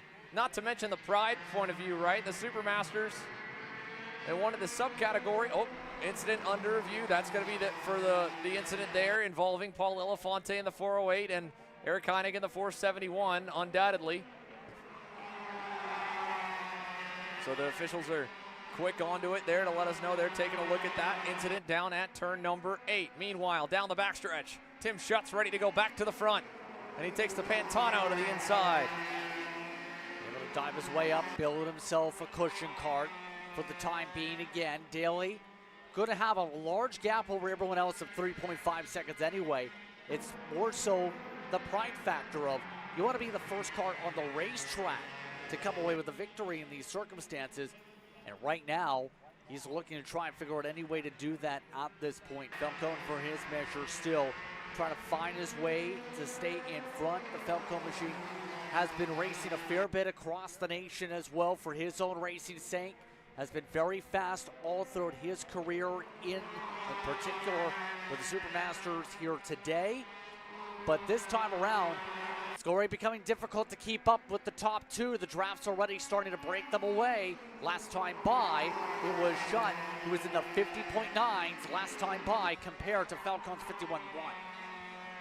And again, reminder for all here, Mike Rollison having to start from the rear, didn't make it out for qualifying, but like you said, he had to work through the middle of the pack, and unlike in the first race where there was a lot more lead changes and arguably a much closer gap because there wasn't a skirmish behind the leaders like there just was down in turn number 8, it was a little bit easier for Raleigh to carve up the field. He's done a good job so far, and there you have it. There's the decision. Paul Elefante handed the penalty for the contact with Eric Heinig as top of the screen. There goes Raleigh.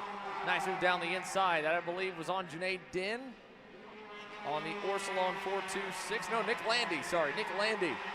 Another return to the scene. That same race weekend that Alex Bertagnoli, a race official, ended up as the win. Nick Landy was running KA Senior. He took a point at the lead in that one as well. A number of faces and names. Brandon Jarchagrak doubled duty for him that weekend. He was on the box and fighting for the race win throughout that entire 2017 season. That goes back to the beginning of the K100 division, and it was a similar story of kicking off the U.S. Pro Kart Series Championship at Trackhouse Motorplex, at the time known as GoPro Motorplex. Up the hill here, right by the GoPro flyby shot. That is Byron Daly still in front, though, on the orange and dark blue Prodigy Motorsports best kart. Back to Tim Schutt there on the Timmy Tech Pantano. Scott Falcone third on the Orsolone Tony kart. Still all riding along and trying to solidify what they can in terms of maintaining the gap, and better yet, maintaining at least top 3 overall on the racetrack here. Daly's been playing his cards really well in terms of his pace. Last time, for the gap by another few tenths, he's already grown 8 tenths for the past 3 laps alone. Daly's always been a driver, at least when I've seen him on the sim in particular, that knows how to be calculated on his decision making, especially when he's in the heat of a battle such as this one. It's been like that all day here today so far. Schutt going to have to deal with a lot of pressure himself, though, because Falcone is trying to figure out a way to get an angle, or better yet, a little bit closer on the line. Every time they swap, the gap closes back up. He keeps on trying to fight, though, with the draft, because that's where Schutt builds right back up to the back of Daly every time, through 1 all the way up out of 3. Indeed, he's able to take advantage of the fact that Byron's going deeper into the corner. He can back things off. He can keep his tires a little bit cooler and just kind of read here again. This is the first race weekend for Tim on the new Pantano chassis to him, as Scott Falcone makes a play. That's what you got to be careful of, though, if you're riding too easy. And again, that's the fight for the lead in the Supermasters division right there. Second on the racetrack, so quick over-under. It keeps Schutt in second, but it allows Daly to get a little bit more room. They'll round turn 11. It'll be 8 complete this time, working on to lap number 9. And behind him, Raleigh, purple. 3.5 tenths clear of the field that time by Justin. That was a 50.89. That was a burner. Absolutely has been flying his way through this pack, but I think right now it's a little bit hard to close up with so many laps that are left of the board. Raleigh at this point going to be in a good spot, I think, for the SuperHeats, but right now in particular, he's going to need a little bit of help. In particular, need Schutt to battle a little bit with Daly. If not, have Falcone find a way to battle with Schutt to close the backup into his position to have a chance in this conversation for this win. Right now the gap is that big. Coming up now to end off lap 9, coming up to start lap 10. So with another one down, how much did Raleigh gain that time? Oh my goodness, Justin, he just put nearly 7 tenths on the leaders. Daly clocking in at a 51.4. Raleigh just hit a 50.7. That is huge, the gains he's making on the pack right now. Forget tires. That is straight up raw pace. And that alone would track him to probably get there before this thing is all said and done, even though we're already within 3 laps to go, because you can see how much the gap has come down. Down to less than 2 seconds, just up to Falcone. And he's nearly a second a lap faster. He's 3/4 of a second a lap faster. And we know they're getting ready to fight, because Tim Schutt has mounted some more momentum up, and he has closed the gap back to Daly after the little back and forth with Falcone right at the right time. 2 laps to go. How much did Rollison close that time? He was 2.3 seconds back from Schutt last time by. Picks up another 3 tenths right there with another fast time of the race. One swap between these two up front, and I think that's going to absolutely solidify things. Some side-by-side is definitely going to slow them up. A bit of defending absolutely will, right? Even right there. That alone is probably a 2/10 swing just going to the low side into turn number 4. Just has to have that keep on happening here in the final stages of this race. You pick up the draft, might be able to get Falcone, potentially Schutt, if you get enough squabbling. It's within about a second, maybe at 1.3 now for Raleigh to get to the rear end. Coming up towards the final times around. Now Schutt playing some different lines there with Falcone trying to find an angle, still closing up with the white flag. Here they go, 1 to go. Schutt looking over his shoulder. There is Falcone still there. Scott Falcone after returning to the seat at the beginning of last year in Masters competition, scored a big-time win in the winter. Now in the regular season's opening weekend for the U.S. Pro Kart Series, Tim Schutt trying to teach the young bucks a new trick. How about ripping the high side in the bowl? Tim Schutt around the outside takes the lead. Super Masters back on top of the Masters. And now into 8. Falcone out of shape. Daly looking to go back. Raleigh with a late send on Falcone. Mike Rollison pulls the pin and threads the needle to get to 3rd at the last second. And now out of turn 9, all spread apart. This one should be good. Tim Schutt on the cushion on the final lap gets the lead and the win away in heat number 2. And that set up Raleigh in particular in a great spot. One more lap and we might be talking about a different winner there if they squabbled again for first overall. Played perfectly by Schutt, though, to get himself first on the racetrack and get the cushion, with Daly taking the win in the Normal Masters. So there you have it in the split overall here between the Super Masters on top and the KA Masters on bottom. Byron Daly in the Masters division, and second overall Nick Landy in his return after a good ways away. Good to see him back. P2, Matthew Meach P3, and then of course Falcone keeps Orsolone in the top 3, albeit a bit frustrated with the move by Raleigh. But hey, man, Mike Rollison, he sent it. He was there. Scott didn't want to give it up. That's what last lap racing here at this racetrack gives you. You can send some pretty far back moves into turn number 8, and a perfect display of that right there. But a great day in the works here for Tim Schutt. First race weekend, first race day to my knowledge for him on the Pantano. I'm curious if he got any personal laps himself. I'd have to imagine as a driver with his caliber as a team and shop owner as well, you had to have tested the product before he wanted to fully commit and bring it on board as a brand he would carry and support. He's got a couple of drivers here this weekend, but still, even after a test day, say you like it on a track that might be green, might not be the same condition, maybe a couple more test days. That's not a lot of laps to be able to go on the national stage and beat up on everyone in the Masters class. Everyone except for Rollison, who has the fastest lap. He obviously probably knows that, and he'll see that on the results, that the speed may need to be a little more for tomorrow. Man, that's a good debut. It absolutely is, and it's going to be interesting how tomorrow fares out by the time we get towards the features, but it's going to be interesting later. It's going to be interesting now, though, for Pro X30, the RPG machine, the RPG sponsored series, should say, now heading themselves onto the racetrack for their group. And a little bit of note here as we took a look back through the session results. Sean Butcher, albeit the provisional winner in heat number 1, was handed a penalty and demoted him all the way down to 6th. Gave that opening heat race win to Paulie Massimino. We knew there were a couple of incidents that had everyone on I-4, but that means that, well, moves like what Raleigh just pulled off might be what his leading driver in X30 Pro will need to do to punch a little better in the SuperHeat starting lineup, because it's a mix of heat 1 and heat 2 results, and again, it all factors together for the main event grid tomorrow. But after crossing the line first, getting credited with a 6, takes him a few points back, moves Massimino up just a hair. And when you take a look through the rest of the field here, how about Blake Nash again? Top qualifier, got no love by anyone in the opening few laps of heat number 1. He's going to be looking to prepare for that a little better here in heat number 2, see if he can't keep that Nash Motorsports machine up at the top of the leaderboard. Yeah, it's going to be important in particular you don't get yourself pushed too far to the outside in particular.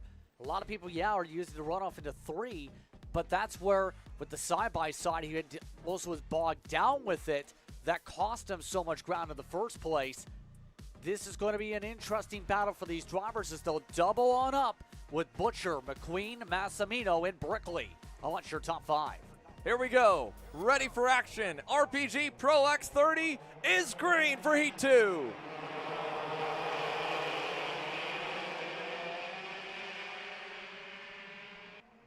They'll get up to full song right here. One off, top of the hill. Looked like it might have been one of the Rocket Racing machines. I don't know for sure. Only driver we lost on the opening 2 corners. It is Nash to McQueen to Brickley, the top 3 early. And it was the 338 that went off there. That was Austin Perrin on the Tony Kart. Got to get back going in his case, though, but again, was about to note that inside line yet again got the best jump. It's been the preferred line for a reason.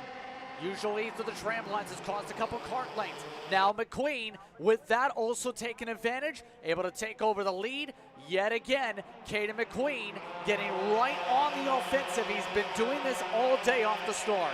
Adam Brickley trying to do the same. He tried it in 1, he tries it in 3, and he still can't get the job done on Nash, who holds strong. And now he'll pay the price. Massimino trying the inside. Nobody wanting to give an inch in the early going of this X30 Pro Heat race here. Caden McQueen looked mighty fast in heat number 1. Crossed the line 3rd. We'll get credit with 2nd with the way that the penalties shook out. And now he's got the lead much sooner than before. And the 2 drivers that were there to challenge him in heat 1, Massimino and Butcher, they're both back in 4th and 5th. It's Blake Nash that'll now have to try and reset and keep sight of that Velocity Racing Sodi. He has won for them in Rock GP. He has also, of course, gotten them right at the forefront and nearly a win 2 weeks ago in K100 Senior. He has yet to deliver a win in the X30 Pro category. This weekend would be a fine one to do it, where the season really seemed to turn around for him last year when the visit to Trackhouse Motorplex in the latter half of the season for the IME Grand National Championship in the fall. Started to see an uptick. And of course, he might have been able to deliver in that crazy Supernats final. But now Blake Nash, who equally has never won a main before, looking for the lead. And Adam Brickley as well. Big time power move, just as he did to get to 3rd in heat 1, Justin. Now he gets the top spot. Just like that, able to take advantage of the Z from low down into turn 10. These drivers ripping away. Remember, Brickley was one of the drivers who mentioned he preferred a more tighter car, more balanced in terms of the setup to make sure he didn't burn up the tires and have the speed to last, especially for tomorrow, for the long run. This kart seems to be really coming to play. Came into its own towards the end of the last heat. Now looks to try and set the tone for Prodigy. Here they go as they work their way out of the final, or out of the infield section, and now down into turn number 8. Adam Brickley trying to move his way up the chains here in the heat race point standings. Now working out of turn number 9 with the half car length advantage back to Nash. It's not done yet. Nash immediately seen the hole open. Side by side for the race lead again. Side by side for 3rd as Massimino's amongst those going on offense. Holding serve will be Brickley. Everybody else staying swarming as Massimino amongst those who didn't like to be that far back, already playing defense. Nash for the lead again.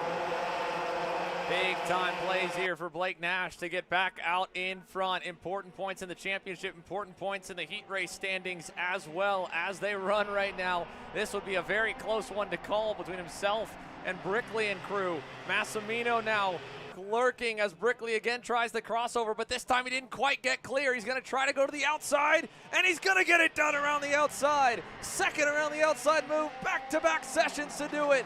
Adam Brickley, oh no! Contact off the front bumper of Nash. Paulie Massimino slips through. It's a melee here in the early going of Heat 2 for X30 Pro. That just completely discombobulated Brickley, throwing him off his focus because he tried to arc down. Didn't realize Nash was starting to go for the send again. But now Massimino gets the chance to stay calm, cool, and take advantage.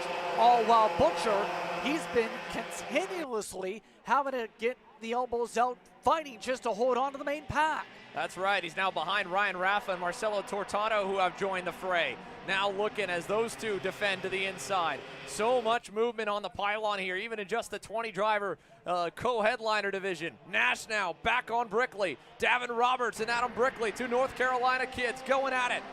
Back for the 6th spot, and Roberts, as he went side by side with Brickley, they collected tires. You saw the bottom corner, Roberts all out of shape, and Brickley got sent onto the access road. And that just took them both out of the top 10, or nearly. Absolutely destroyed, I think, Brickley's chances here in this one. Roberts did hold on to 8th at the time, scoring loops. Will be amongst those trying to get back on the battle. Will indeed settle in front of Escoto. But this is getting to where we're seeing things become uber aggressive again with these drivers. It's split up the packs once more. And now the top 4 starting to run away with a 5th kart, trying to become the bridge. Marcelo Tortato into 5th. Highest he's been all weekend. Could be a career high results here on tap for Marcelo Tortado and the Orsilon Racing Tony Kart. Meanwhile, it looked like Massimino might have gotten a bit of a gift there, but Caden McQueen has started to track him down. He just went purple. 0.2 better than Massimino last time by. Nash even a little bit faster as he locks onto the back bumper of Colin Lloyd. Look for a move here at the end of the backstretch. Lloyd knew it was coming. He covered it off. Trying to still make sure there's no issues. We've already seen some of the aggression earlier on involving Lloyd. Right now, McQueen looking to set his sights on taking the lead. He's already won championships, you mentioned, when it comes to his experience in Europe. Now Nash will take his experience up into the top 3 yet again. Had a solid time over in Florida during the offseason. Looking to pick up more spots as these laps continue to turn. It's going to require a lot of battling, though, to get right back up to Massimino and McQueen. That's right. We're getting towards the nitty-gritty. It'll be 8 down, 4 to go. McQueen lurking now on the back bumper of Paulie Massimino. 2 drivers here who have already duked it out multiple times this year alone. They have a great amount of respect for one another, so don't expect things to get too wild, especially this early in the weekend. This is essentially stage 2 of 4 in crowning first of all, the overall points haul, but equally to get to the checkered flag first on Sunday. Qualifying set the grids here. These then go on to the next as there is a penalty. Blake Nash assessed an avoidable contact penalty for that moment in 11 with Adam Brickley.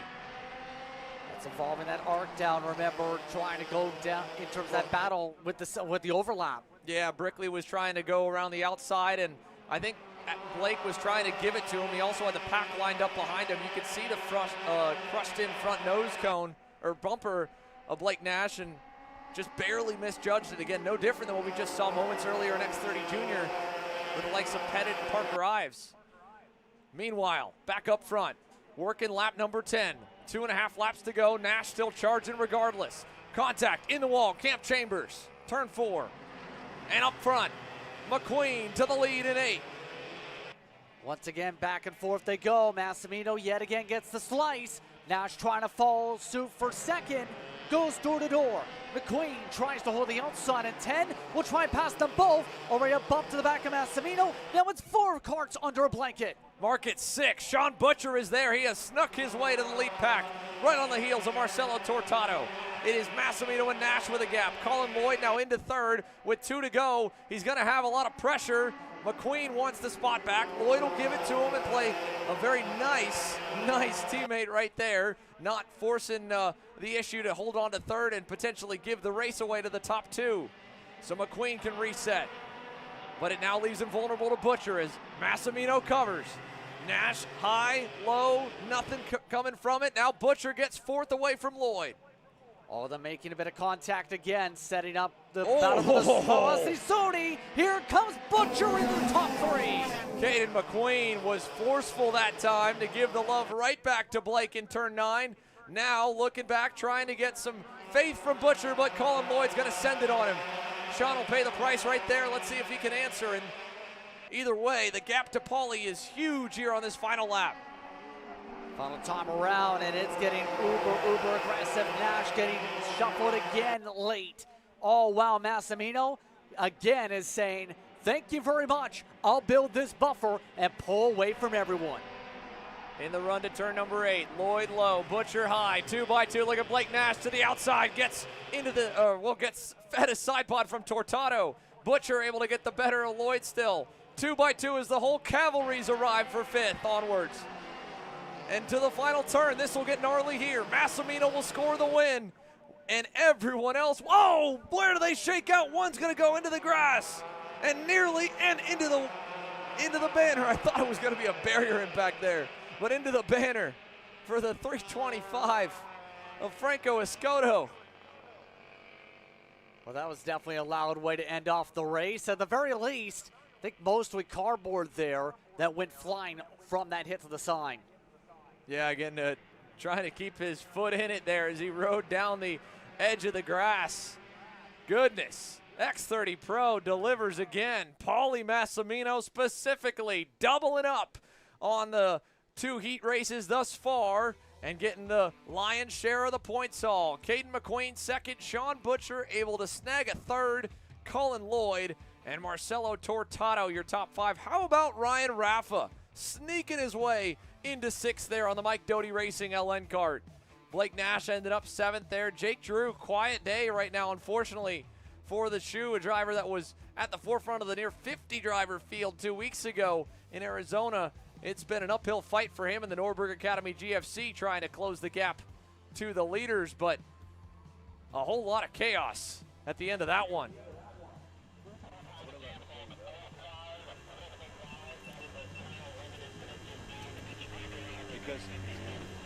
Because look at where you ended up because you didn't let it go. Just don't fight. There's no need to fight. No need to fight.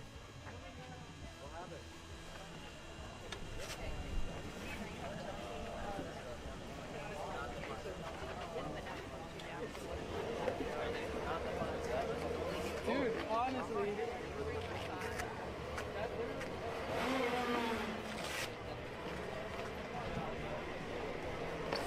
Oh, poopy doopy.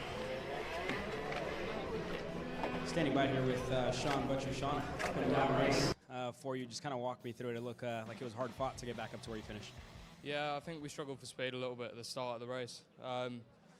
Yeah, and we got dived into the middle hairpin, and then as a result of that, someone else just decided to harpoon me in the rear, coming through the double right, and I got a bumper from that.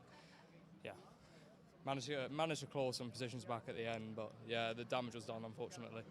And again, a lot of side-by-side racing. It seems like everything on the outside line, off the racing groove, is kind of hard to find grip. Talk to me a little bit about that. Yeah, I think I went for 1 or 2, like just to try and gain a few positions back, and yeah, there wasn't much going. So, really think and go again for the next one. Thank you, Sean. Thank you.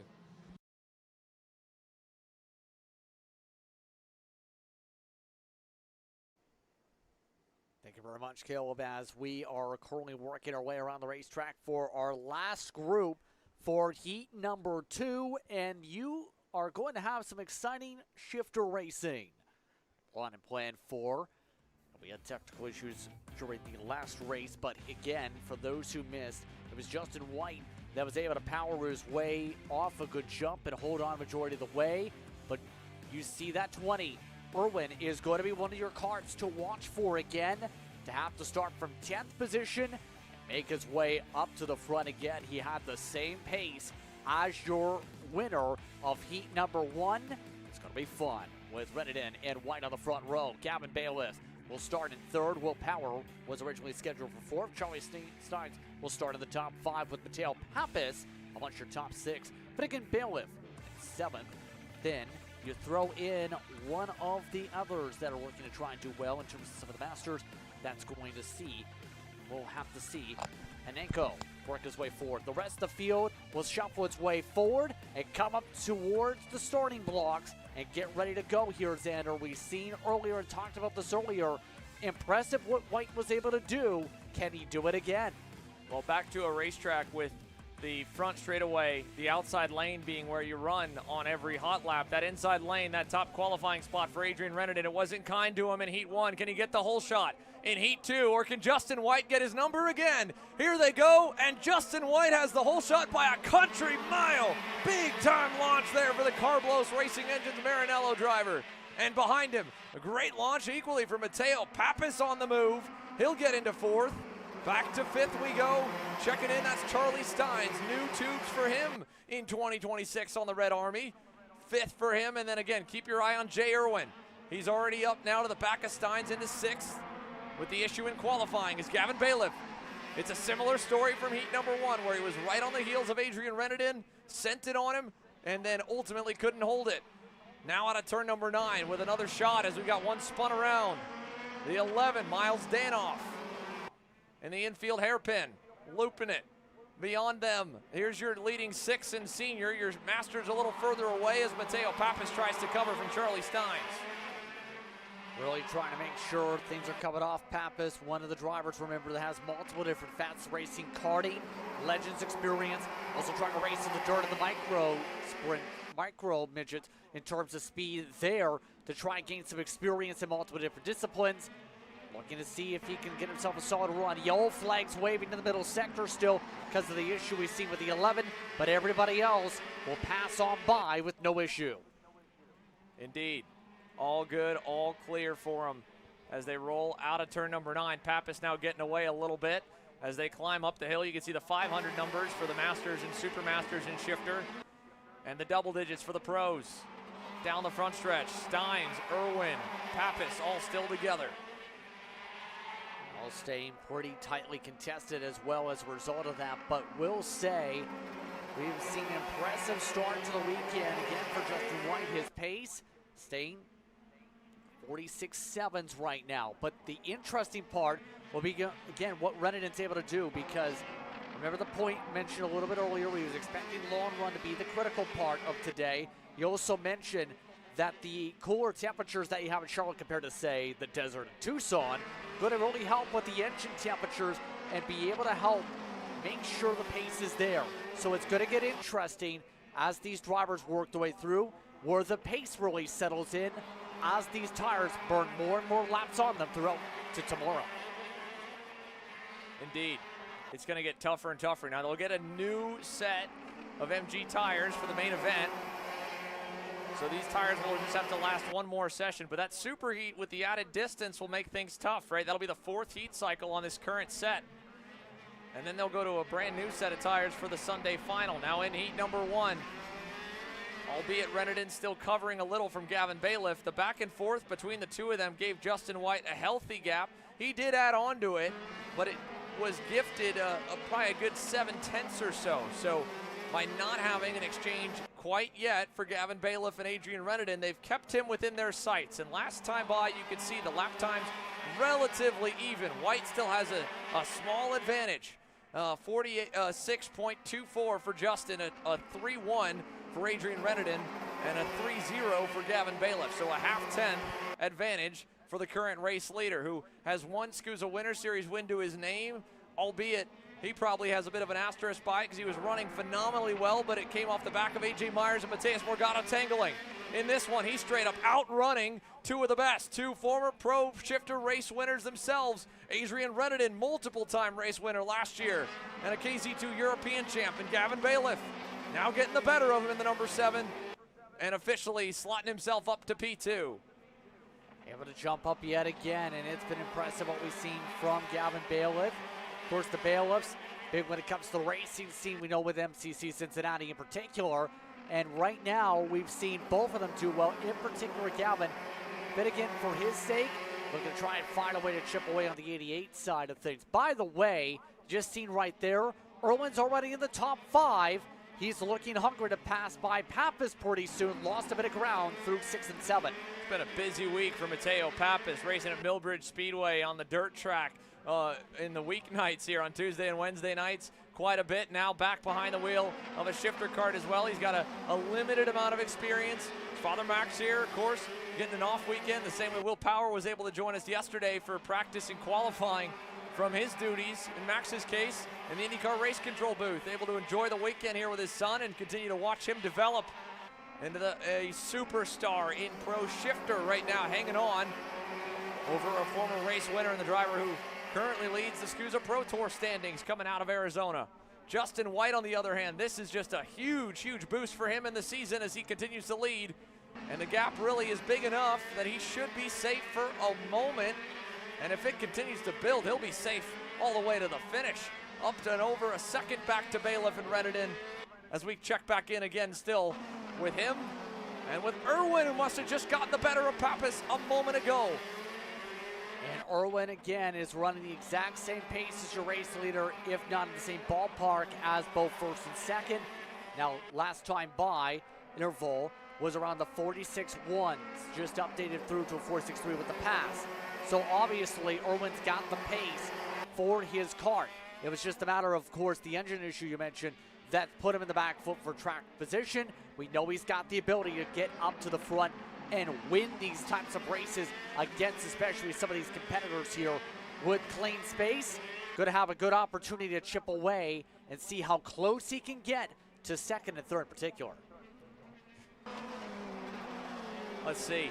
This lap will be the first real test we get to look at him, because last lap was the lap he made the pass. What does the pace look like for Jay Irwin? It is a 48.5. So it still wasn't phenomenal compared to the top three. Nothing like what we saw at a heat number one from him. Totally different racetrack, to be fair, of course, Justin. When you add in a lunch break, the short bit of delays that we've had to be running here in the hottest part of the day, 3 p.m., sun's been baking the surface compared to when they were back out on the racetrack for heat one in the mid to late morning. That's a totally different ball game. Jay Irwin's never been here before. Gavin Bailiff has raced here many times. Adrian Rennerton, of course, got his first taste of the facility with the Stars Championship Series night fight last September. And Justin White has raced many times here at Trackhouse Motorplex, both in single speed and in gearbox competition. He's putting all of that experience to use right now. Great weekend in the works, and it continues now. That time by, punching the fastest lap of the race. 45.921, only driver in the 45-second bracket. Mr. Marinello, number 32, Justin White. It's still looking very impressive. He has been, with a couple laps to work with here in this one coming up here. By the way, you mentioned weather. Remember the forecast coming into the weekend just a few days ago? It was expected to be mild temperatures around the 60s, maybe the low 70s. We're at 83 degrees Fahrenheit right now. So quite simply, if you were basing your potential game plan on the weather forecast, well, you have basically seen those out to bust, and yesterday was a fair bit cooler compared to the very sunny and, for the most part, very clear skies above that will impact these drivers as they make the adjustments for the SuperHeats in a bit. And again, that'll follow almost immediately when Pro Shifter wraps as we play a little bit of catch up on a very busy, very racy Saturday. 2 laps to go now. Gavin Bailiff has pulled away from Adrian Rennerton and is essentially just losing a little bit to Justin, but not as much as the number 12 Sodi is lap time wise. Justin White a 46 flat, Bailiff a 1, Rennerton a 2. Irwin might have started to cool things off now, having gotten to 4th. He doesn't necessarily need to push much more because he won't get much more out of it with only a lap remaining in the session. So as they go down the backstretch, Justin White 1.2 seconds out. Career best level day in the works here for the number 32. Again, already a race winner back last winter. Beyond that, last year, a lot of promise, a lot of top 5s, top 10s, knocking on the door of getting a complete weekend altogether. This could be that weekend for Justin White and for the father-son duo who spend the majority of their winter away from home, traveling to all of the events from the Northeast and working and living out of a trailer and a race trailer and a hotel here and there. Justin White makes all that hard work worth it today, doubling up. Heat 1, Heat 2, and ends the margin at just shy of a second over Gavin Bailiff. Really like the long run pace we've seen so far, and that's what I was kind of referring to with the tires is good test to see where things are by the time you get to a 22-lap run tomorrow. Right now, Bailiff and Rennerton amongst those that also started to settle out to a good average pace, but Jay Irwin, the average pace started to slip at the very end. That might be interesting to watch for the SuperHeat at the very end of the day for the final session of the afternoon.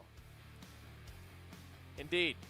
Now he's going to get a chance to start up front. Won't have to go a bit aggressive on maybe air pressure, a little higher than what you'd typically want to perfectly balance the lap times and pace over a session because you're trying to take advantage of other drivers doing exactly that. You want to peak a little earlier, make up spots in the first few laps. Now he's going to get to start right up there with the big 3 so far in the Pro Shifter return to the U.S. Pro Kart Series. Adrian Rennerton, who qualified pole and ends 3rd. Gavin Bailiff, who gets the better of him in Heat 2, finishing 2nd. And the man who has been the man on Saturday in Pro Shifter, Justin White. And the Carblos Racing Engines Marinello on top in both sessions. No question where he'll start for the SuperHeat, which that'll be probably the last point worth noting as well, is the fact that the SuperHeat for Pro Shifter will see an invert of the front row, and White will have to go from the inside. Let's go down and hear from him. Caleb. Thanks, Xander. Yeah, Justin, 2 for 2 on the day. Just tell me about the speed today, and a scary incident this morning, right? You just kind of knocked off the spark plug boot but it didn't affect you too much for the first 2 heat races. Yeah, it was really good. You know, we were getting really good launches off the line, getting into the lead, and then just holding it for the whole race, really showing the pace that I have, you know. So it's going pretty good. We'll see how the SuperHeat goes, and that'll position us for tomorrow. And tell me about the build-up this preseason, right, to get here to this moment, to get here to this position in which you're sitting in heading into the SuperHeat. It's been rough. You know, we had an early rough season in the winter, and then Tucson was a little rough too. But you know, I know I have the pace. Just got to work a little bit on my driving a little bit, and just, you know, fine-tuning, making it all perfect. And that's how it is right now today, and the pace shows. And I see you out of breath here a little bit. Tell me about the conditions. It's obviously as hot as it's probably been all year, and as humid, I would say, as it's been all year. Not that bad. You know, the track is evolving a lot. The kart feels a little loose here and there, you know. So it's a little harder to drive, but, you know, we still get the job done.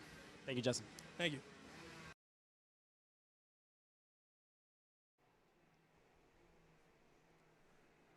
There you go, Justin White, sporting a new hairdo as well.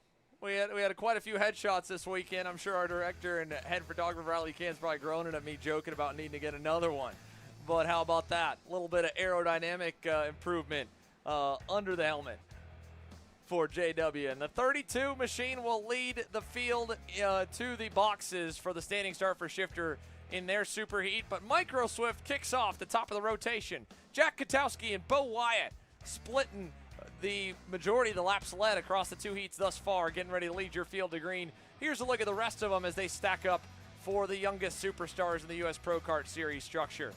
So as they roll, out of 11, out of crawl, you can pick out your favorite driver, figure out where they start, and follow along with us as we will with you for the full duration, the added distance here with the SuperHeats underway. It'll be 15 laps for the Micros and added 5 from their heats, and they are underway. No, looked like it was going to be good that time. The blinking red light says no dice. We'll have to try that one again.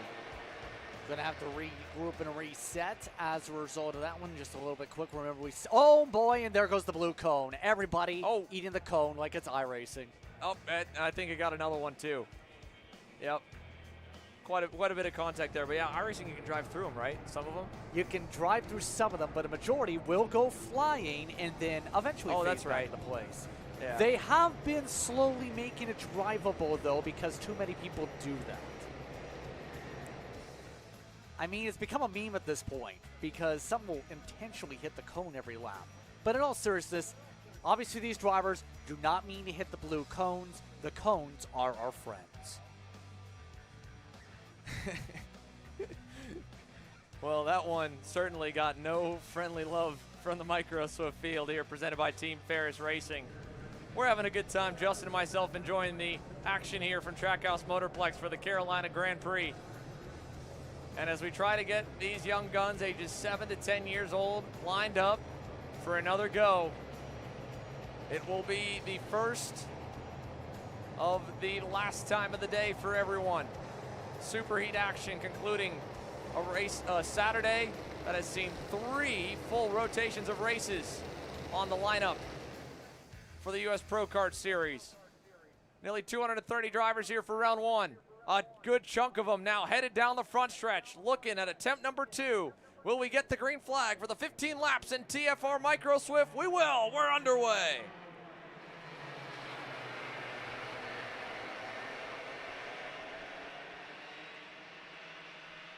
Yet again, inside line got the better jump. Yet again, sets up Katowski and company to battle it on out. Francisco got the jump from it also. But look at the separation. 6 on back was side by side originally up in the 2.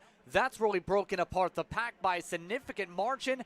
The review is underway for the start. Yeah, that's not a surprise at all. You got a lot of new faces here in the category. A lot of kids probably making their national debut. And there's a handful of potential violations you can get yourself in trouble for, but most notably it's trying to mitigate any advantage that someone further back than the front row could get, or really further back from the pole sitter, which in this case, Jack Katowski able to take advantage of it all, get to the lead early. Bo Wyatt slotting into 3rd right now in the number 51 Bennick, just a car length away. from Tristan Francisco in the RPM Nitro kart, and then a little gap back to Jose Torres in fourth, Liam Compatiello in fifth, Franco Schiavo sixth, although he goes to the high side there down the backstretch. Yeah, already seeing some of the drivers losing a fair bit of ground. Strayer in particular, one of the drivers we should see do very well, because we went to Tucson, did well there. He appeared in Florida, did well, very well there, to say the very least, in one of the Air Series. So in our words, Strayer's had a good amount of momentum as well when you combine that with Texas, with Houston. So he's got himself momentum. It's just a matter of, can he get himself to stay out of trouble in his circumstance? Amongst those in the 7th spot last time by.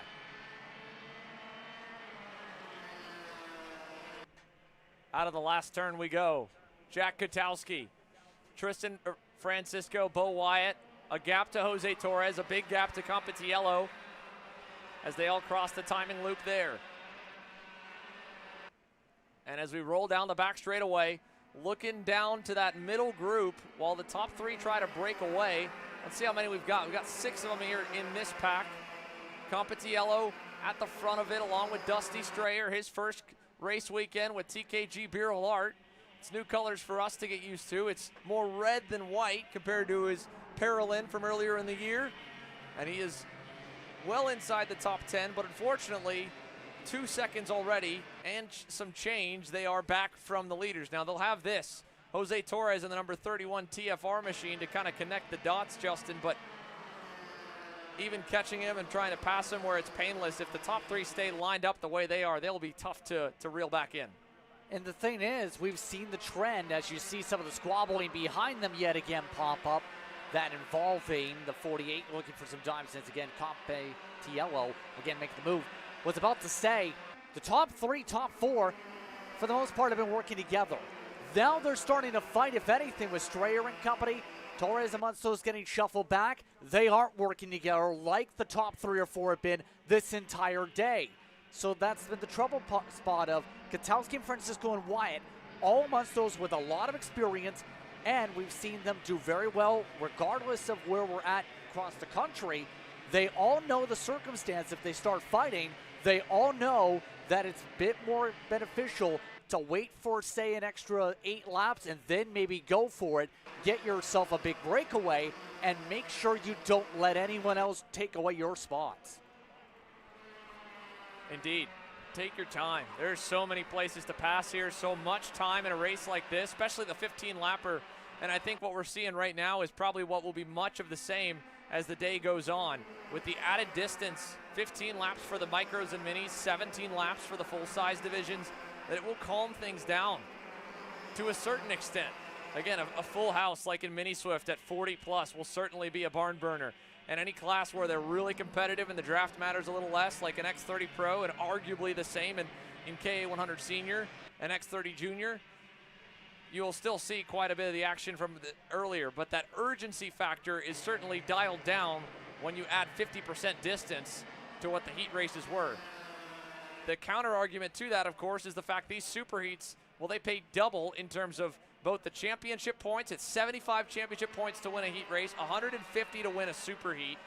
And it also, of course, matters twice as much as your heat race results will matter for the main event grid. So there's still a case to be made to fighting tooth and nail for every spot. But regardless, if you've got time to go, if you've got time to wait, in the case of Bo Wyatt, Tristan Francisco, and Jack Kotowski, you can take advantage of that and just take your time. Here's Dusty Strayer now, having gotten past Jose Torres. He's got Franco Schiavo riding shotgun with him.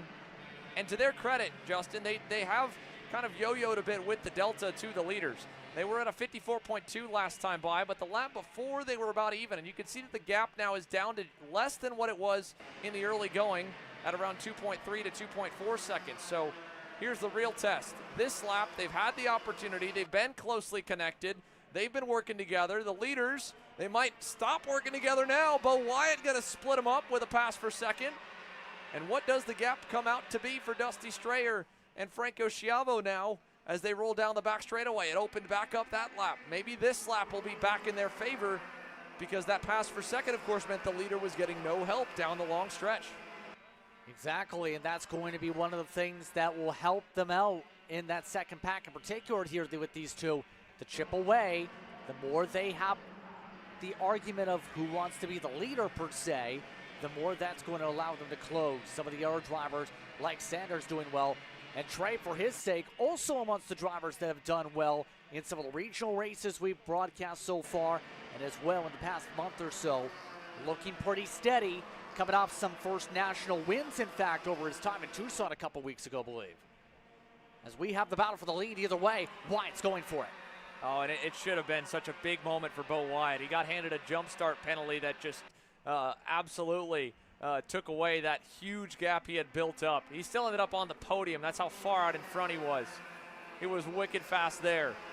He looks to be wicked fast again this week. Bennick, TKG Beer Art, Ryan Perry Motorsports supported Nitro Kart. 3 brands, 3 teams, and of course, the 2 drivers in second and third were the ones who really made their names known, their presence known in the micro categories, beginning all the way back in January. But Bo Wyatt has absolutely come on strong here as we've entered the regular season. And this weekend would be a huge weekend if he could pull off the win. Talk about taking advantage of the timeline, right? Having just a week and a half to get back on the horse and have another real shot at having some momentum, I guess, to carry on to the rest of the season. Now behind them, of course, we're checking in where some of the other battles and notables are. Unfortunately, this is not one. This is a crash here in 11. Blue and yellow machine. I'm trying to see. It might have been Brody Allegredo, but I don't know for sure. That is one off as well. That's the 33 going wide of Merchandini. Might have been Spencer Height, I believe, in terms of Oh, I think that is the right. Yeah, that's the right call. The 91, indeed. Spencer Height. Good catch, Justin. Yes, indeed, but the leaders are not done yet. Already, Ketelski coming off a stellar month of January, had some good speed in February and March, continuing to fight with Francisco and with Wyatt. Even with this back and forth, the delta isn't closing up per se with Strayer and Giavo as much as they are hoping with the way they're starting to spread apart and not work as well together. The delta this time by, for reference, they come on through, went to 2.4 seconds. That is still at least, give or take, another second plus towards maybe getting towards the draft if you're Strayer.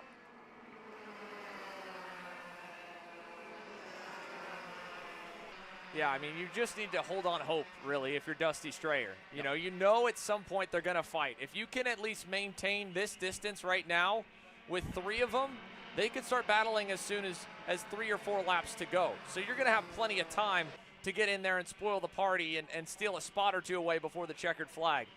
However, I think he's got a different problem to deal with. While the leaders, now with Jack Katowski, Francisco, and Bo Wyatt all running in line, they're 3. 4th and 5th have been reeled in. Trey Sanders is hauling the mail, and look at him. Big run out of 11. He'll get to 5th right there with a monster bit of momentum coming off a turn, off the final turn. That's going to put Trey up 5 spots. Oh no, 1 in the wall. It's a 30 up in the wall in that circumstance. Charlie Skurzapowski, the Parolin driver, who was running solidly inside the top 20, top half of the field. But Trey Sanders, talking about this kid, man, we talk about Bo's heartbreak in Arizona. That kid rode the roller coaster of emotions in every imaginable way. And now he is just riding the wave of speed. Big move there. That'll put him to 4th. Started back all the way in the 10th spot. He's got the fastest lap of the session by nearly 2 full tenths. And while that unfortunately derails the progress, quite a ways for Dusty Strayer and Chavo, but a little bit as well even for Sanders. He's gotten clear of him. He's wicked quick alone. Could he go and join his Nitro Kart teammate up in the front? That is 6 spots up the leaderboard for Trey Sanders and counting.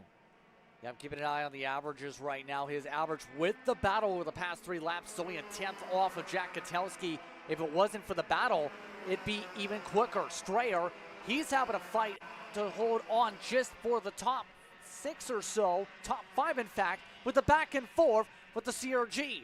So they are continuing to have a bit of a wrestling match. This helps Sanders continue to zoom away as the fastest car on the racetrack with his own help, with no one to help him. On his own is the raw speed for the 3. Oh, and Chavo does not want to give it up. He and Dusty Strayer were working together nicely earlier, but that was before they realized how they are not just even to the top 3, but they are not even with the top speed.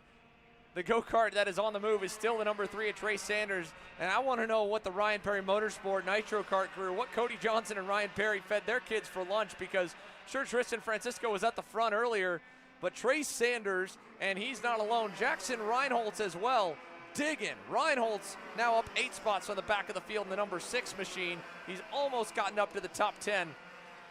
A good ways back, of course, from the main pack, but he has certainly made some big-time waves here in this SuperHeat as Trace Sanders continues on his own. At this point, even as fast as he is, it's a bit too late to make any more upward mobility or upward movement. Uh-oh, problem here. Penalty for the number 5 machine. Grayson White, 14th on the racetrack, avoidable contact. Grayson White, one of the drivers who usually is up at the front, has been very quiet over the course of this weekend. Now while this is going, the battle is on with Francisco, Katowski and company squabbling out. Couple laps to work with on the board. Yeah, 13 down. Now working to the end as they get to the backstretch and around the outside. Are both going to get past? Yes, Tristan Francisco covered off textbook style, and unfortunately there was a cheat code to the textbook. And it is Jack Katowski and Bo Wyatt now into the first 2 spots. Katowski now going to go to the way low side. Bo's going to go to the outside. And Bo Wyatt around the outside, momentum up, and the inside for turn 9. Can he hold it here? He'll wash out a bit. Katowski crosses him back up, but the kid that has driven everything from micro karts to micro sprints uses some of that dirt track cushion level speed. He's trying it again now to hang on to second. He will. Katowski back to the low side to protect, and Trace Sanders is hopping in the seat back there in third. He wants to join the party. He wants to see if he has a chance here, especially with Francisco trying to build up the run for the battle for second. For the lead, though, Katowski looking to block. They make their way through 4, all as they have Strayer really lose the bottom. Strayer trying to hang on over Schiavo. Meanwhile, your top 3 nearly 4 deep on the last lap, headed down the backstretch or the short chute into turn number 8. Down low's Katowski. Wyatt again to the high side. Not even close for Jack Katowski to hang on with him this time. Wyatt now again center track. Katowski having to cover. Sanders sneaking into third. Bo Wyatt does it once, does it again. 1 turn to go. A heck of a gap to do it as they round turn 11. Bo Wyatt, outside hero, wins the SuperHeat in micro. Nicely played on the run out through turn 8. If you're able to keep momentum on the outside, you can power your way through it. And that's exactly what happened for him to get the edge by near 2/10. How about that? Bo Wyatt, top of the pylon, and a great end to Saturday, and a heck of a birthday gift for his dad as well. His birthday today, and Bo is going to get to celebrate a little bit here tonight as they re-rack for tomorrow and chase that elusive first career national micro win. This should put him nicely in the points as we look to Sunday. For now, here's a look at the final standings as they cross the finish line for the Micro Swift SuperHeat presented by Team Ferris Racing. Wyatt, Katowski, Francisco, Trace Sanders, and Dusty Strayer, your top 5 down to Rowan Machine in 10th. We'll take a break from the action. We return. That's 1 SuperHeat in the books. Another one on tap. K.A. Junior when we're back. This is Henry. Henry feels sad. Henry feels sad because it's time for his next big race and his go-kart is in bits. Henry doesn't know that Acceleration Kart Racing is the United States #1 shop for all of your karting equipment needs. Henry also doesn't know that Acceleration Kart Racing can deliver anything from tires to race suits and even wheels directly to your front door or to the racetrack itself, quickly and efficiently, with tech support available 6 days a week. Poor Henry doesn't even know that Acceleration Kart Racing offers free shipping to mainland USA on selected product if you spend $200 or more. Do yourself a favor. Go to accelerationkarting.com and make sure that you are never left stuck on the pre-grid with Henry. Be smart and don't be like Henry.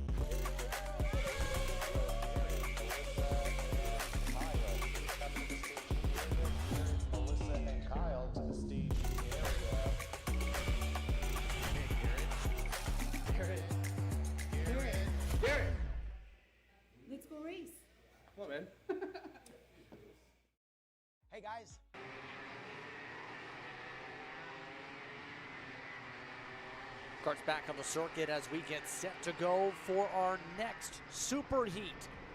Let's see who's ready to bring the heat today as we get ready for KA100 Junior once again ready to do battle.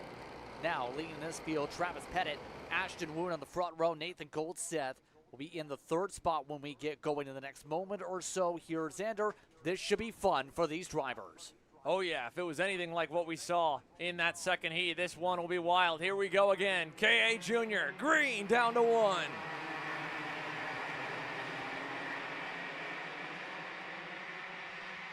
Making the way down through 3. Once again, Pettit trying to play some defense, all while everyone else gets the elbows out. Single file making her way through turn 4 to start. Now Pettit all day long has been in contention for the lead or in second, it feels, every single race. Right now, he's not willing to give up this lead for anything. Plays low, sets up some side-by-sides amongst the top 5 as some of these karts really try and figure out quickly, can they get themselves forward? Sentient amongst those, trying to get aggressive amongst this field. Again, when they're this packed up, you can go either forwards in a hurry or backwards in a real hurry. And right now, that is exactly what Travis Pettit is trying to prevent. Covering the low side, down into 1, trying to hold the cavalry at bay. Nathan Goldseth, best he has been so far this weekend. Now he wants to go one better. To the lead in turn 4 if he can stick it. Pettit's still there, barely able to get in front of him there before turn number 5. Laura Faloa, Omansto's trying to watch in the popcorn seat also, but all this as well, keep in mind, 17 laps to play with. Pettit really slid the tires, lost him some ground. Now he's off of the grass. Pettit put onto the back foot, will lose 3 spots, make it near 4, all with 1 tire slide, 1 person in the barrier in turn 8. Yeah, we got one off. We'll try and figure out who we just lost there. Meanwhile, again, Travis Pettit, like you said, he threw it in deep, locked the brakes up, waited to the last second. That was a knee jerk, late break, and then lock up. Oh, that is the 804, I believe Bowen Green potentially, and indeed the Timmy Tech comp card in the wall at the exit of the infield hairpin. But Pettit tried to be the hero. Sometimes you end up falling a little short and feeling a little bit like a 0 there. That would have really paid off. That would have been a showstopper move for Travis. Unfortunately, he's just trying to stop the bleeding now. Valentino Santillan to the inside and into the side pod of Maxwell Macha behind him. That's what he wanted there for a moment. Penalty coming. The 828 machine assessed an avoidable contact penalty. Yeah, already some of the aggression really causing some of that amongst the field as a result. That 828 will have to plummet down the field. That is Kai Park, who is usually amongst those in the top half of the field, running 27th at the moment. But everybody else trying to keep it towards, at least, find a way to keep within this choo-choo train. 5 karts on a breakaway. That's now seen a change for the race lead yet again. Indeed, Nathan Goldseth up front, now back into 4th. It is Tristan Murphy to the point now. The Orsolon machine that's slotted behind him, that's Lorenko Varela. And then here is Ashton Woon, teammate on teammate for 4th. He gets by. Been in the top 5 all day in both junior classes is Ashton Woon. So has Nico Katowski, who is smack dab in the middle of the top 5 on the TKG Birol Art machine. Up the hill to 11 we go. Tristan Murphy will lead us to the end of lap number 4. So far 4 down, many to go in this one. It's not done for the race lead. There goes the 864 on the poke. He also brings Katowski with them. So up at the front, now up at the front, looking to stay at the point. 3 wide for a moment. It's 2 by 2 instead in the 4. Oh, Benja Fernandez climbed up on the curbing there with the help of Maxwell Macha trying to shove him forward. Ultimately, through the infield section we go. Tristan Murphy and Lorenko Varela now getting some breathing room along with Nico Katowski. Sorry, Murphy battled into this after losing the lead. He's back to the 6th position. It is Varela with Katowski and a gap to Woon. Then Goldseth, who leads this group. He's 4th. That group, it goes all the way back to 16th. Santiago Orioli, who has had to drive from the back of the field both of his heats. He's up a number of spots already in the Super Heat. And as we check back in, it is Murphy making the move to go back to the point of it all. Ahead of Callan Berghofer, the off-pole qualifier. Yeah, that's after a little bit of side-by-side, cost him a fair bit of ground through 11 in the first place. Now Berghofer at the least going to push. Pettit, for his sake, going to be one of his biggest tests yet. Can he get through the field when he's put into traffic? He's been up in the front all weekend. Now it's his first major test in dirty air. You see him in the Hornet's Nest where they are really blocking hard for the edge of the top 10. There's a squeeze out, for example, for Goldseth. Nathan Goldseth's going to lose about 4 spots from that. He tried to get back into line, kind of popped the rear bumper of the car in front, and that's what broke the momentum a second time and had him to have to scramble to get back into line. So it's Macha at the front of this group. Who's behind him there on the Rocket Racing Company machine? Oh, check out up front as well. Katowski with a change for the lead. Varela back to third. Wound slipping by into second. It's Moskalenko. That was the RRC driver in the middle of all that with Macha and Fernandez, the two Miami, Florida natives. Macha out of Tampa, Florida. Benj out of Miami. And this whole scrum back here, they're now over 2 seconds from the leaders. And at any point here, they could fall further back. Talk about one move on the opening couple laps for Travis Pettit that could have paid off with the lead, but ends up putting him back here. And now, Cade Wolf spun in front of the field. Dipped a tire, and once he crested over the right side tires over the pavement, it just started dipping over and lost all the traction for the rear end. And I don't think that was his fault at all, Justin. I think he was an innocent bystander. I think it was just running out of racetrack going into the corner, because for a split second he ended up 3 wide on the outside. I don't think Travis Pettit knew there was a bumper right at his right rear, and just a couple of inches put, like you said, that right rear tire into the dirt, and around Cade went. All the way down the leaderboard he goes. Meanwhile, problems here, Braden Wagner on the Rawls and Performance Group entry. Broken left rear bumper bolt, you saw that there coming through the bowl. He's running solidly in the upper half of the field. This could sideline that momentum. There he is on the yellow helmet right here, look at it. Coming out of turn 8, you can see the left rear is dragging on the ground. That's okay. The issue is if right here you can see it starting to wobble further away from the tire and expose the frame, expose that rear tire, and that would get a meatball flag. Mateo Calderon realizing that, trying to get past him. It of course factors in when you have bodywork dragging, that when you go to turn right in this case and all the load goes into the left rear tire, and then that bumper hits the ground and drags and digs in, it'll knock you sideways. So just got word the meatball flag was displayed. Braden Wagner from inside the top 10 now will have to exit stage left at the entrance to 11. And that's unfortunate because he was in a good spot before that situation, was on a charge, now not anymore. All that being said here, as we see drivers like Pettit settle down, -7 still. Compare that to Moskalenko, who's up 7, who's done really brilliant to be able to keep up himself through this pack. You've had some drivers really charge and other drivers really at this point really being on the back foot.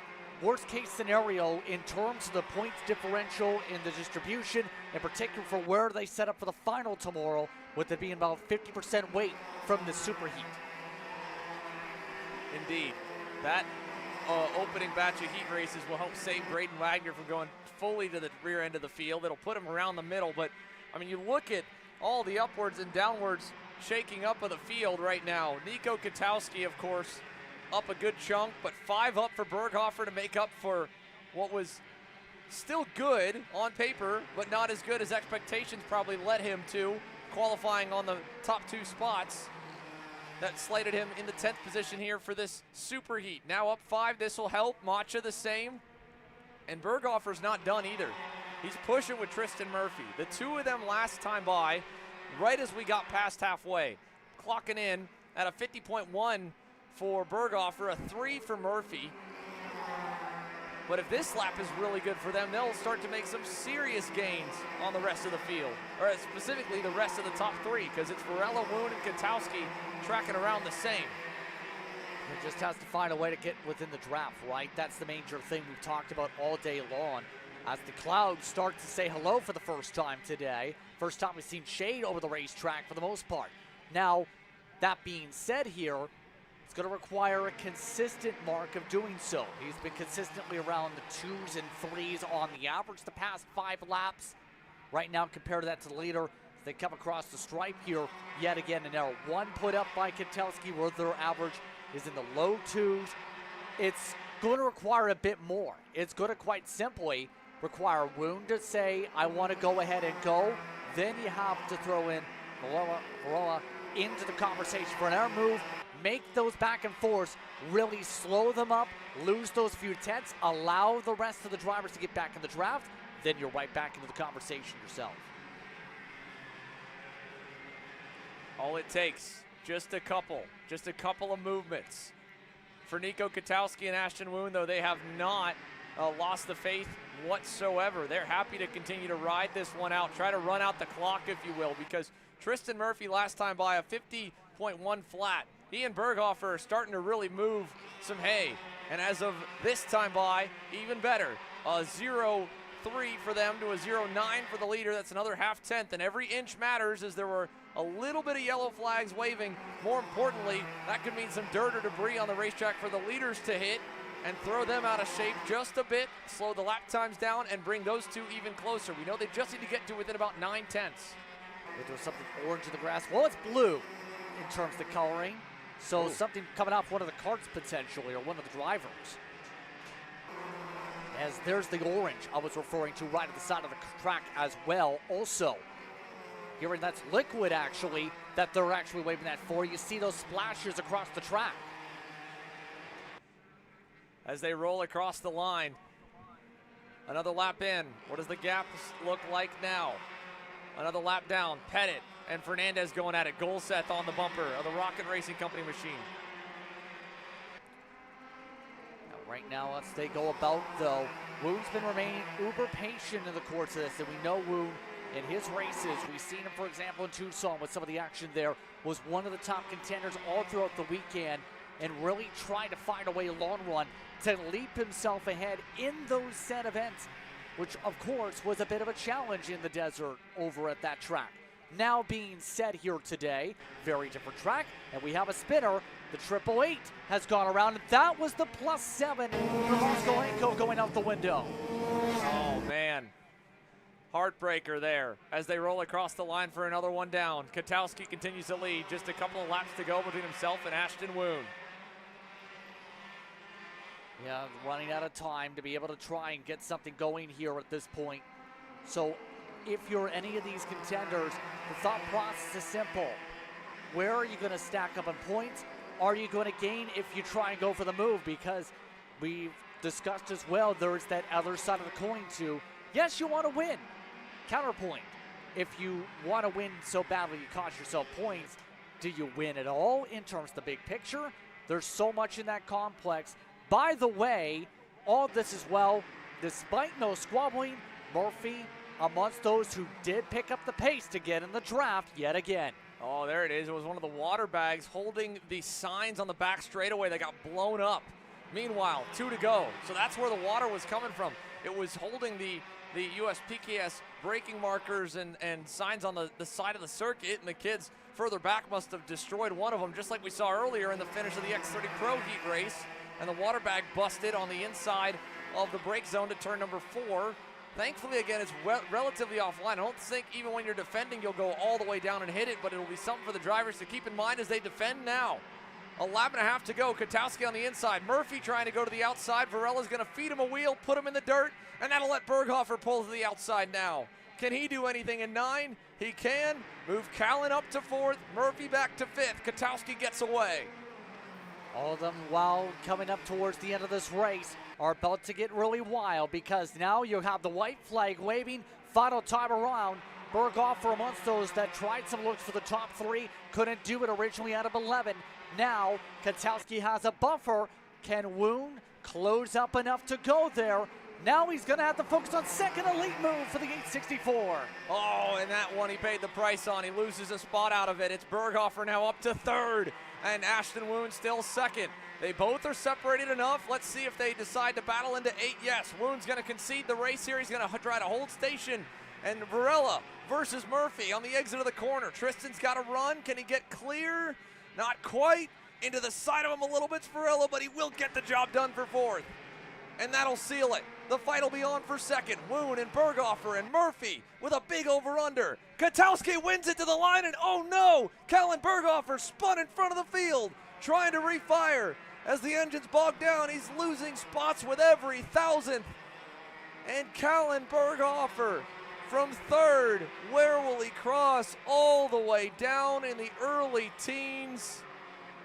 And just as you see at the top of your screen, Race Control was on the ready for that one.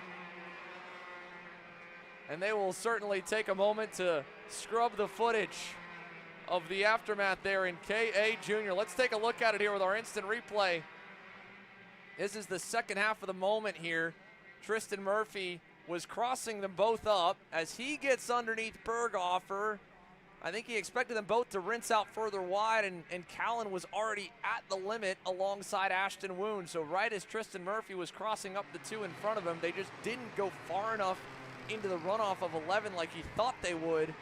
And all it takes when the tires are that close, just a light touch to initiate the contact. And again, it just spun Callan around like a top. Put him down to 15th in the end, but up at the front, Katowski and Woon were within a tenth of a second. Corolla amongst those in the top three. Murphy, Berghofer was originally in the top five when we crossed the scoring loops. That, of course, shuffled in the very end, but also you had Macha that was able to get amongst the top five once things finalized. Golset did get himself up. You have a lot of other drivers that shuffled over the course of one lap alone that really changed over the course of the SuperHeat. Yeah, huge shakeup there with the finishing results. Callan Berghofer, he eventually crosses the line all the way down in provisionally 15th. Which doesn't show right here, but he would be just right smack dab in the middle. And again, that's before they take a look at doing anything further with the results. Arthur Barb out, Jackson Elefante out as well in the final couple laps. Braden Wagner we saw with the mechanical and Bone Green in the wall. That will lead to a lot of cleanup.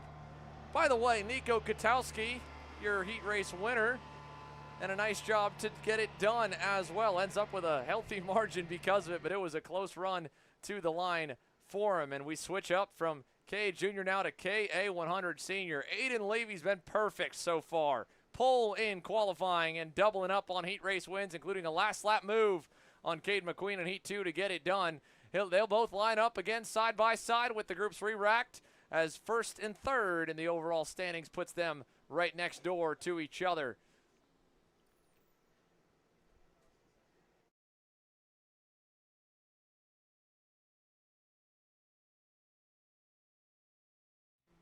Danny Perez rolling from the inside of row number 2 here in this SuperHeat headed your way. Connor Ferris getting ready to join him on the outside lane, Justin, and we take a look back to the rest of the lineup that's headed our way here as they're gridded up, just waiting on the rest of the track to clean up. How about Brandon Lemke?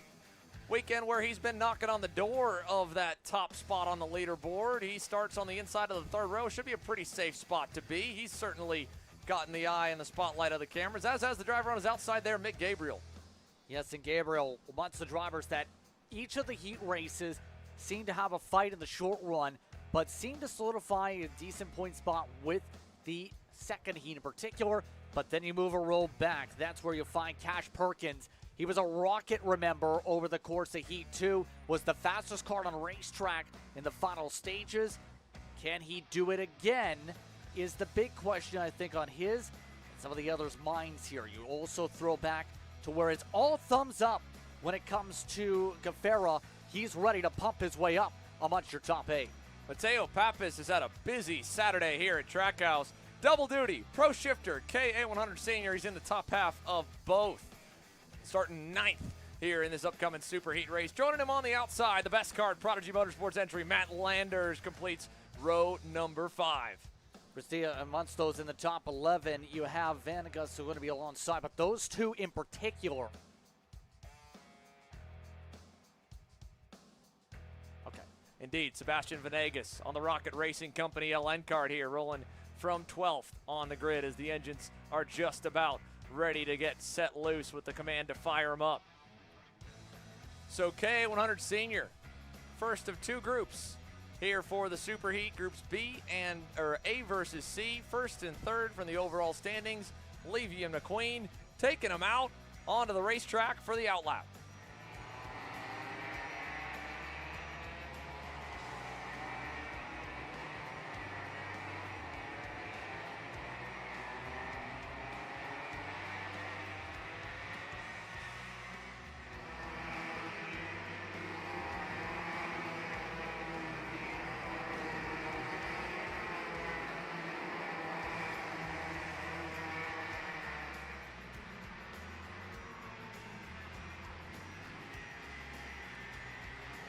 So we spoke to you about your top 12 starters, the rest of the field lining up. Anthony Rivera, of course, just off the screen here, but here's how they lay out graphically for your first 5 rows. Aiden Levy, Caden McQueen, Danny Perez, and Connor Ferris.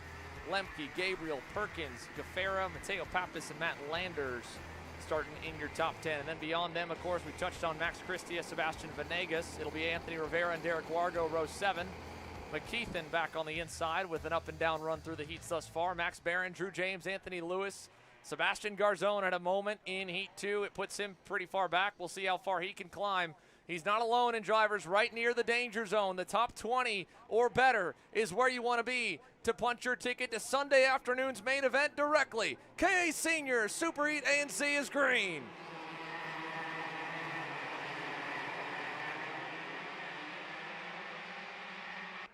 Good start amongst your top 4 yet again as they all make their way through up to 4. Perez immediately going on the hunt all throughout the weekend is that top 5 speed in the heat so far. Looking to try and see, can he get himself the lead and solidify it really for the first time. He's been in the conversation, but it's been difficult to sustain the lead. This time getting checked up as they fall behind Levy, marching their way through the top 5 single file. So far, so good for the first few, but now it's not just the top 15. It is all the way up to 6th here with the battling. That was Perkins and Landers going at it. Now McQueen sending it on the inside of Perez, and that cost them both a lot of momentum. It's Connor Ferris now to the front of the pack. Here in 2nd, McQueen 3rd. Lemke back to the 4th spot as they climb the hill and head towards the backstretch there at turn 3. Got one around in the infield. The 988 Sodi has gone for a ride as McQueen and Ferris now trade that 2nd spot. Jack O'Keefe is that Kart. He was running around the 20s to start things off today. But all this as well, the leaders already seen a bit of a cushion between 1st and 2nd. McQueen really wanted that spot immediately, went to work immediately. A bit of contact, Perez having to battle out 3 wide, gets nearly pushed wide. He gets back to 2 wide in the heart of the field. And so Perez, with all that battling, pushed right into the back foot and being put into a back pedal. Danny Perez now. Where does the DPC X30 find himself at the end of the lap now? All the way back. Looks to be around the 8th position as Ferris loses a spot there to Lemke. Brandon Lemke on the move forward. Levy with the lead. McQueen 2nd. Lemke now up to 3rd as Ferris slots in line. Beyond him, Cash Perkins while Lemke's going forward. His SCR machine just lost a spot, maybe 2. Looked like Gaffera got the better of him. He was able to hang on ahead of Perez, so Caleb G up to the 6th spot. Perkins back to 7th. Perez down low there in turn number 8. Mateo Pappas back in 9th. Max Christia, Mick Gabriel there. Yeah, that's where some of the aggression seemed to pop up, in particular with some of that side-by-side a moment ago. That already cost them a little bit of ground to some of the others, some of the best karts in the field. But all that being said here, you can see Pappas, once those doing double duty, wants to find a way to push forward, and now again, Perez a good jump to dodge the barrier. Man, he got fed a whole lot of muscle right there from young Cash Perkins on his 2nd ever senior season here. And Cash there with a blacked out side pod to show for it as he ends up losing 2 spots overall. Mateo Pappas able to get by him, bringing Max Christia, the rookie, through. Christopher McKeithen on the move as well. He's up a handful, looking for another on Gabriel. Christia looking for a spot on Pappas. They'll drag race out of 8 over to 9. Mateo, oh, this one's gonna get close here. Can he hang on? Christie up and onto the curb will break the momentum. Pappas should get just ahead of him in time to clear himself as they all race up the hill to 11. Yeah, and right now, at this point, if you are Pappas in particular, you're just thinking, can we please settle down? I'd like to try and figure out a way to close, because that's been an issue so far, is it's been a hornet's nest. Last time by, they were near 2 seconds behind, by the way, once the timing goes through, yes indeed. So that's going to be a hard way to close up. For other drivers, like Landers, you can throw in the mix and a couple others. This has been a boondoggle to really build a buffer with how wild this choo-choo train has really gotten here. Boondoggle, that's a new one. And indeed it is. I mean, Colin Lloyd to the inside with Perez now trying to just get something back up the inside of turn number 8. Cash Perkins now, what is the gap going to be after all of this? I mean, they were 3.5 seconds back from the lead last time, 2 seconds away from the next driver. Are they going to be more than 4 seconds away from Caleb G, or at least 4 away from the lead when it all updates here? Let's see. Through turn number 1, Levy, McQueen, Lemke all still close, and then this group, that massive changeup. Yeah, quite a bit. 4.3 out of the lead, 2.5 from Gaffera. There's the distance from your first group to the second one. But again, early going, a lot could still change. I don't know if a gap like that would come down from the leaders. Once it splits, it's really hard to reconnect, especially in a case like this where you have the fastest go-kart from Friday, arguably the fastest, if not one of the fastest, in Aiden Levy leading the way, and Caden McQueen rolling up to him. I think both of them are going to be content to wait a few more laps before they really slice and dice. And so you're not going to bank on any extra battling to slow your leaders up. And that's, of course, anticipating or assuming McQueen can get there. This, on the other hand, is where the action's at. Christie and McKeithen now going by Perkins. And remember, McKeithen amongst those that got really shuffled back as a result of incidents before in the last race for McKeithen. Already at +6. It has also moved his way up a fair bit. Colin Lloyd, who had incidents earlier, 14 spots gained. Is amongst your top 10 in some of the other packs here, has been really able to take advantage of his speed to get past Perez and company, and now he's looking for more. Again, looking to pick up more and more spots. Lloyd is to make up for a lot of lost time after Heat 2. That pass right there in turn number 8 was nice for Colin Lloyd to make up a spot and not really lose too much. Is up front, first lead change in a minute. Caden McQueen able to take the gap down to 0 and make the pass stick down in turn number 1. That's going to give Brandon Lemke a little new life. He and Connor Ferris have just been hoping for something to happen up front. They have been digging hard. All 3 drivers, 2nd, 3rd, and 4th, setting their best of the race last time by. And now McQueen tries to set sail from Levy on the run to the infield. Aiden Levy, to get the pole in the main event, doesn't need to win this SuperHeat, but he certainly cannot afford to let Paulie Massimino win the other one. And if Caden McQueen wins it, it's going to make things really interesting here because, of course, McQueen has had a very consistent run through both of his heat races thus far. Yeah, and at the very minimum, the round down during the heat races was at least top 3. If he's able to keep it our top 3, well, he's going to be up in front regardless. I think McQueen is the best challenger, in particular compared to Levy, to battle for this race win, just based on even with the different groups. They've had very comparable speed. We've seen that all day long from McQueen where he's been dialed in with that package and he's been really happy in that Velocity Racing Sodi kart, regardless of whether it's this or the X30s. Right, I mean, with Aiden Levy getting the better of McQueen, that's basically a 1-point differential in each heat race. And then when you take the twice as much factor here in this SuperHeat, that would even them out. And then it would go to the qualifying tiebreaker, which of course would go the way of Aiden Levy. But again, all of this is really not something we'd want to show you or talk too much on yet until we get to see the next group go out, the other half of the class, and then we'll really get a good look at the live standings of how they should stack up for tomorrow.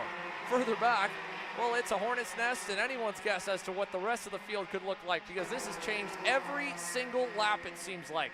Perez now at the front of the pack. McKeithen back behind him. Perkins there. Look who's joined him. How about Sebastian Garzone? Getting up and after it, up on the wheel after the moment earlier today.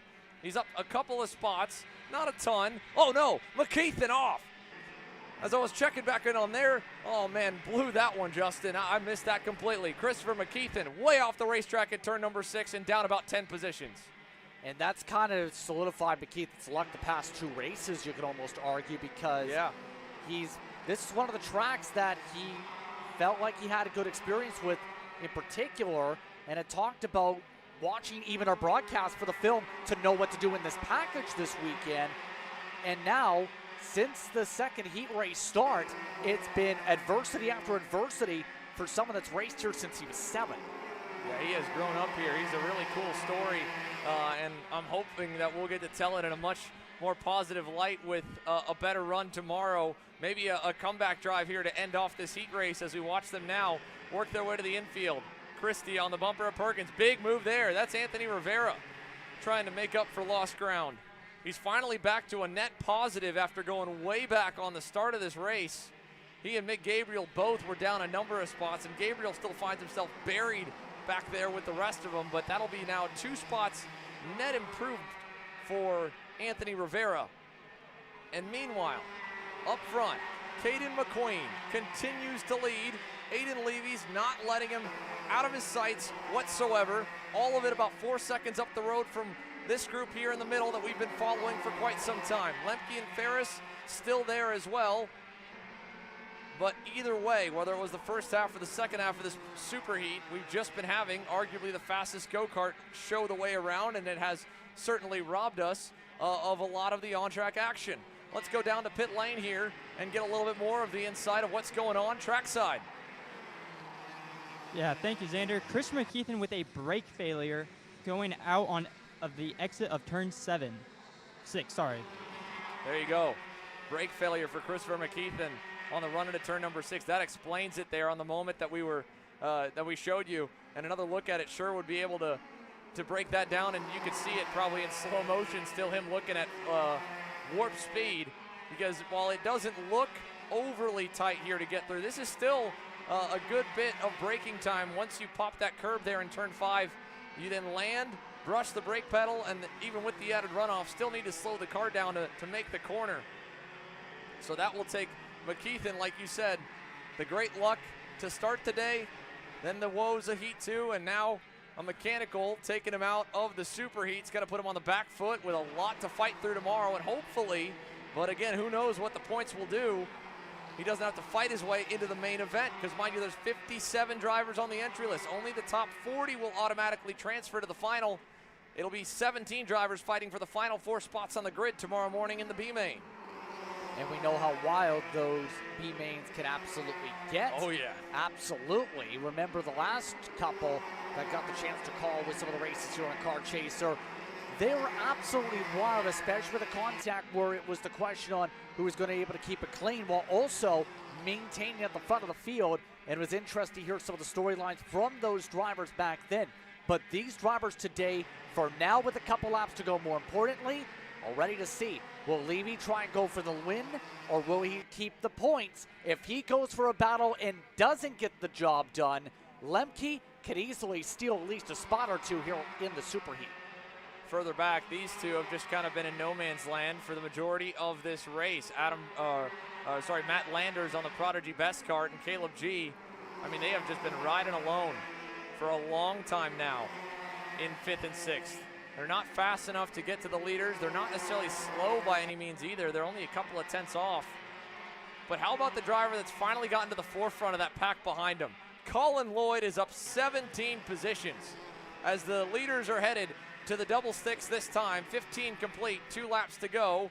Colin Lloyd now at the front of the midfield scrum, albeit 7 seconds back from his teammate who leads. Heck of a charge through the pack for the 961. But 2 laps remain now for Caden McQueen and Aiden Levy. And the moment they begin to really fight will open the door for the likes of Lemke and Ferris to try and spoil the party, having not cracked the top 2 all race. Down the backstretch, McQueen, just a little bit of a fade down into the bowl, but trying to minimize the time lost.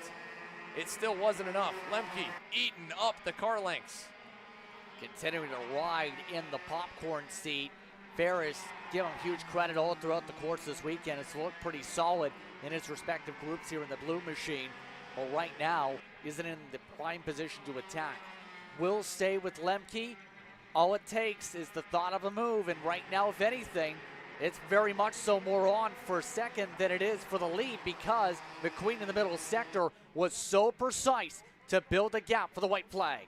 Yeah, that was really good. Like you said, that infield section all the way to the last turn. Caden McQueen now has 2 car lengths to boot. He knows they're going to get eaten up a little bit in the draft down the back straightaway, but this is going to be, hopefully, for Caden's sake, a cruise to the finish. Levy keeping him honest right now. That was a good run through turn 4 for Aiden. He was able to pick his pocket at the end of Heat 2. What does he have in store here in the SuperHeat? Or can he get close enough? Does he have to worry about Lemke? Right there, looking for third. Or looking from third.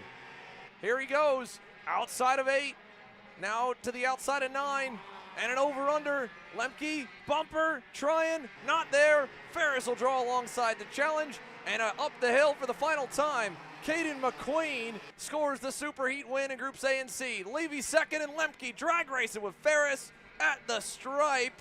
Should barely just go to Ferris. Connor Ferris by 0.03 of a second over Lemke. And you saw as well the penalty coming across. Avoidable contact dished out there as we were headed to the last turn. The 928 machine addressed a penalty for avoidable contact. Sebastian Venegas given the penalty. Running about 15th position at the time, and we'll say it seemed as though Lemke knew with that move he had tried in turn 9, tried to get the up and under, slowed up the momentum, cost him the spot to Ferris. Knows if he played that differently, might have been able to take second, if not maintain a top 3. McQueen, Levy, and Ferris amongst that podium on this SuperHeat. So there you have it, folks. Provisional results here for K100 Senior in the SuperHeat. Group A versus Group C. Caden McQueen, top of the heap. But that's only one half of them here. And in fact, that was just obviously the first page of one half. Danny Perez ending up with a decent rebound to 11th. Bummer run for Mick Gabriel down to the 18th as the backward slide ended down there. Garzone, on the other hand, moving forward. Would have been the hard charger had it not been for a phenomenal run for Colin Lloyd, up 17 spots to the top 10. And then from this page and at the bottom of it is where the math and the calculations really start to get a little hairy. Christopher McKeithen, obviously, with the DNF. That doesn't help his chances of making it directly into the main tomorrow. And everyone here on this page as well, outside of the top 20, are going to need to lean on some really good heat points and some gnarly racing in the next one. However, Caleb Vieska, as you can see, is standing by with a 17-spot plus and maybe some more after official intervention performance for Colin Lloyd. Caleb?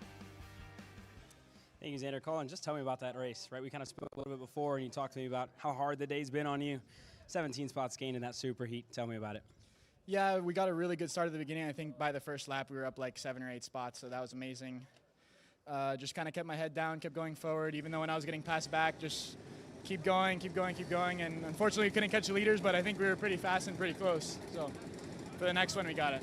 And I got to look back to Tucson for you as well, because it seemed like a bit of an off week, something that we haven't seen out of you yet in 2026. Tell me how good it feels to be back up at the front this weekend. Definitely feels a lot different being at the front again. Battling pretty much for your whole life for 20th kind of sucks, and to know that going into the final for Tucson was just a bad feeling, but we're back now, so it's all good. And I got to ask you about X30 as well, because the pace has definitely been there as well. How good does it do? And you know, how does driving X30 and this a little bit, how does that do as far as track time goes? It's a little bit different. Just have to trust the softer tires more than the harder tires in KA, but we're making some changes for X30, and I think we could be in the top. Thank you, Colin. Thank you. You heard it in the background as well. The engines had fired. They're going right back to it with the Brandon Jarstracrack Racing KA100 Senior Division. Here is the lineup as they take to the circuit for Groups B versus D. Paulie Massimino will lead your field to green alongside Enzo Vidmontien. Shane Reddy will line up on the inside of row 2. Further back with Edgar Rodriguez. James Overbeck and Aiden Lorenko then for an all BJR. 3, 4, 5, and 6. And there's more of them further back as well. A heavy group for them, and a heavy session is needed for one of their teammates in Mateo Rubio Luengo, and of course, notably AJ Myers there, Justin. Yeah, 15th spot, remember, was one of the top competitors in the second heat. Going to need a charge up again to be in a good spot for tomorrow. Some of these drivers will have to catch up a lot, like down car, down amongst the 20s. This field already getting quickly doubled up and ready to watch the lights. Can Massimino continue what's been a solid day?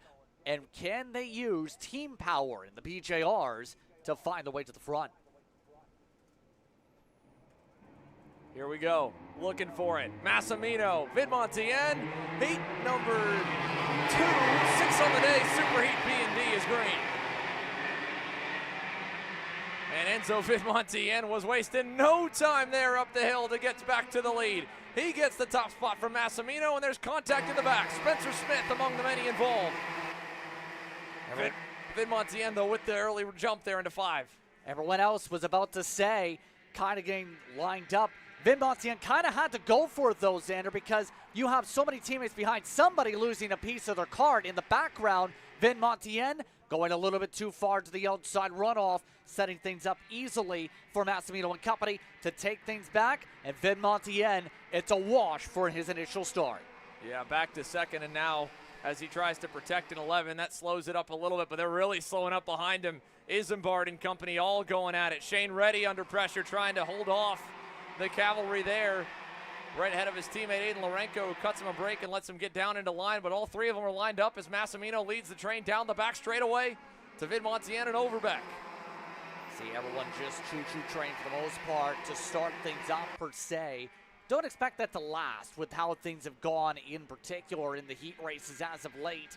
But right now, we're seeing just how Lorenko in particular looking to try and span out. A little bit of offset 3 wide though. Gonna send Lorenko onto the edge of the curbing and into the grass. Costs him a bit of ground as a result.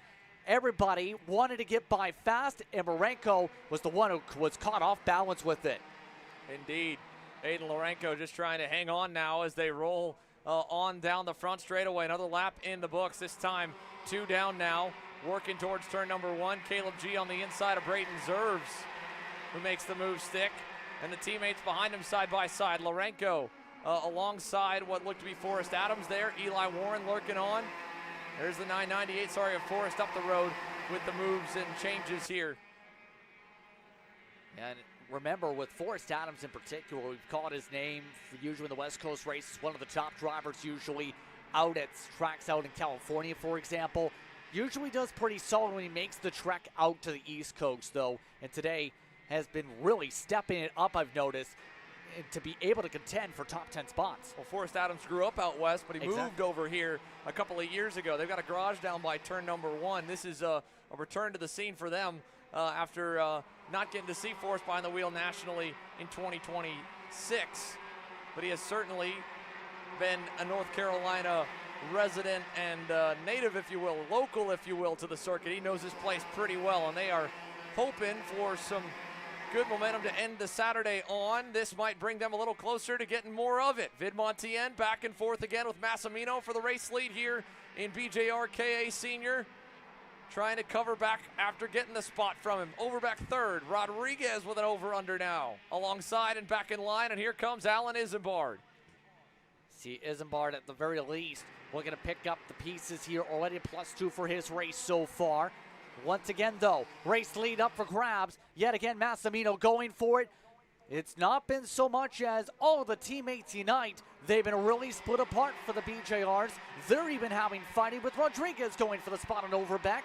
That splits them up into 2 mini packs as a result, with Isambard in the popcorn seat to see can he take advantage of the 2 teammates if they start to fight again and find a way to break them up even more and splinter them.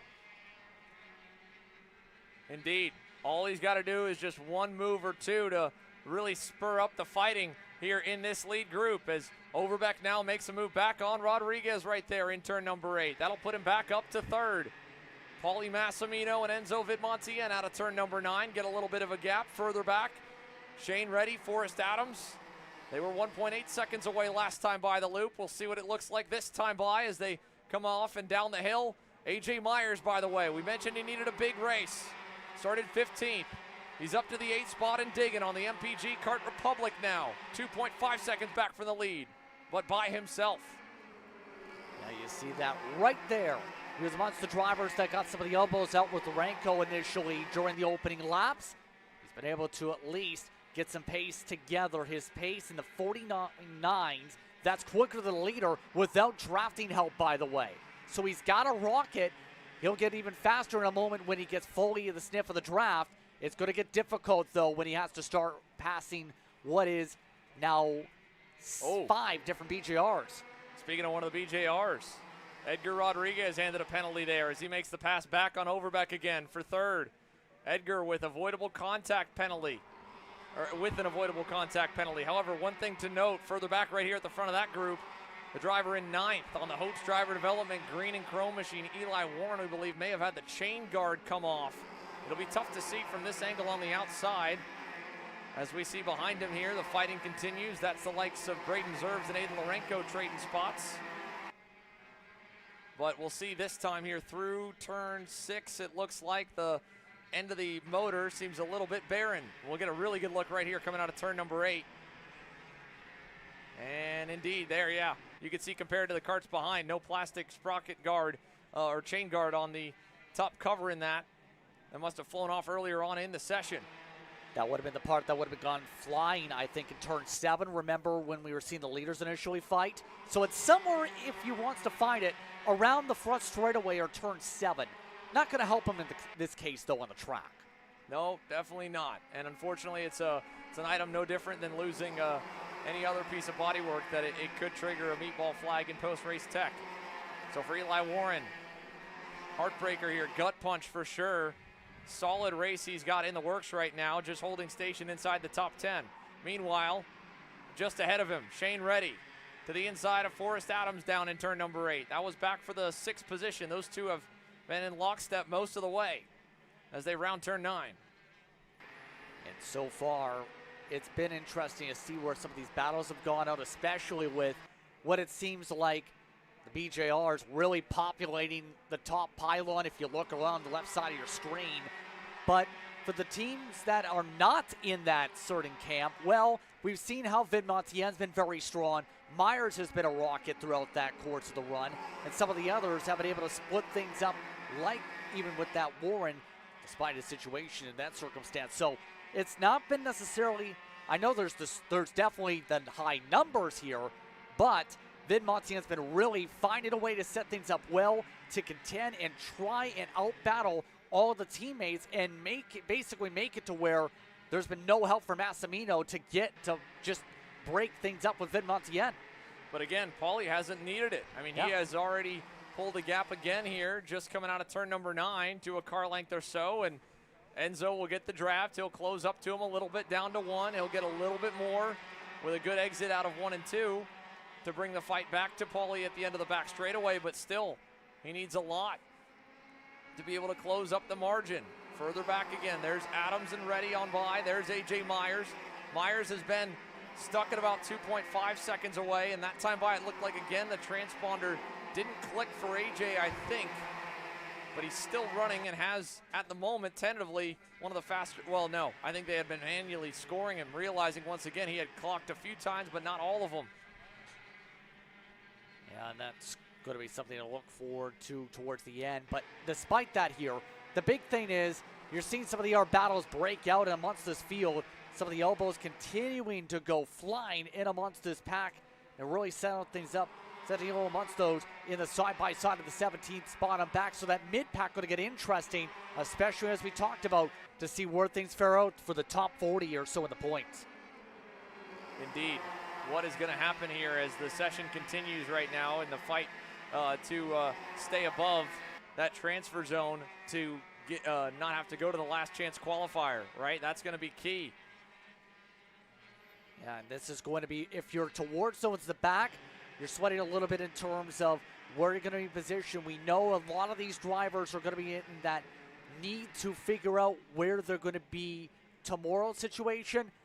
But really, all you can do in the kart per se now is drive and try and control your own destiny from here. The top drivers have really ran things out.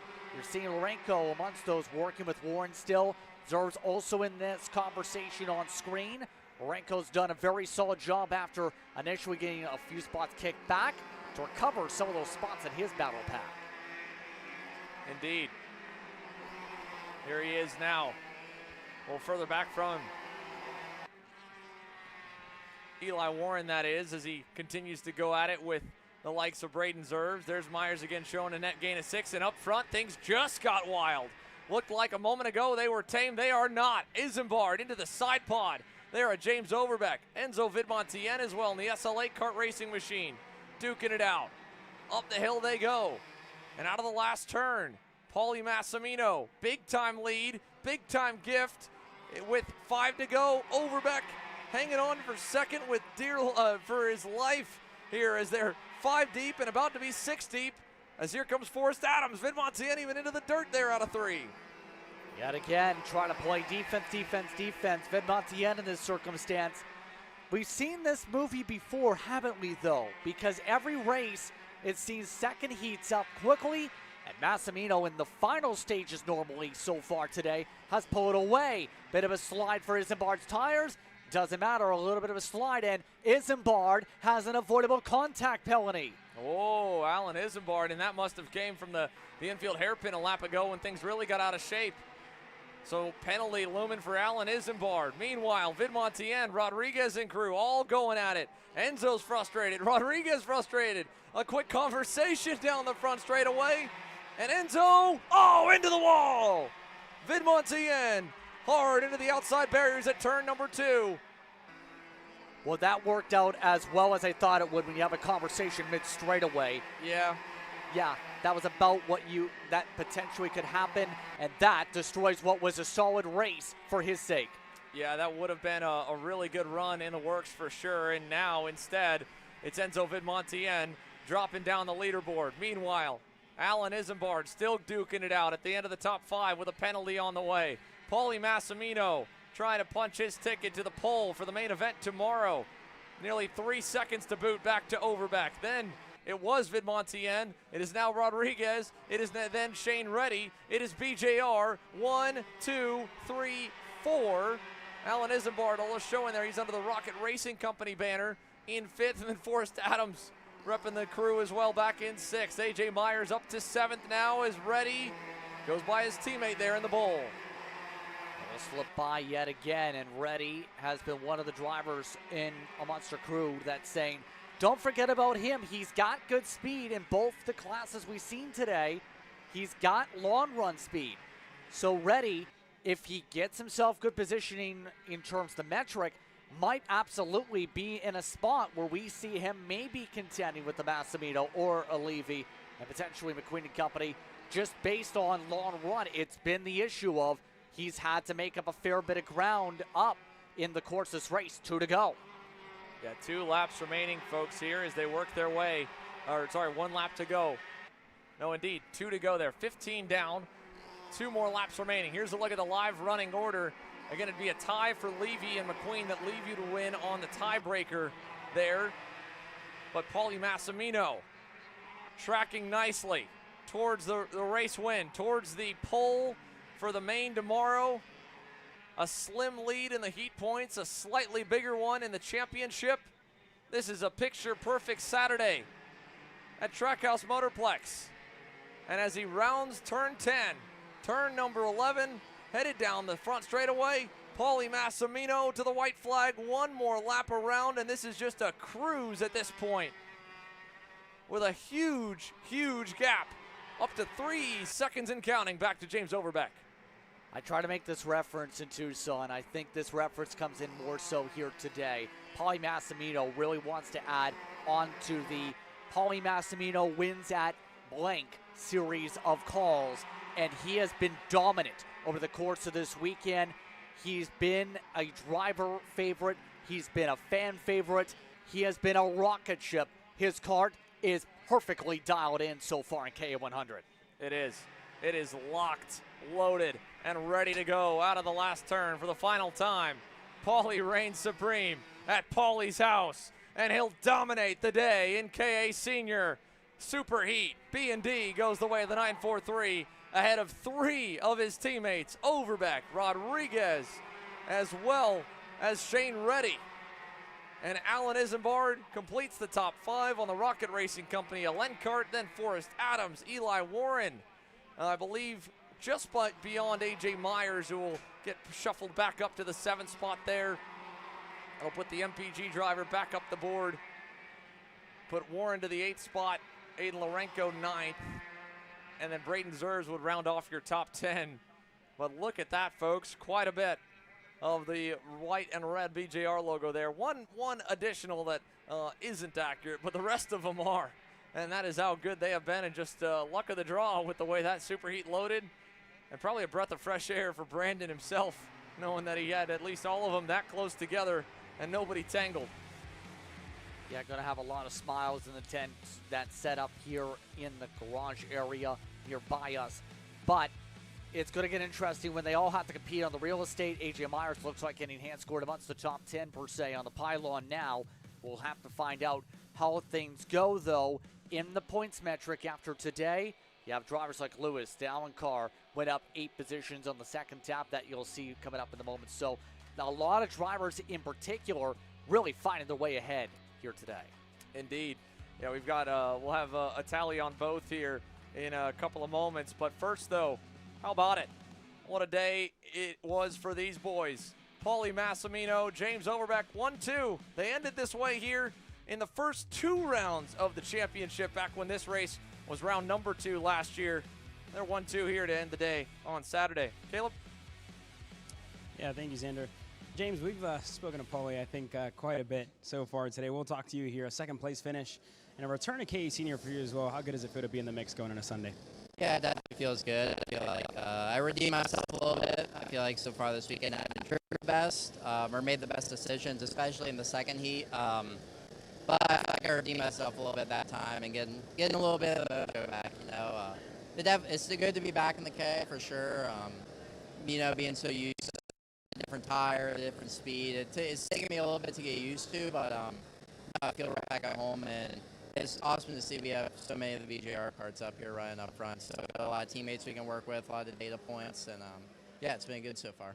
And again, I remind you to Daytona last year, right, at the first round of USPKS where you and Paulie finished 1-2.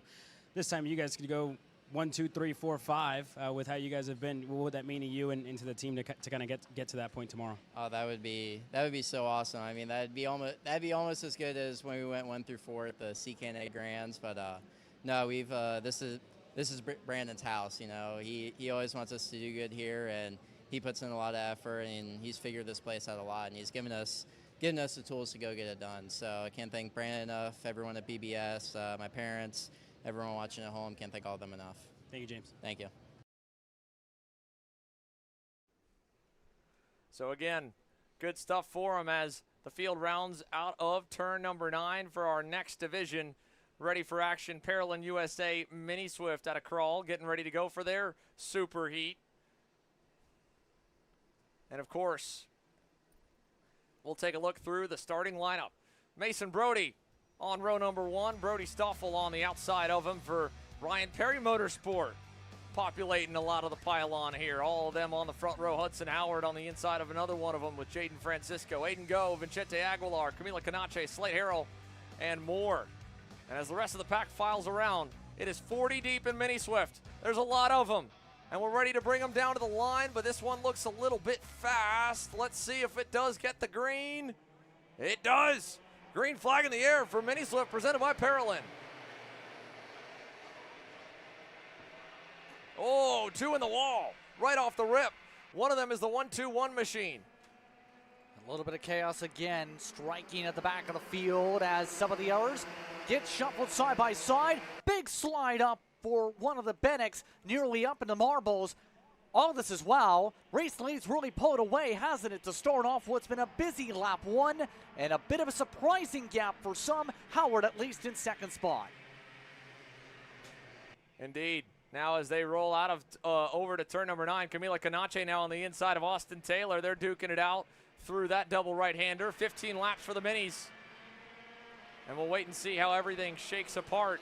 There's a look on the inside, the 184, it looked like, trying to make a move. Francisco Puerta.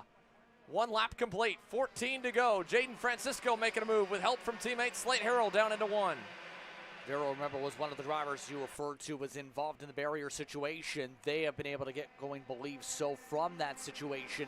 Everybody else, though, chasing down Brody, who picked up near 9/10 of the opening lap alone as a result of how things went.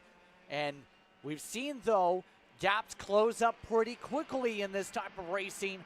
That type of a gap is manageable if you have enough give or take. Taylor, Huerta, amongst those battling out in the middle of that pack, though, yet again forcing some side-by-sides. Taylor stays in line as they work their way on through up towards 10. Indeed. And now into 11, Austin Taylor seeing the battles in front, able to roll with Slate Harrell back forward. Francisco makes another move on Camila Canache. 2 laps complete now, 13 to go. Couple more moves in the middle of the top 10 there as they roll up the hill to turn number 3. All the while, Mason Brody is flat gone. Francisco now to go all the way to second with a move on the inside of Hudson Howard. That'll push the gap up and over a full second to the race leader. But quite a bit of infighting there in the early teens. We saw that was the likes of Jackson Darnell, George Zeminski, who picked up 10. How about Dutch Westbrook up 14 already off the rip, and there he is making another move to the inside for Dutch in the 133. That's going to put him at least to 11th. If he didn't get another one this lap already, it'd be 15 or more, and he's going to close in on the next group here as they're side by side in front of him, and he's alongside another, almost to the curb there as they climb the hill. That's one of the many nitro karts just in front of him. I believe it might be Dominic Nagel in the 115. Yeah, the interesting thing in Westbrook's situation is you've seen him do decently on the charge before in Heat 2. He actually got a penalty that put him behind a kart, then +3, that put him behind the DNFs for the points metric. So he ended up dead last in the metric. As a result, coming into the Super Heat, it's going to be a long way to charge up for Westbrook, but he's definitely got a renewed sense of not just urgency, but confidence that he can make them up. He just made another one back there in the background. Yeah, that was good right there.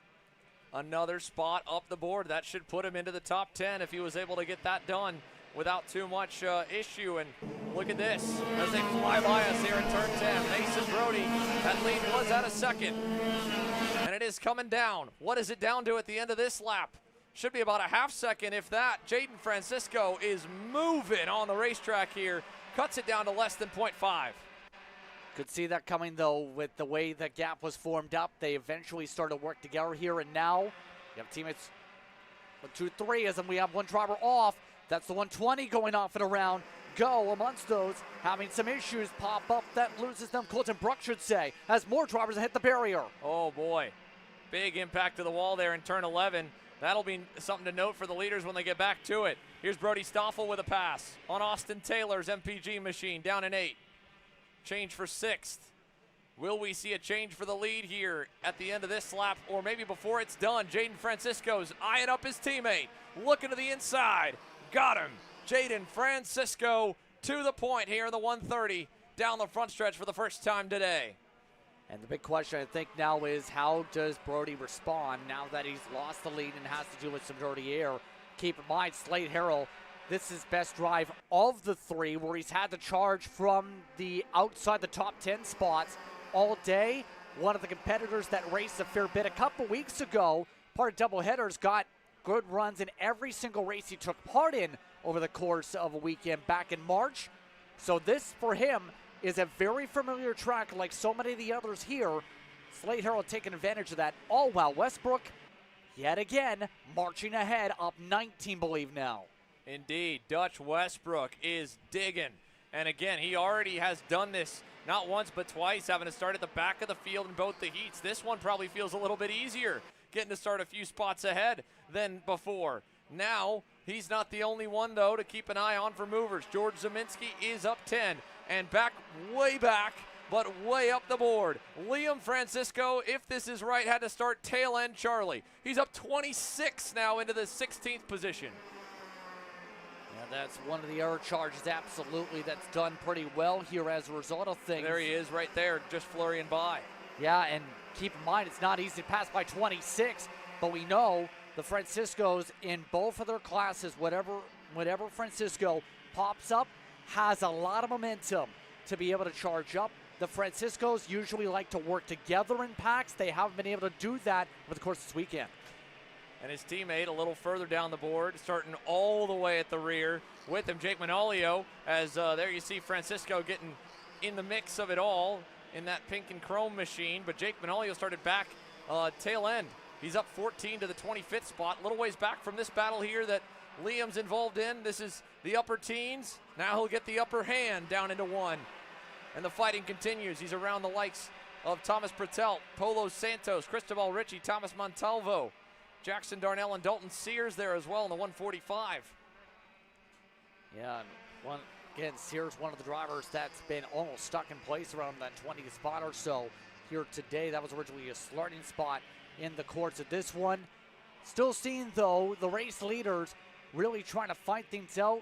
Harrell really thinking, what can I do next to get an edge here? They've got a few laps of plotting and planning they can do amongst this top 4. And we've seen a majority of these drivers stay together all day long, and they know as a result where some of the moves are going to come into play. But Harrell might be one of the unpredictable ones since he's been on the fringe of the lead pack most of the day. Now he's in the thick of the lead pack. Indeed, this is a different ball game here. It's one thing to be able to just carve up the field when you've got a massive pace advantage. That's just making passes as quick as they come. But right here, at this point in the race, in the lead group, you're trying to play a bit of chess. And again, you got a long race ahead of you here, folks. So you've got so much time to weigh moves out, when to make them, when to hold back a little bit, and when in this case right now to do exactly what these three are doing. Ride it out. Try to build as much of a cushion as you can. Hudson Howard is on the cusp of losing touch with them. If things go any bit further sideways for the 149 speed-wise, he'll have no help to push him back forward, at least for a little bit, because he's got a couple of seconds until you find Dutch Westbrook, and there's still plenty of laps left. Even though there's only 15, they're still with 4 full laps around this place here as they roll down the back straightaway. Yeah, and there's still, as a result, you have to think, good opportunities to go. Westbrook is already charged up the first, second pack. A little bit of contact. Alvarez swinging one of his competitors wide. That was a little bit of a risk with the side-by-side, but Alvarez also wasn't tucked forward to the bottom there. No, he was not, and that kind of broke things up a little bit. Iker Alvarez in the 144 machine. Dutch Westbrook well away now. Camila Canache with a big gap from them also. So it's Alvarez here in this group, then it's Vincente Aguilar, then Dominic Nagel there in the 115. Yeah, now as things continue to go about, though, we're coming up to that home stretch on laps. Already about 11, 12 laps into the book so far here today. Looking, though, at the 160. Will there be a chance for Aguilar to go? Yes, there will be. Alvarez takes the pavement, takes the cut, and gets himself back in the line in front of Nagel as they all say, okay, now I can work with you. I like to be the kart that gets pushed here at night. I think I'm faster at this point of the run. And there's only so much of the run left, right? So you make that move, the other driver might not have a chance to bring the argument back in their favor. They might be trapped in a battle that all of a sudden quickly opens up and allows you to get a gap. As we've got our first penalty graphic of the session. This is the 141, and it is handed to none other than Liam Francisco, I believe.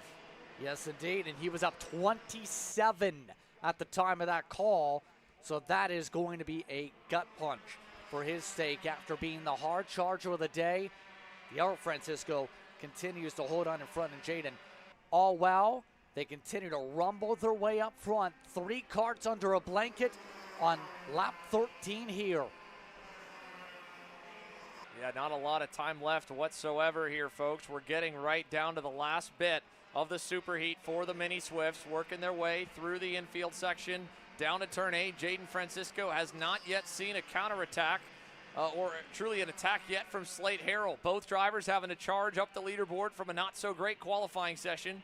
We touched on them at the beginning of heat number 1, thinking both were going to be able to make some waves to join their teammate Mason Brody and the likes of Hudson Howard, the 2 drivers who qualified top of the heat Friday afternoon. Now, to the line, 12 down, 3 to go. Not much time left here, and looking at this, Dutch Westbrook and Brody Stoffel, for a little bit they were starting to make some progress. They have started to kind of plateau 2 seconds away from the back of Howard. They need the battling to start now, and at the moment, these 3 teammates are working together beautifully.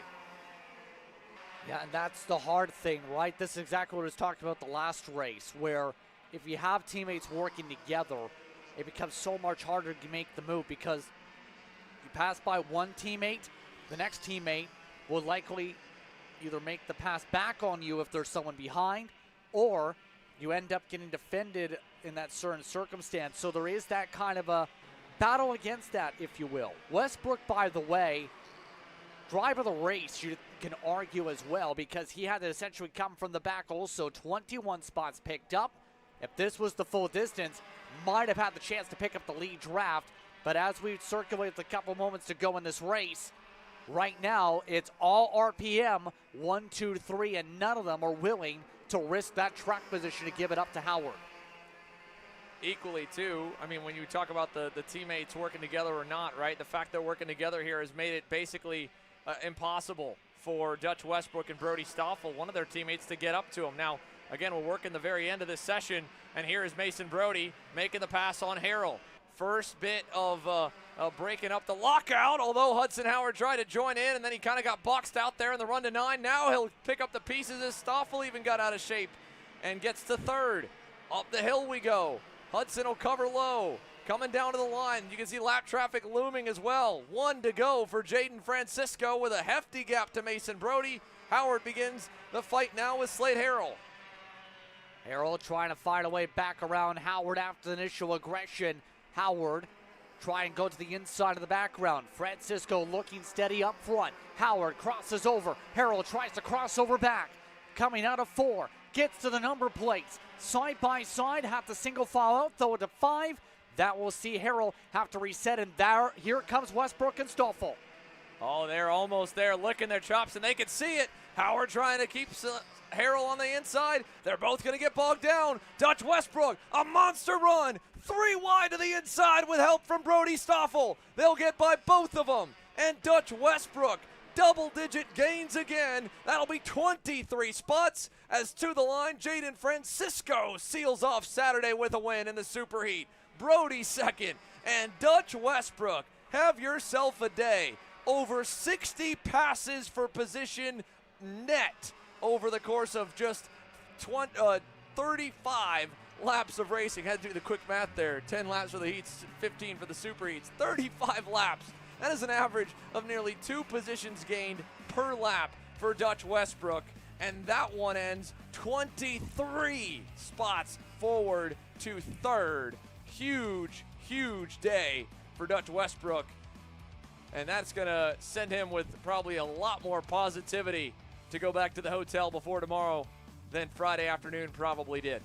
Absolutely agree as we continue to look through Stoffel and Howard amongst the front drivers. Also, Harrell also going to finish up with a pretty solid finish amongst the top 6. Nagel, Alvarez, Aguilar, Ganache at the top 10. And that'll do it for the Mini Swifts. We'll take a quick commercial break. When we return, SuperHeat action continues from Mooresville, North Carolina.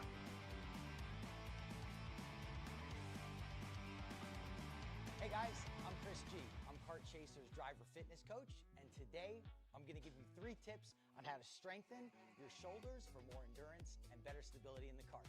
Here we go. Okay, so exercise number 1 is the front rope pull-through cable raises. Okay, now, this is the upright cable row. What you are doing here is you're picking a straight bar, as you see, and we're working the side areas of our shoulders, the medial. Exercise number 3, the dumbbell shrugs. As you guys can tell, I like to pause at the top before releasing. It's great for your strength, for that wheel stability. It's great for those shoulders and that upper back area. Chris G coaching, race-ready training that carries into real life. That's what we do here. See you on the next one. Welcome to the future of kart race preparation. Kart Sim Pro North America. Featuring laser-scanned North American kart circuits and precision-tuned kart physics developed using real telemetry, dyno and tyre data, Kart Sim Pro North America delivers the most advanced and realistic kart simulation experience available today. Whether you're training for race day, refining your lines, or shaving tenths off your personal best, Kart Sim Pro gives you pro-level insight without leaving your home.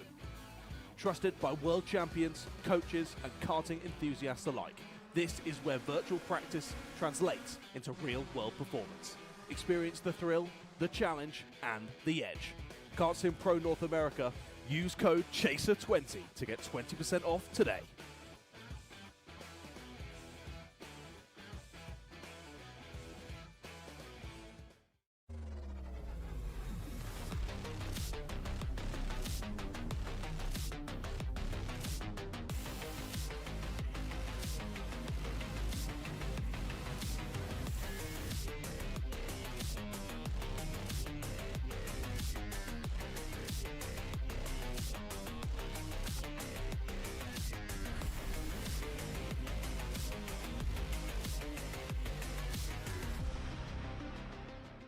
Champions aren't just born on the kart track.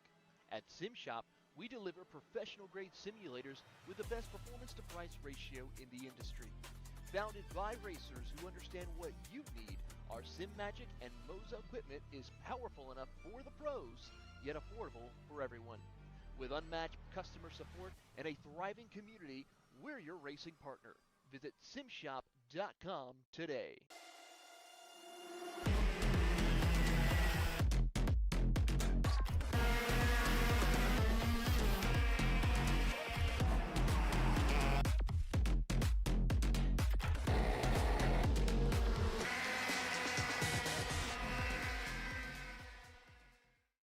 Are you ready to get behind the wheel? From Formula One to NASCAR and IndyCar, all the pros start here.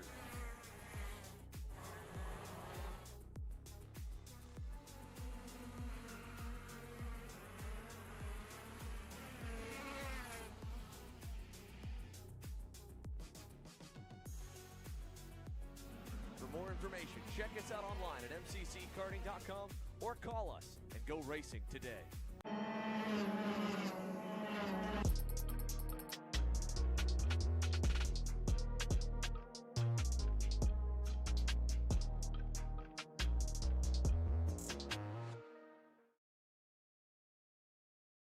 Hey guys, another Kart Chaser Driver Fitness episode with me, Chris G. Today, I'm going to show you how to protect those ribs in the seat. We're doing core. Exercise number 1 is the bench leg raise. Controlled all the way down, full range of motion. Make sure you pick up that tailbone off the pad. Coming down, controlling. Great for the lower abdomen area and obliques. Floor slider mountain climbers, exercise number 2.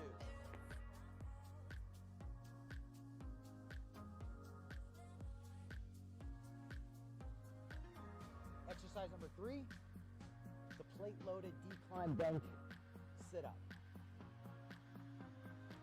I'll see you guys on the next episode of Chris G Coaching, race-ready training that carries into real life.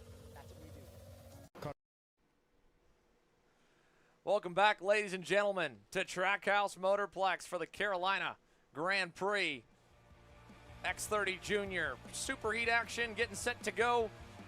Final time of the day for the juniors, even the double duty ones here as we get to the cleanup part of the lineup. X30 Junior on tap, KA Masters and Super Masters to follow, then the co-headliners X30 Pro and Pro Shifter to close out Saturday afternoon and early evening here. This one should be good. The second heat race really stepped things up, but unfortunately it also certainly stepped up the number of penalties and official reviews compared to heat number 1, Justin. There was a lot of intervention there at the end of the heat 2 results. Yeah, they were looking at the unrevised totals, 4 different 3-position penalties, 1 disqualification for Mateo Calderon for the scales, another pushback penalty involving the 726. That will see them of Barb towards the back of the order. Then our 6-second penalty still going the way of some of the other drivers. In other words, everybody's bumpers were flying. Got to stay out this time if you want to score good points to make sure you're set for tomorrow. Well, hopefully they learn their lesson. It'll pay or hurt twice as much here with the SuperHeat. Tristan Murphy's been able to maintain the front row spot, as has Marco Samet off a good score through the day and clean front bumpers. They got to hold that same momentum all the way now. Green flag in the air. The X30 Junior SuperHeat is green.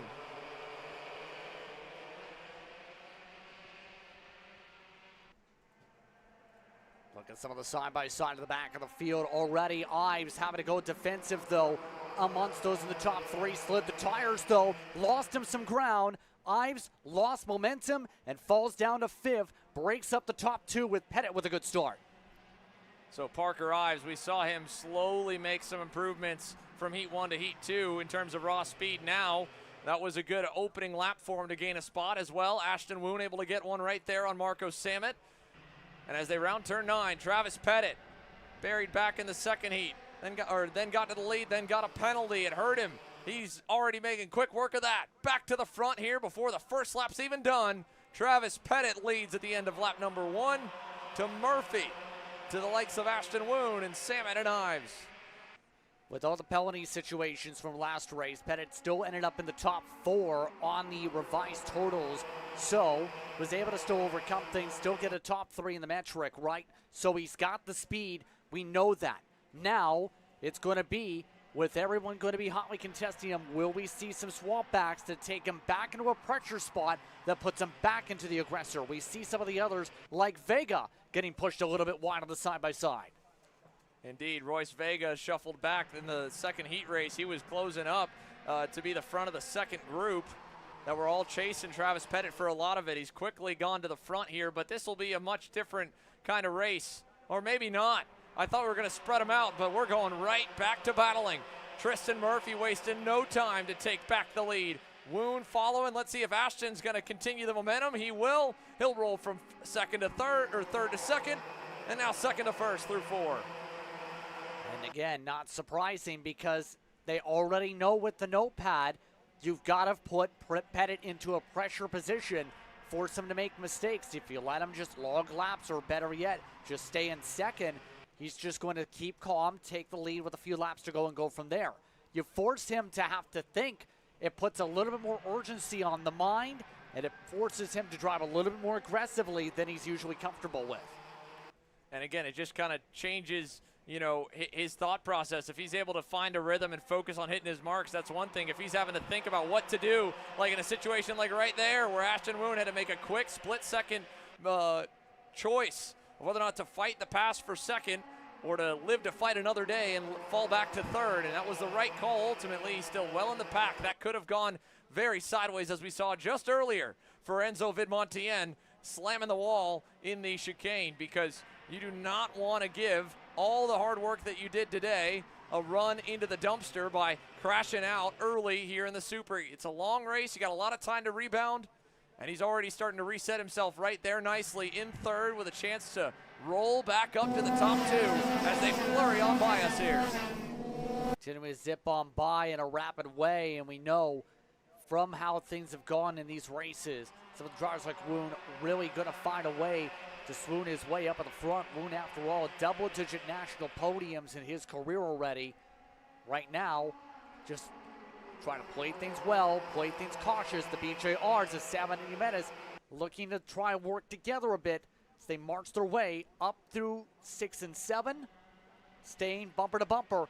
This choo-choo train going to be pretty hard to find a way to make gaps forward on with the way things are settling out here, with Ives having to play some defense. That might loosen some ground with the way Ives is having to play the lines back there. Yeah, I would almost argue that I think it's more of a guessing game of where the gap's going to form. I don't think it's going to stay like this for much longer. Yeah. Everyone's going to get antsy and seeing how many go-karts are in front of them to try and make moves, and again, potentially draw the ire of the officials. Right there you saw a little bit of a move from Bashi Jimenez, and it looked like more of an I'm sorry kind of hand gesture from Nico Katowski as he tried to quickly avoid the wall and get out of the runoff, and they touched for a moment, but no harm, no foul. Although a bit of harm now for Jimenez as the momentum is starting to shift the wrong direction. Ives gets by, DeGennaro gets by, one more was trying to follow, couldn't quite do it. Pettit still leads though through 7 and into the hairpin again, with Murphy content to ride there behind him along with Woon. And then here, all these passes are just death by 1,000 cuts, allowing the leaders to get further away. 4th place, Marco Samet would love just one more move up in the top 3 to bring himself back into it. Otherwise, it's going to be a long superheat for him riding at that gap. This could be that move. Tristan Murphy, turn 1 again. He likes that spot. He's got a good run off turn 11, and he'll go back to the lead. Takes away a lot of your momentum ability for turn 3 where it's full throttle, right? Puts you into a better spot to not have to deal with it by turn 4 for the pass back. Yeah, indeed. I mean, if you make that move in turn 1, and especially if you got someone following you, the driver you're passing, they don't really get a reset until they get all the way up to the bowl. And if the pack is really tight, they could be victim to, like you said, a move up the hill to 3 with their momentum broken, because you're on the gas from the moment at the bottom of the hill at turn 1, through and over the curbing at 2, through 3 onto the runoff until the end of the long back straightaway. That's a lot of time before you reset momentum and get on the brake pedal. As we go to the line, this will be the end of lap number 7. Travis Pettit now to 3rd. Murphy, your leader. Woon 2nd. And Marco Samet, albeit with that pass that certainly hurt Pettit's hopes, it didn't really bridge the gap all too much to 4th and 5th. Just a hair did it close them in, but I think they don't quite have the speed they need yet to contend with your top 3. And we'll have to find out here in another lap if that gap from 0.6 grows at all. Nico Katowski is on the move at least. He is starting to close in towards Samet. He's picked up 1 spot thus far. The biggest mover is only 4. Again, there's only 18 on the circuit, but still 4 up for Arthur Barb, one of the drivers, one of many. Penalized for avoidable contact back in Heat 2. Yeah, and it really, again, lost him some points in terms of metric, put him down to the final couple spots, mind you, in the Heat 2 results. Decent recovery, though, from that, already up amongst those in the 9th position. Calderon, though, who was also amongst those who didn't get a finishing spot as a result of that, still on the charge, up 4. Doesn't sound like a lot. Tied for the most spots with Barb for the most spots gained so far over the course of this race as we continue to log the laps here midway through. Yeah, we're just at the halfway point really here. Oh no, one in the wall, Braden Wagner. And this afternoon just goes from bad to worse for that young man. A bumper bolt took him out of the second heat, and now nose deep into the outside retaining wall in turn 4. Here's checking in with Vega. Mateo Calderon right behind him. Then you got the likes of Grayson Walcott in the mix here. Bashi Jimenez and company. Up front, though, Speed Concepts Racing back to the front in the class. They're on the pylon for the SCR X30 Junior division with Ashton Woon in the 703 back in command. For how long, again, is the thing. Now, all of this as well, that will allow Samet to be within a couple kart lanes of Pettit here. It seems as though once things start to stable back out, the gap grows an extra couple kart lengths. Marginally over the course of a couple laps, Samet needs to figure out something with the line, anything to make small, minute adjustments in terms of how he's approaching the track to close this gap rather than, as you see, grow the gap like it does through Sector 2 when they stay single file once they stay together. Indeed. I mean, once they're back in line, they're able to pull pretty much away from about everyone. I mean, I thought Katowski was going to have a run at them. He's still just kind of riding there. DeGennaro might be the best of the rest. But these 3, visually, it looks like everyone's close. But every time, like you say, they battle. The pack closes in, they line back up, they start to pull the gap just barely away. And remember, Samet's one of the drivers that was a podium finisher in last season's championships, also did well over in Vegas, has made a lot of appearances as a vice champion over as he made his way through the ranks, and why he picked up attention to the FIA Karting Academy for this year. Now it's back in February. So for Samet, he's a fast driver. It's just the little half a tenth to a tenth difference is all that matters to be the top 3, which is the gold standard, the best of the best, and those that are in the 90% of a gold star, I guess you could say, in terms of Samet. Yeah, Marco won on debut in the microslift category when he first broke onto the scene in the U.S. Pro Kart Series. Had some great runs, like you mentioned, over the years, and now this year should be gearing up for a banner year for Marco after, like you said, winning at Rock Vegas, running up front that entire week, and now, well, this will not necessarily affect him, but it will affect one driver further back. Royce Vega assessed an avoidable contact penalty. We saw him the last time we checked in. He was at the front of this group, and I'm not sure who they believe he was at fault for, but I wonder if that was the incident that had Braden Wagner, his teammate, end up in the outside wall. I believe there was some separation between them initially for that, but would have to check back at the team. Yes, indication is yes. We are now hearing, though, from our producers, so yes. Yeah, so it was for the incident down at the backstretch. The only one, to the X30 Junior's credit, that has happened thus far was down here at the bowl with Braden Wagner going out, and Royce Vega evidently has been assessed the incident responsibility for that. Now, checking in, here's Jimenez with Calderon. Again, not much has happened here. Calderon is up a number of spots on the leaderboard, so he is moving in the right direction, trying to close up on the spots to his teammate, who continues to lead. Now we're getting down to it. 13 laps complete, 4 to go. Woon, Murphy, Pettit. Little gap back. At any moment, these 3 could really spoil the party, but I just don't think that if it were on raw pace, they would be a factor. They have absolutely been just close enough. And it could be so many factors at this level, right? I mean, you have to have everything inch perfect. The go-kart setup, the power plant, the driver cannot make any mistakes. You can't just put one lap together. You got to put multiple, as now Nicholas Mose has been handed an avoidable contact penalty, the 737. And that driver was just beyond where we focused a lot of the coverage here at points throughout this session. We haven't talked about Nicholas quite yet, but he will now end up dropping down the board. Not sure what that one may have been, but that's another avoidable contact penalty for a class that was muddied up with them in their second heat. And with the longer distance, it seems like it hasn't fully changed the narrative quite yet. 3 to go. Woon still leads. No protection, no defending just yet. Next time by, I think that's where you really start to pick it up, though, because that's where you expect the moves to come into play. You might precautionarily play the white line in through 1 maybe, more so 4 these days with how things are going, as well as turn 8. So you have to be careful that you don't do it at the wrong spot, though, because there's been the counterpoint to the white line all weekend so far, Xander. We've seen people get bogged down, and by turn 8, a lot of people that are setting up on the high side are able to cut down more and make the pass, or at least side by side, up to 9. Here we go with the white lining. Oh, man, another penalty as well at the same time. Defending beginning here with 2 laps to go. Woon on the inside ahead of Pettit and Murphy. And the penalty again, marker coming in that time. The 719 machine across the line. That's all in the back there. Lucas Pertagna, that's back in 16th, assessed a penalty. Meanwhile, the leaders in the 2 corners that we have covered the low side have connected back to 4th, 5th, and 6th. How about Enzo Di Gennaro trying for a Superman move, but he caught the marbles. He'll go back to potentially worse than where he's entered that corner from. He's back 1. Can he hang on? He does. He'll stay in 5th.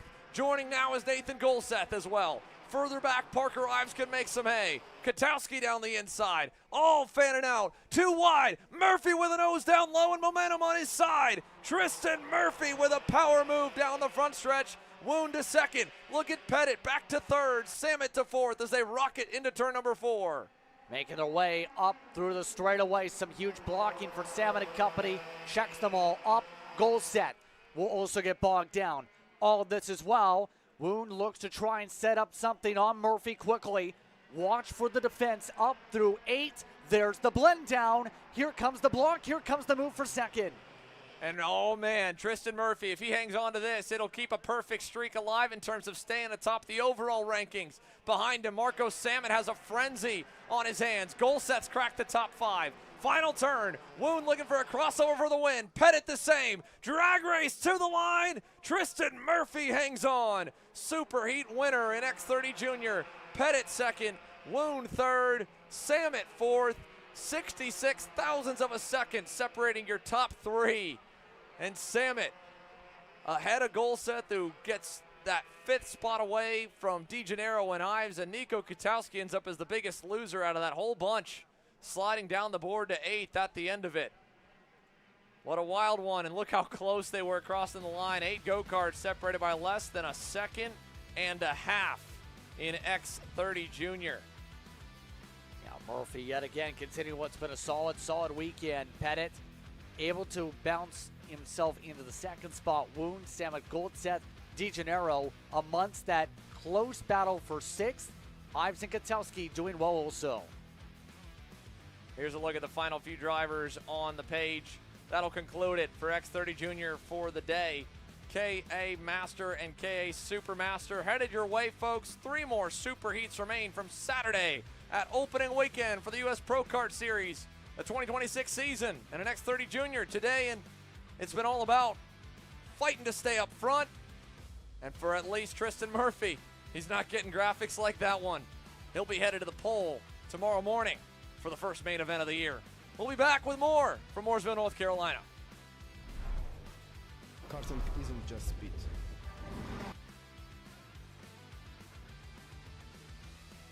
Karting isn't just speed. It's control, precision, freedom. At Atlanta Motorsport Park, Kart Freedom isn't just a team. It's where drivers are made.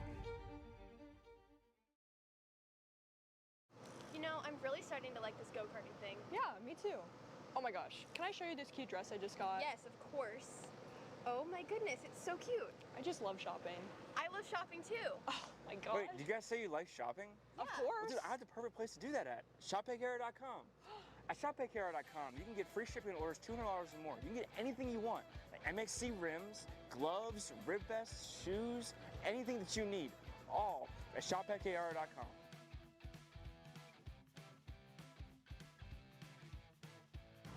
Who is he talking to? No idea. But we're gonna have to check it out. Sounds like a great deal. Sure does. Cat food marketing. $9.99 a month. Dude, Caleb, wake up. Dude, we're live in 5 minutes. Let's go. Come on. What are you doing? Dude, I'm so sorry. Xander had me in a cat food marketing meeting till like 2 a.m. last night. Come on, man. Do you have anything I can drink? Dude, I got the perfect thing for you. Perico. It's a healthy energy drink alternative. Perico, non-GMO, gluten-free, kosher, magnesium, B12, B6, Yeah, it's good. B5, biotin, and 0 sugar? Pericazo!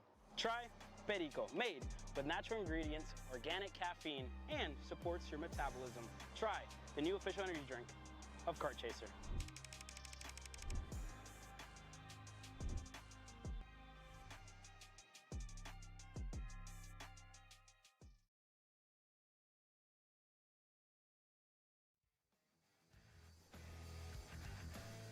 Ready to go for Trinity Karting Group and Nash Motorsports K100 Master and Supermaster. Tim Schutt on the pole. Mike Rollison we thought might have a chance to start up front, but he'll start from the rear to make up for missing out on qualifying on Friday. But it'll all get reset tomorrow in the main last session on these set of tires. Schutt on the inside, Byron Daly on the outside. Supermasters versus Masters. Green for the SuperHeat.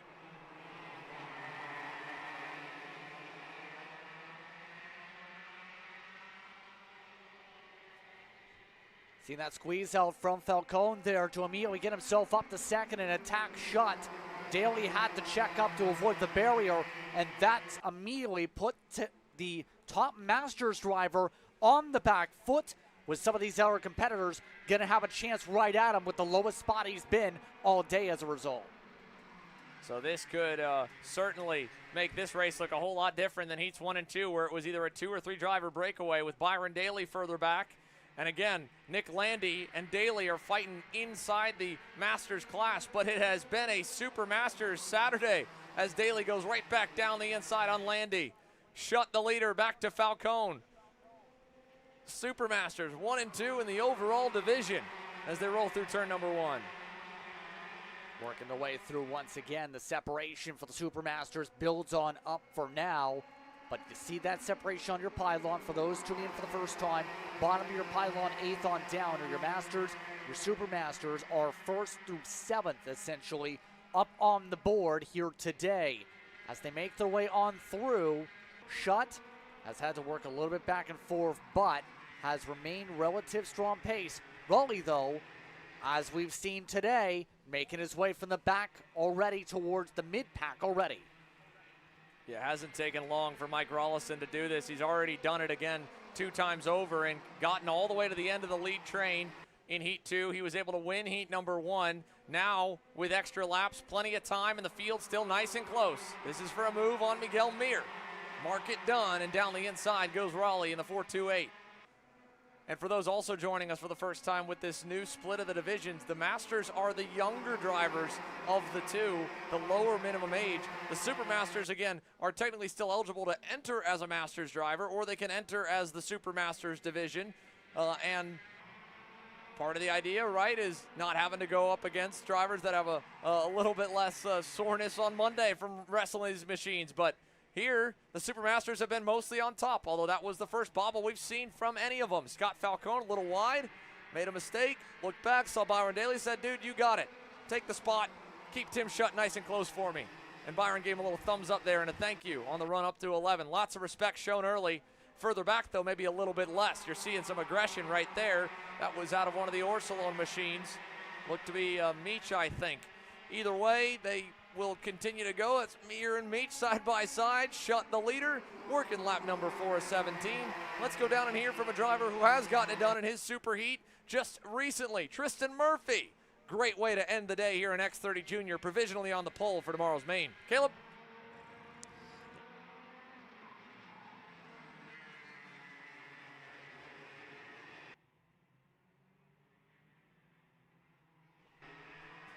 Oh no, we'll wait and see a moment here, but for now, we got a problem on the racetrack. Right now, Mike Rollison, Paul Elefante together, right as we were getting to go down to it. Mike Rollison, Paul Elefante colliding, and Raleigh's giving a side eye as they get back going. Right as we were getting ready to think that things were gonna calm down for a moment and pick up later in the race there to give the kudos to Tristan Murphy. Mike Rollison, Paul Elefante colliding at the exit of the hairpin. Well, there goes one of the top contenders when it comes to pace here today, and this is going to make things interesting with Falcone looking to laser beam his way forward. Already had a superb time over the winter time in some of the action in Texas. Today, he's been trying to find a way to get that little extra boost on the long run today in that machine. The tough thing has been, one, getting the chance to close up. The best times he's had the chance to close has been when the lead has swapped over on the racetrack. It's going to require that extra little oomph on the little adjustment, if anything, may have made to prepare for this superheat here if Falcone wants to take a win and get 50% of the allotment of the points for the heat races. Right, because again, that in the championship run, that would basically bring him back to net neutral. Well, 25 markers back with the pole award bonus in the season points for himself versus Tim Schutt. And also, of course, all classes will have a drop round in the championship standings, so it's your best 3 of 4. But starting with a high points tally at round 1 certainly makes the road to the championship a little bit easier. As now, in the run over to turn 9, we get a chance to catch our breath here. I'm sure a look as well at what just transpired between Mike Rollison and Paul Elefante. That was an awkward moment that happened down there in the infield hairpin. But 6 laps completed. Tim Schutt, your leader, over Byron Daly and Scott Falcone. All the marching the way forward. We'll say with some of the others that we're getting opportunities to see here, Nick Landy still second in his class, is still within your distance of the leaders. You see him in the background. Landy's been racing for a long time also. You look back towards some of the history, raced back in the early 2010s with some big-time sponsors in terms of some of the events. Red Bull actually had a race back in the day in 2011 he was a part of.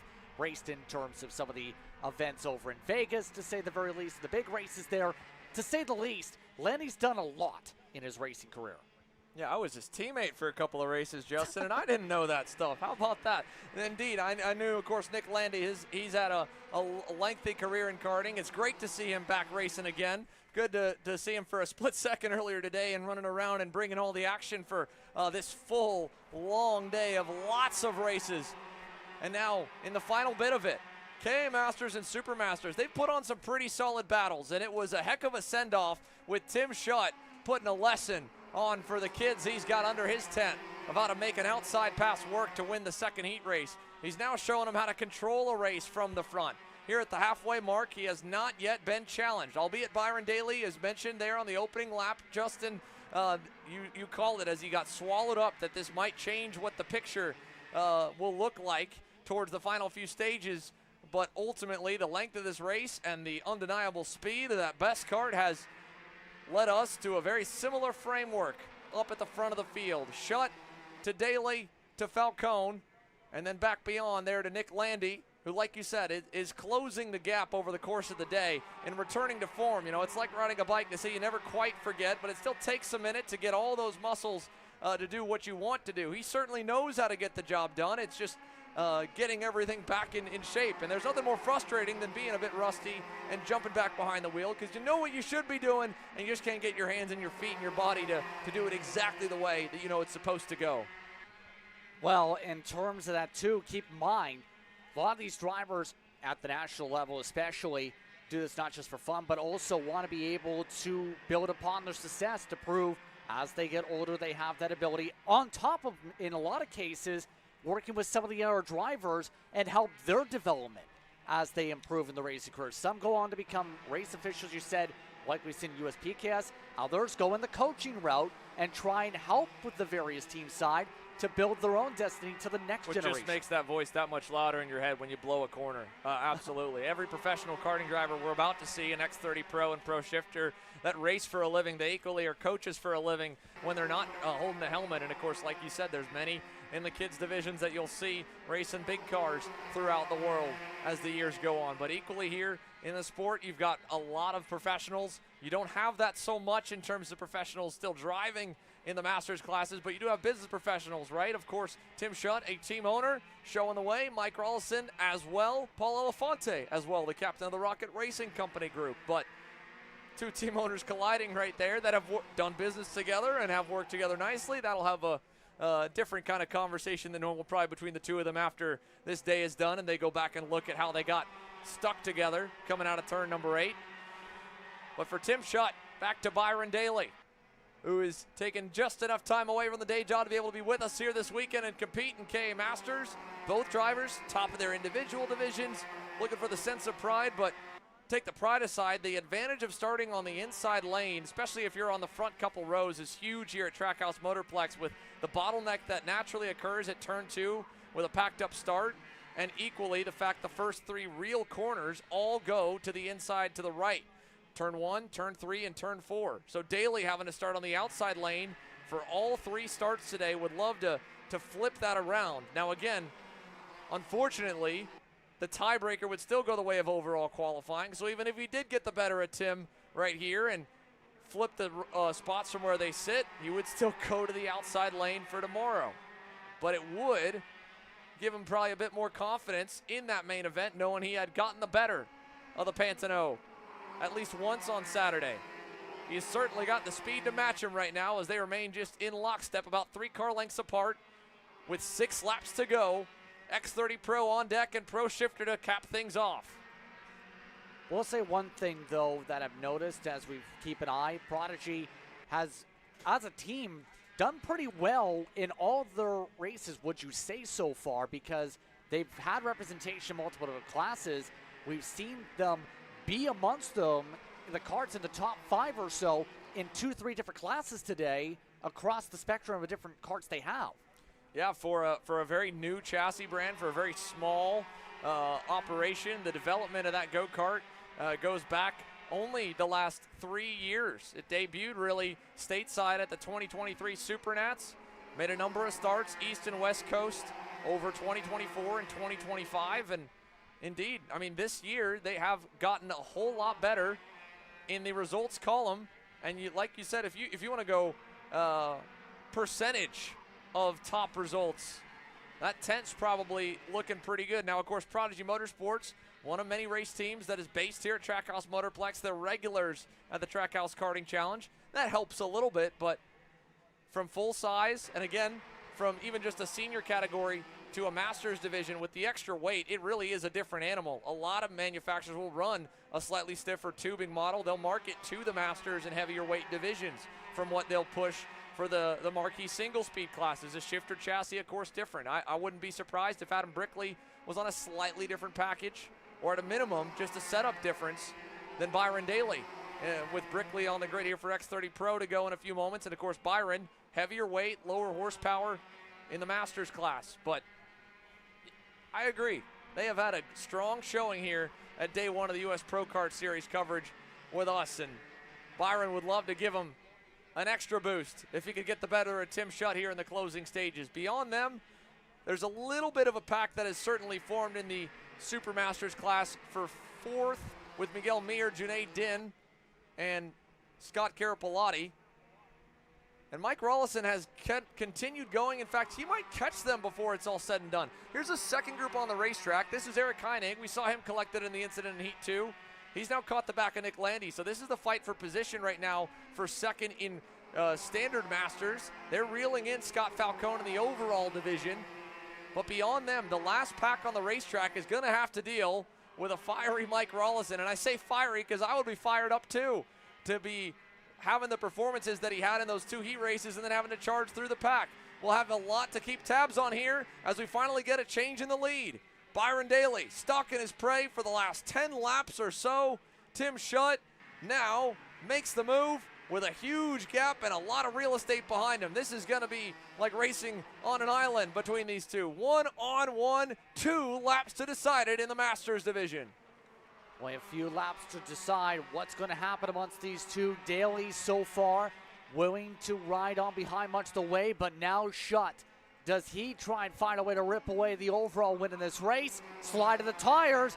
Missing the bottom is Daly from that. Went a little bit too far, maybe a touch bit on the brakes, harder for Daly. He's still able to hold on because Shutt couldn't get the space to go inside and take advantage of the mistake. Luckily, he has one more lap to kind of recover as Scott Falcone further back is just trying to hang on.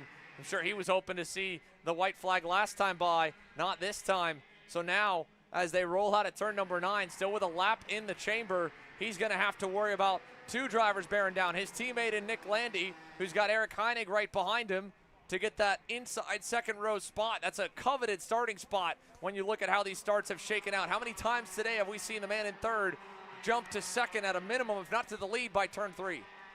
We've seen that plenty of times. Now defensive for the leader in Daly. He hugs the inside, no slide to the tires this time.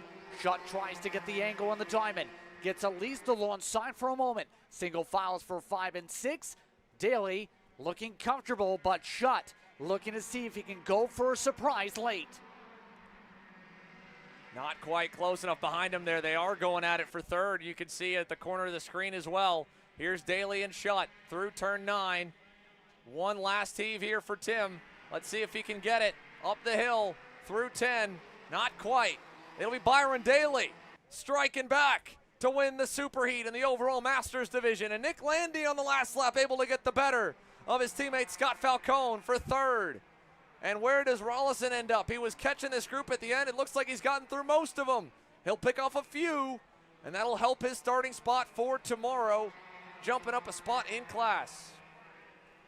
Well, nicely done in result to what we've seen in the battling there. Shutt taking the win in the Supermasters over Falcone by near 3 seconds. Daly winning his class over Landy by 2.7. Some good performance for each of them, and a great battle for them for the overall win on the pylon. Indeed. But now, KA Masters and Supermasters all wrapped. X30 Pro gonna roll here in a matter of moments.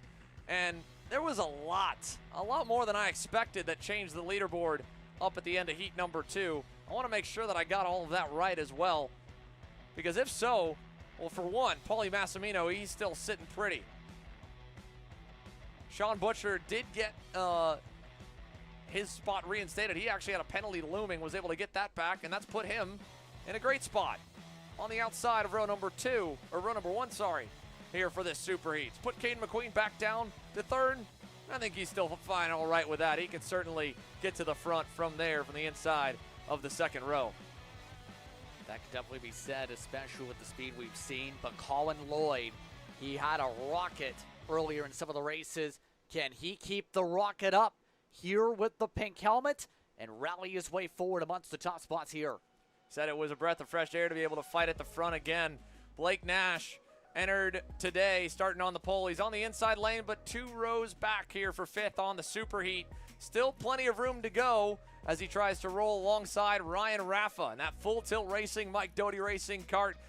Ryan's been quietly keeping his nose clean and moving up the board, and he's rewarded here with a great starting spot for the SuperHeat. Same as we said for some of the others that look to charge up, but remember, plenty of racing coming up, wouldn't you say, Xander?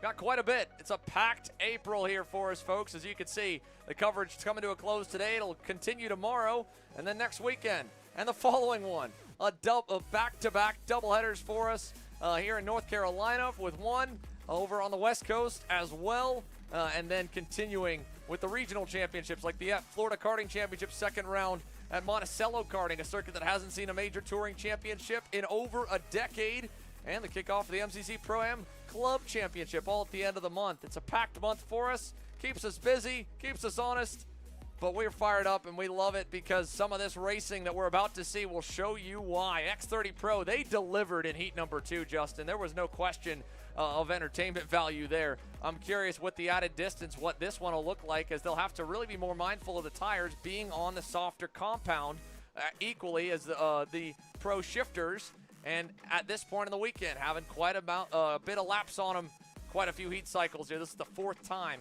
they'll take to the racetrack on this batch of tires before getting new boots for tomorrow's main event. Absolutely, and with the softer tire, that's obviously going to mean more tire wear potentially would factor in with that. So you've got to figure out as a team what can you do to condition that for this point so you don't fall off hard for this, because this is the big one that really sets up things in the tone for tomorrow for that new set. Here they go as they get ready to warm up said tires, at least get them back up the temperature for 17 laps. We'll take a look at the full grid for you here, folks, as they begin to work their way onto the circuit. Paulie Massimino, Sean Butcher, Caden McQueen. They seem to have been the fastest three over the two heats, so it seems fair to put them in the first three starting spots. But again, that's probably not doing enough justice to the likes of Colin Lloyd, who has charged up the board in both races, and of course the top qualifier back behind them on row number 3. And then further back, some drivers here that are looking for some Hail Mary, might be a bit aggressive to call it that, but Jacob Kolar has won here on the national stage before, and Jake Drew, who was just a couple of moves away and a part failure away from fighting for the win in the desert 2 weeks ago. Yes, indeed, and remember, Dallin Carr, with how things went penalty-wise, was able to get himself top 10 with the metric here. Going to be interesting, see if he's got the pace to battle it on out, because he's one of the names we've seen do well in the national scene, especially last year, 2025. They'll complete this outlap here and then make the hard right-hand turn at the cut-through to work their way up and around to the infield section to begin to form. One more time today here for single-speed action. Paulie Massimino, class of the field in K, senior, top of the heat so far in X30 Pro. It'd be an easy drive to his home just a little bit down the road from, as he calls it, his other home, Trackhouse Motorplex, if he could double up and sit on the pole for both main events tomorrow. But Sean Butcher's first trip here, it has shown already some signs of brilliance and a lot of speed. Let's see what he can do from the outside of the front row. Once again, able to match where he was lined for those opening two heats. McQueen, Lloyd, all velocity Sodies again on that second row. And top qualifier Blake Nash, we caught a bit of his dad Seth, team owner, giving him some insights and advice on how to take advantage and make the right calls, because that's what it comes down to. One driver out of line a little early. Wrigley Keys there, it looked like in the middle, but otherwise we're away in green, down to one, and right off the bat, there you go. Race control, keeping close eyes on the start.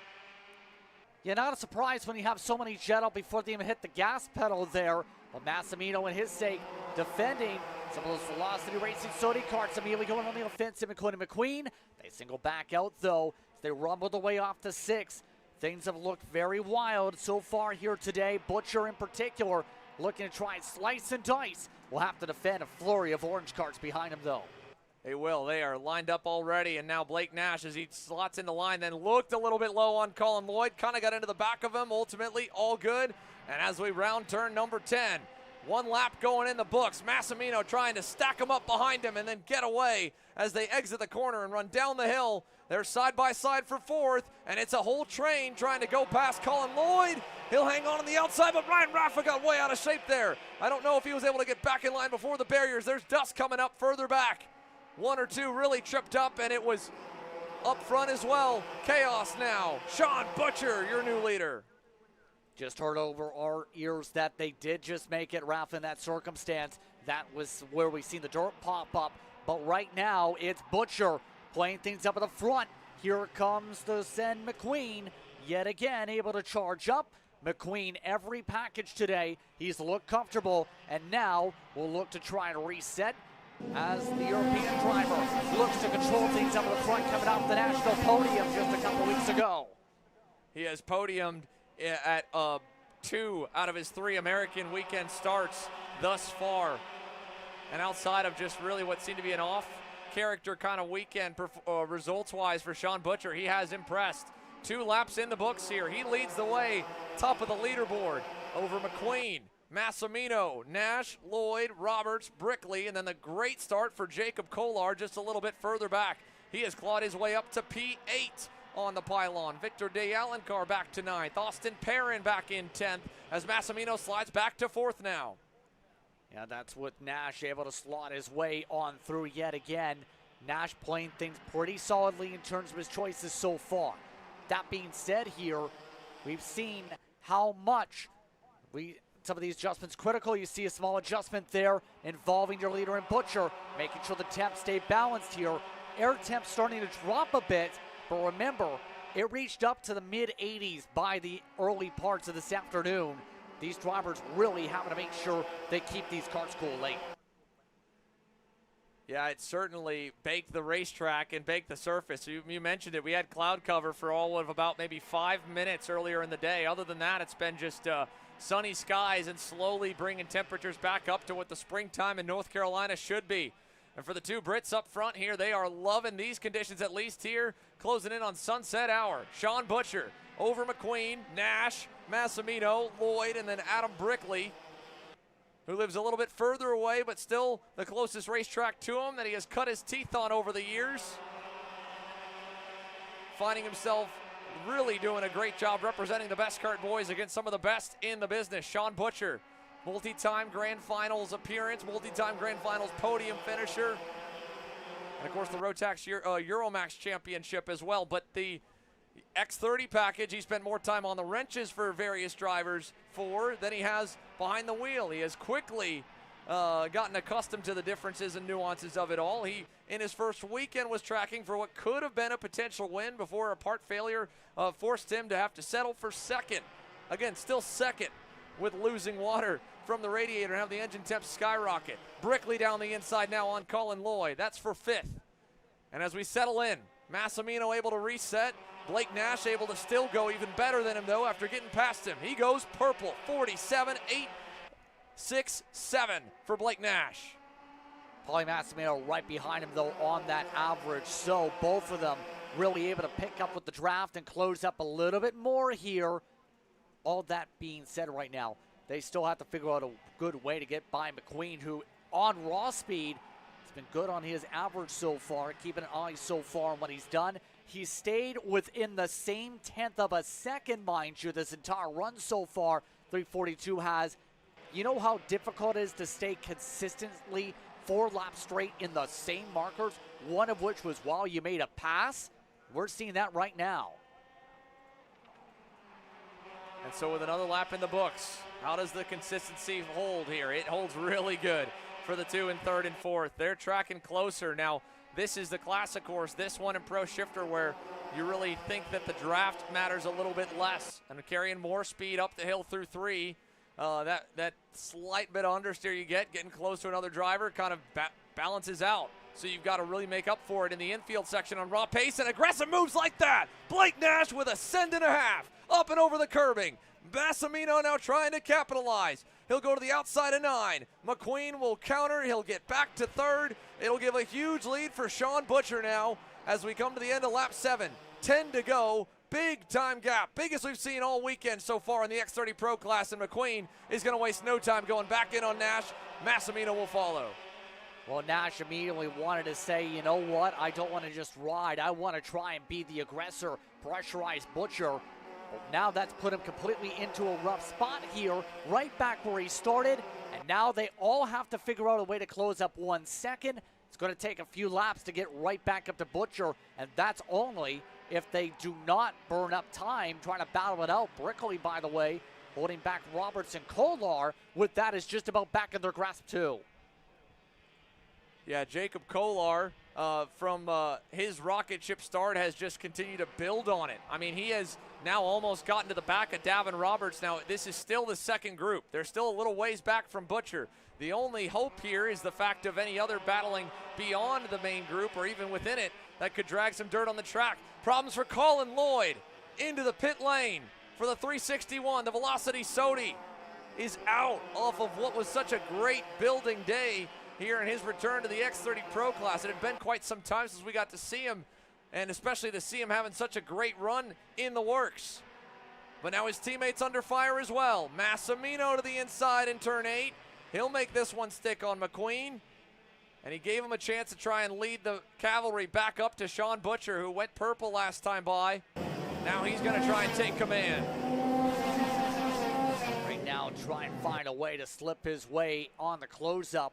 This time through, where does the interval lie? Well, it's 1.5, 1.6 seconds.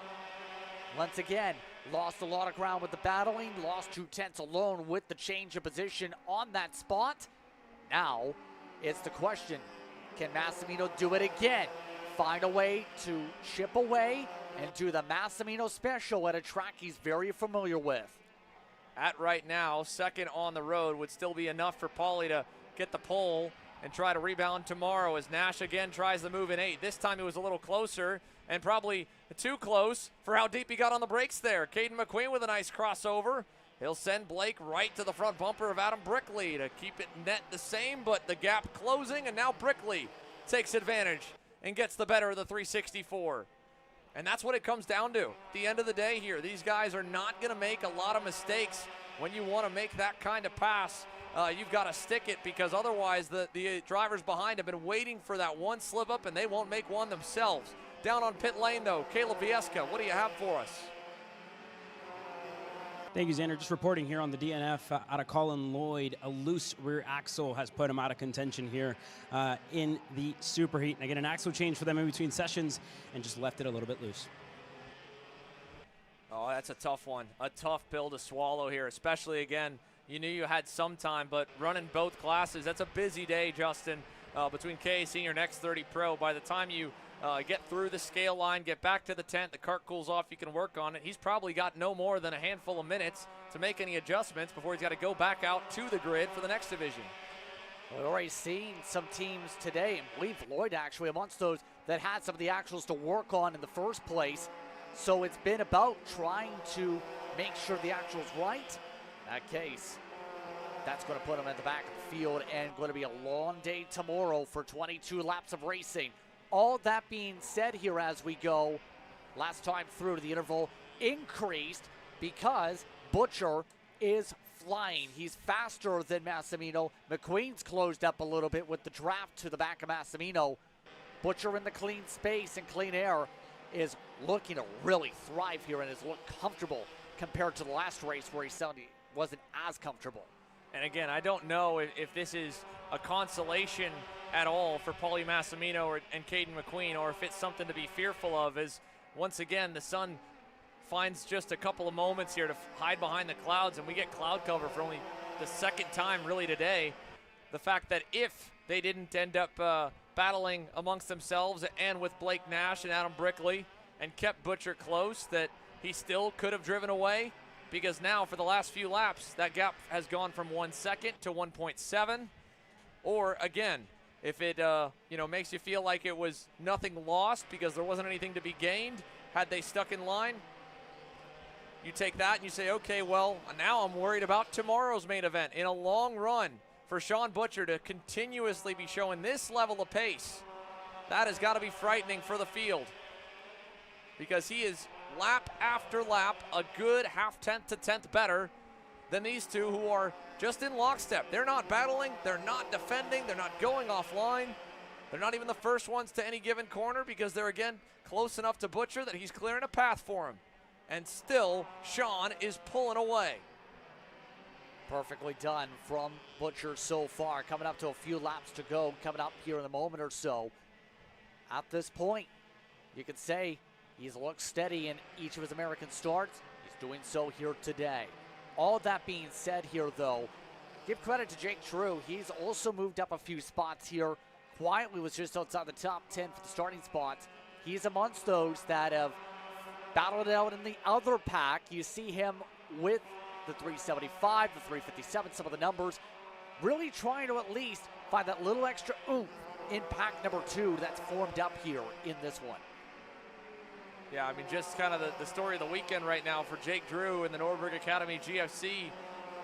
Close, but not quite enough right now as he pops the curb there in turn number 6. Meanwhile, up for second. We had waited quite a bit for this.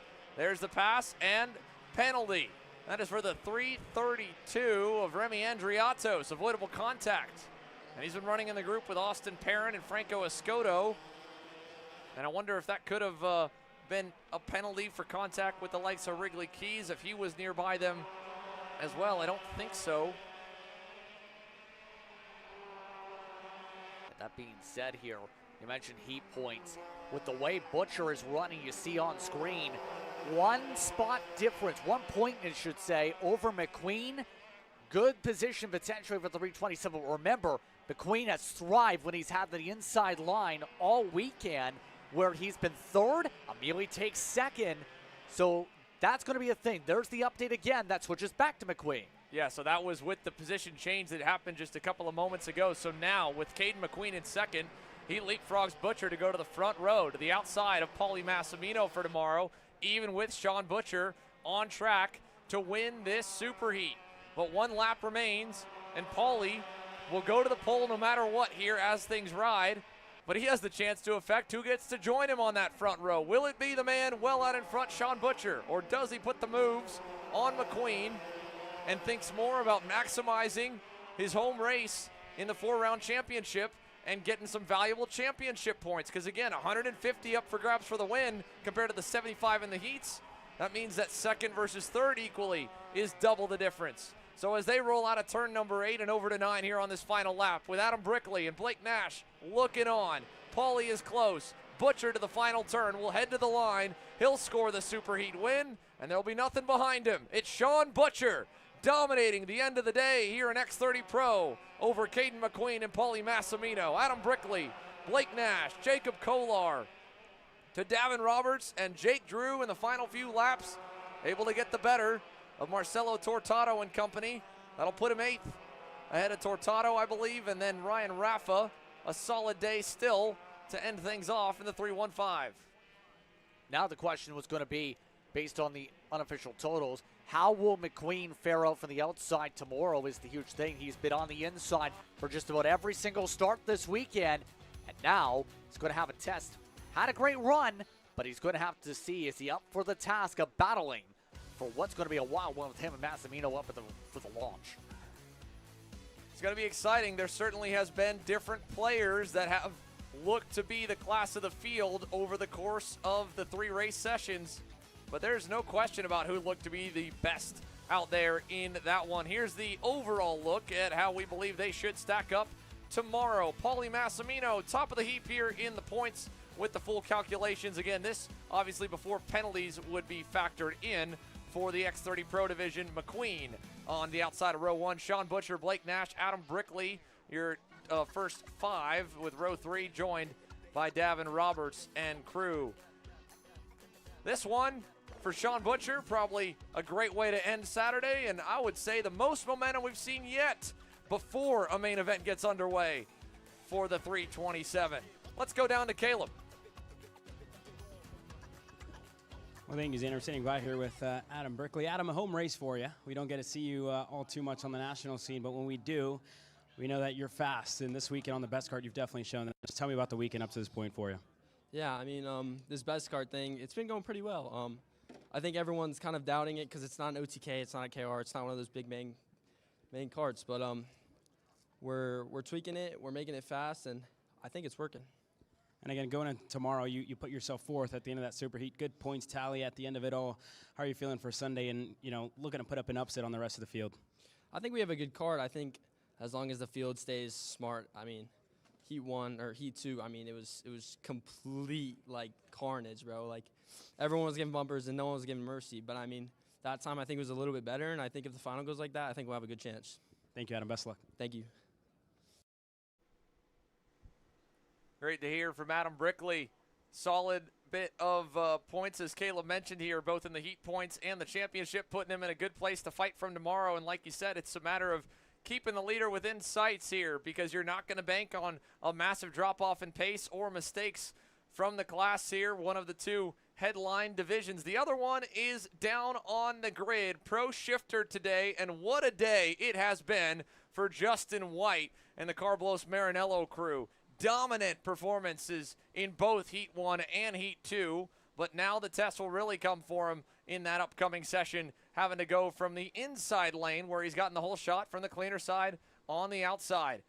As you can see, X30 Pro continuing to roll across the scales as well before our final session gets underway.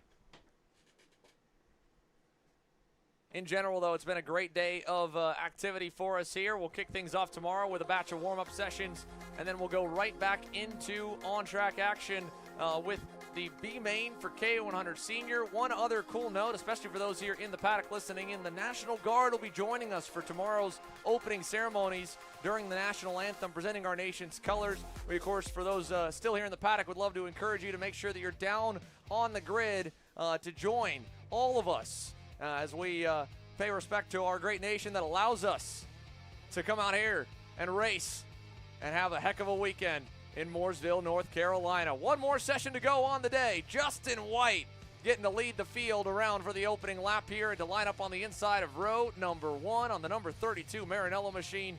Adrian Reneden has been good, as has Gavin Bailiff, but they have not been the best. That has all been the number 32. The first heat race, like we said, Justin, you can kind of hand it to those two battling that allowed Justin to get away, but heat 2 was all about the raw speed. Yes, indeed, and that's why he's getting the control of the field over Reneden here on this one. Gavin Bailiff, he had good speed, though, once we got through Heat 2. Jay Irwin will not have to come for the back, though. In particular, watch for him to be fast to keep up with the leaders from row 2 outside. Then, of course, beyond him, it'll be Finnegan Bailiff lining up, and we would have loved to see the likes of Willie P out here today. He had a great run in qualifying, showing some raw pace.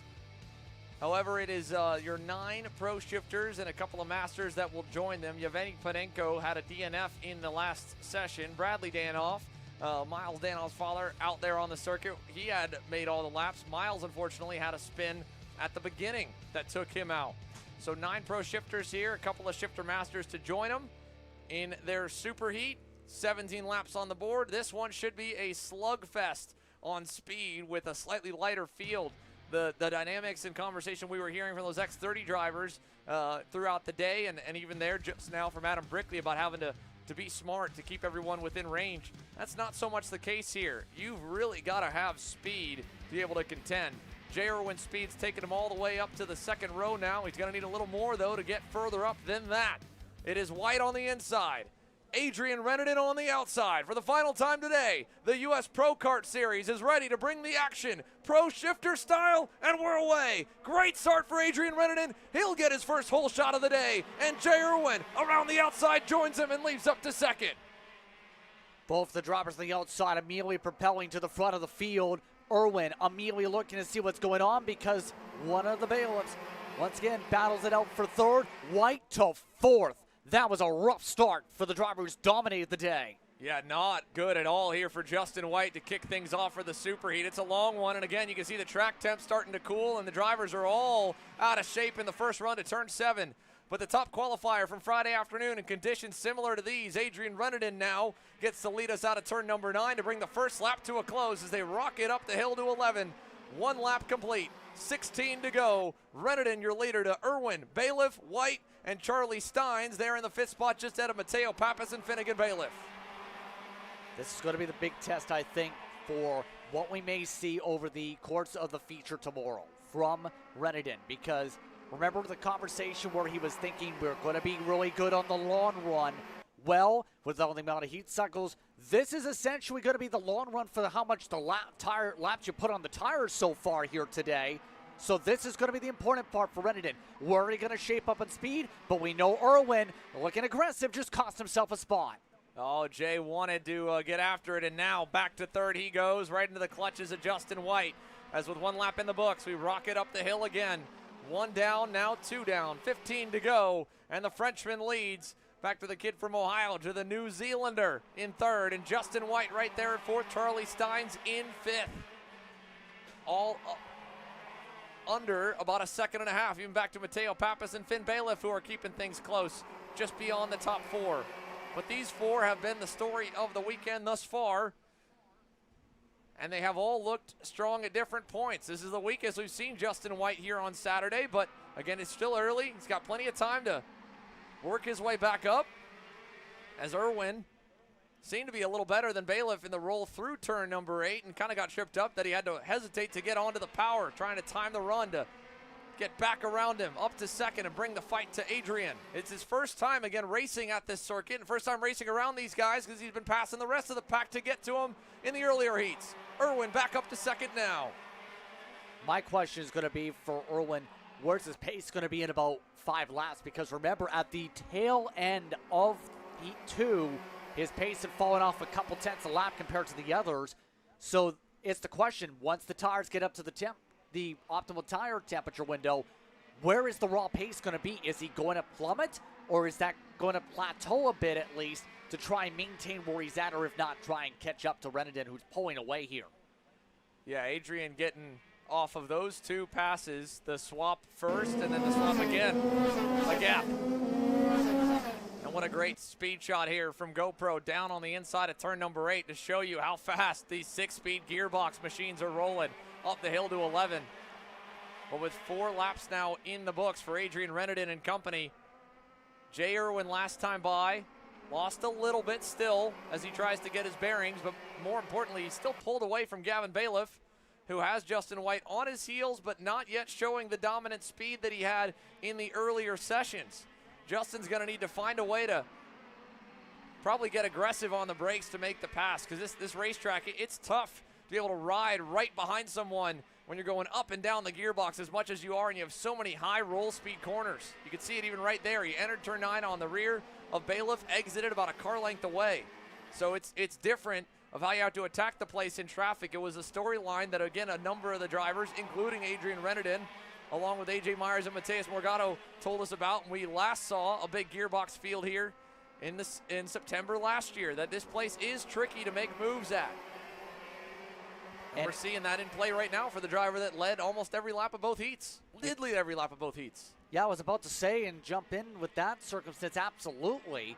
And really, the main concern, too, is if you try and send it deep every single time, it's going to be, do you eventually cook your tires there in that way, trying to push for the one spot? Because right now, Gavin Bailiff really doing a good job holding the lines at the very least. I think White is a little bit quicker on the entry, but is, again, having to back up on the apex off to make sure he doesn't, knock the number plate off the 7 in that apex off. You do not want to make contact. You want to get this done cleanly. Well, as he rolls down the back straightaway here, I mean, again, close, but he needs to find the corner. He's got the most confidence to go offline down the inside and make that move on Gavin Bailiff. And like you said, he doesn't want to roll up to him too early in the middle of the corner where you have to hesitate. Right here might be the move. There it is. Justin White into third. But now he's got a near 2-second margin he's going to have to make up for to just get up to the bumper to try again on Adrian Renenden. What might help him, though, is the early race pace here, or mid-race pace, truly, of Jay Irwin. 7 tenths was the delta last time. He just shaved 2.5 tenths off that lap by, closing in on the number 12 machine as they roll down the back straightaway. 7 laps complete. Renenden leading, but the gap bleeding down to the number 20. Keeping an eye on that average in particular here with how things are going. As you can see, estimated total might be 5, might be less than that. Potentially, it depends on what happens for Irwin on the curve, because Renenden has equalized out a little bit lower of a floor than I thought would be. Around 46 ones is where his average has been about half the time, a little bit faster than a tenth the other two. So in other words, that average is a little bit lower than where you expected for Renenden to be able to maintain up at the front. This time he did pick up into the 9s though. Well, that and Jay Irwin had the first kind of bobble, it looked like, that we've seen out of him all race, and it was right in the infield section in turn number 6. I don't think he was close enough to be affected by Adrian at all, but he was certainly testing the limits and continuing to try and push for more, and he seemed to be having a handful coming right through this section. And this lap even, you can see the back end on that TKG Bureau Art still very free for the number 20 to be on lap number 9 of a 17-lapper. He looks pretty planted coming out of the hairpins. It looks like the rotation is good there. It's in the higher speed sections right now that he doesn't seem to be as glued to the circuit as Adrian. But he's gathered it back up, cooled it back down. This looks like a little better lap. He's checking something over the left side, and I wonder if he's looking either at the radiator or more than likely down at the left front tire to see if something's going on with the brakes there. Because, again, there's 3 brake systems, and, again, he checks down low. I wonder what's going on there for Jay. Meanwhile, we check in with the Maranello of Justin White, the new livery for this year. The chrome and dark red and black for the red and yellow crew. A different look and a different level of speed was displayed earlier today for Justin White, but this session not quite as spectacular. He has as you mentioned, gotten to a pretty good rolling pace, similar to that of Adrian Renardin. He did a 46.0 last lap, Renardin a 45.99. But with the way things are running right now, by 1 point, if Renardin can hang on to win the SuperHeat, he'd be able to get the pole back his way. Ahead of White, and Jay Irwin, with the run in second, would move up one position. He would leap from the outside of row 2 down to the inside, which, based on the way this start just went, might be less than ideal. Yeah, the inside hasn't worked out that well from the whole shot. It's been, I think, because you're able to angle a little bit towards the diamond for turn 1, and it's seen the outside really boost to pull away. Well, it's less about the angle. It's really about how clean the surface is. That too. That outside lane is where everybody's going down the straightaway every single lap. The inside of the racetrack is where all the dirt and debris will collect, and it only gets used once every rotation for these shifter starts, 1 lap. Other than that, there's nobody going down there laying rubber or clearing a path off. And they do what they can on that outlap. Normally, you'll see them drive down over their box. But still, the inside lane has lost all 3 starts today. So if Renardin wins this session, he would, of course, get more points than letting Irwin go. But if he does slide behind Jay Irwin, it would put him back on the outside of row 1, where he was able to get the jump and the run into turn number 1.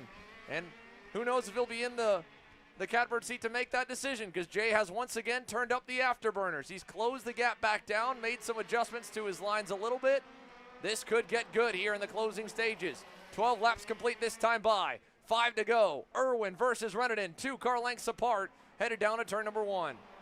Keep an eye on the averages in terms of the calculations. It's been about a 10th quicker a lap for Irwin over the course of this race on that set average. But Renardin's been the more consistent out of the 2 once again in this fight.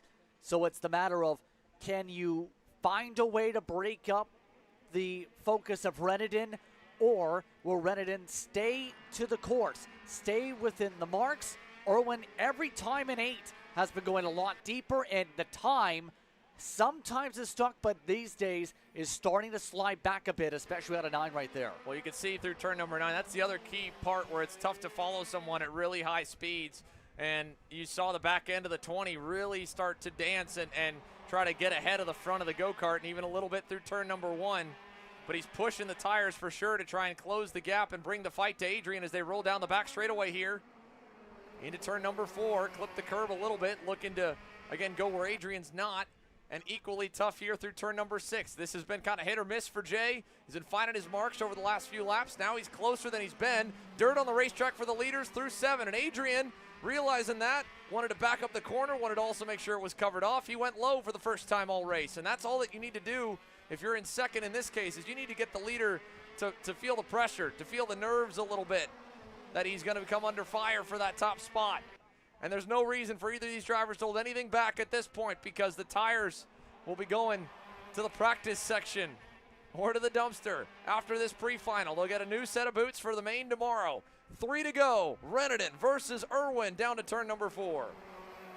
Yet again, a little bit of a close-up, but Irwin missed part of the apex off in through 4.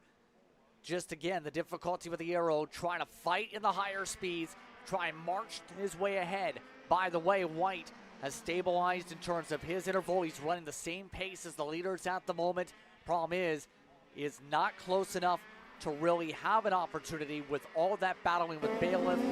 We'll say with a couple laps to go, though, Irwin doing a solid job today in terms of what he's done, but Renardin having a fantastic pace for the long run yet again in the 14 E6 flats. He's been there this entire race. Yeah, he has been a machine. Adrian Renardin, hot off the momentum of a Sodi 1-2 in the desert. Once again, Irwin entering a little low there in 4, trying to get to the inside curve to help the rotation. Then, of course, rinsing out a little bit, laying it all on the line. Lap and a half to go. Jay is closer than he's been, and he had a thought about it there. But he didn't want to go just quite yet, but just enough to keep Adrian on his toes into the brake zone. Try and throw him off his rhythm a little bit. He'll have one more lap to try and make some magic happen. What a turnaround this could be here from Friday afternoon, facing backwards at the entrance right here to turn number 1 with an engine failure. Now, Saturday afternoon in the SuperHeat, Jay Irwin bringing the fight to Adrian Renardin. A car length away. If he can just stay close here in the bowl, he'll have a shot. See a little bit of ascent again for Irwin. Remember, last time, hit the brakes hard, slid around a little bit in the braking zone on the initial send attempt. Now will need to keep himself Oh, he's planted. close. He's close enough to do it here. Adrian knows it. Jay's going to try to go to the outside. There was no grip there. Not enough. He goes staying single file. Irwin did a great job in the fight, but Reneden kept steady and kept firm. Consistent, start to finish. Adrian Reneden closes out the 17-lapper with the win.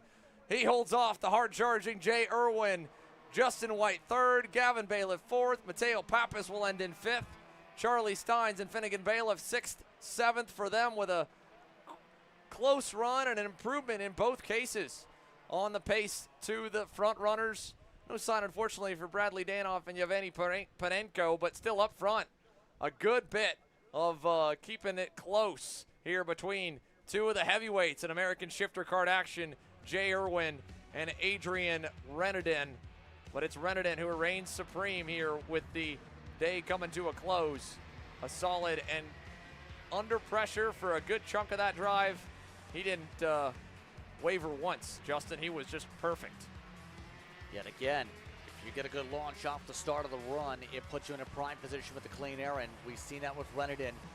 Didn't falter, stayed in a very consistent pace. I think his times, for the most part, except for the final lap, were within 1/10 the entire race. That is astounding, and it shows you've got a good setup and a really good balance for the long run like he did here today. So Adrian Reneden reigns supreme in the afternoon for Pro Shifter, presented by Velocity Racing Sodi. It's been a busy spring, a whole lot of time halfway around the world from where he grew up. He seems right at home. All 17 laps with the number 12 up front. Caleb. Yeah, thank you, Xander. Adrian, kind of picking up right where you guys left off in Tucson. And again, a pole position to start off the weekend and super heat win. Just kind of tell me about the day and holding Jay off those last couple laps. Yeah, so all the week we get the speed, we get the pole. Fortunately today, since this warm-up we struggle, I don't know why. We change a lot of things and I think that works. We just need to adapt a bit with the used tire, but I think for tomorrow final will be okay. And tell me what it's been like being back here at Trackhouse Motorplex. We know this is one of the tracks that's maybe a little bit more difficult to make moves. How important is it starting up front tomorrow? Yeah, sure. Track position is really important. That's why I'm happy now about my start finally. And yeah, when you are in front, it's always more easy. Thank you, Adrian. Wish you the best of luck for tomorrow. Thank you. We'll move on back here to Jay Irwin as well. Jay, you've been stateside for a couple of weeks now since Tucson wrapped up. First of all, tell me about your weekend up to this point and, again, getting yourself in second in the SuperHeat after unfortunate qualifying for you. Yeah, you know, like in qualifying we had a problem, so started from the back. But, I mean, the field was small, so it was okay. We could come through in the heats. And, yeah, the start was good. I made a mistake on those early laps. I missed a gear, but, yeah, the pace was good. We came back, so we just have to see for tomorrow. And I got to ask you the same question, right? We talked about it with Adrian. It's quite hard to pass around Trackhouse Motorplex in the gearbox category, and you're starting behind him tomorrow. What did you learn in those last couple of laps looking to get around the number 12 of Adrian? Yeah, you know, like you said, track position is really important. So I guess we just have to see off the start and then, yeah, just see from there because it's very difficult to pass. Thank you, Jay. Thanks. So there you have it from Jay Irwin and crew. Pro Shifter coming to a close here to close out the day. And as you saw there on screen, Adrian Reneden able to score the win. That'll put him more than enough points ahead just by one to be able to go to the pole for tomorrow's main event. But overall, solid day of action here, Justin. No complaints from my side. It's been fun to watch it here, and even with a couple of minor delays. And of course, we hope the best for the drivers that were transported. I believe only one ended up getting transported to an off-site medical center. All others involved in the incidents okay, and we're able to end up just about pretty darn close to right on schedule with a full day of action here. We still got a good one tomorrow, not as full as today. It was a lot of racing. It was a lot of racing, to say the very least, and it was very interesting to see how things transition. For Reneden, though, you mentioned the 1 point difference. It's going to be really interesting where things go. You mentioned in terms of the dirt and rubber buildup that's going to be on that inside line. Irwin going to be lining up on that inside line. Now for that, going to have a challenge. -5 to Renedin. Gavin Bailiff, good credit to him, kept himself amongst the top 5 all throughout the weekend. Same for Pappas so far. Indeed, they've kept things close, and they have improved on the margins every single time. But Adrian Renedin, top of the heap here in the heat points to line himself on the inside of row 1 for tomorrow. And Justin White, off the back of the 2 heat race wins, and a third there in the Super Heat, will join him. And the Null TKG Burrell Art row 2, flipping the order from today. Back to then Pappas, Steins, and Bailiff, Miles Danoff, and then again no sign, unfortunately, of Eduardo Ramirez in the return to the Pro Shifter to the U.S. Pro Kart Series. With them, along with the rest of our 230 plus drivers here in attendance for the Carolina Grand Prix. The first day of the new season underway, but main events are what it's all about, and that'll get underway tomorrow. Our live coverage will kick off at 8 a.m. Eastern, 5 a.m. Pacific. We hope to see you then and have you join us. For Caleb Viesca, Justin Prince, myself, Xander Clements, our phenomenal Kart Chaser production and camera crew team that have been out working since, bright and early this morning before the sun came up to bring you all the coverage. And, of course, a huge kudos to Trackhouse Motorplex for hosting us once again, and the U.S. Pro Kart Series officials to kick off the new year for the first of 4 rounds of action here with the Carolina Grand Prix. We will see you all once again tomorrow morning.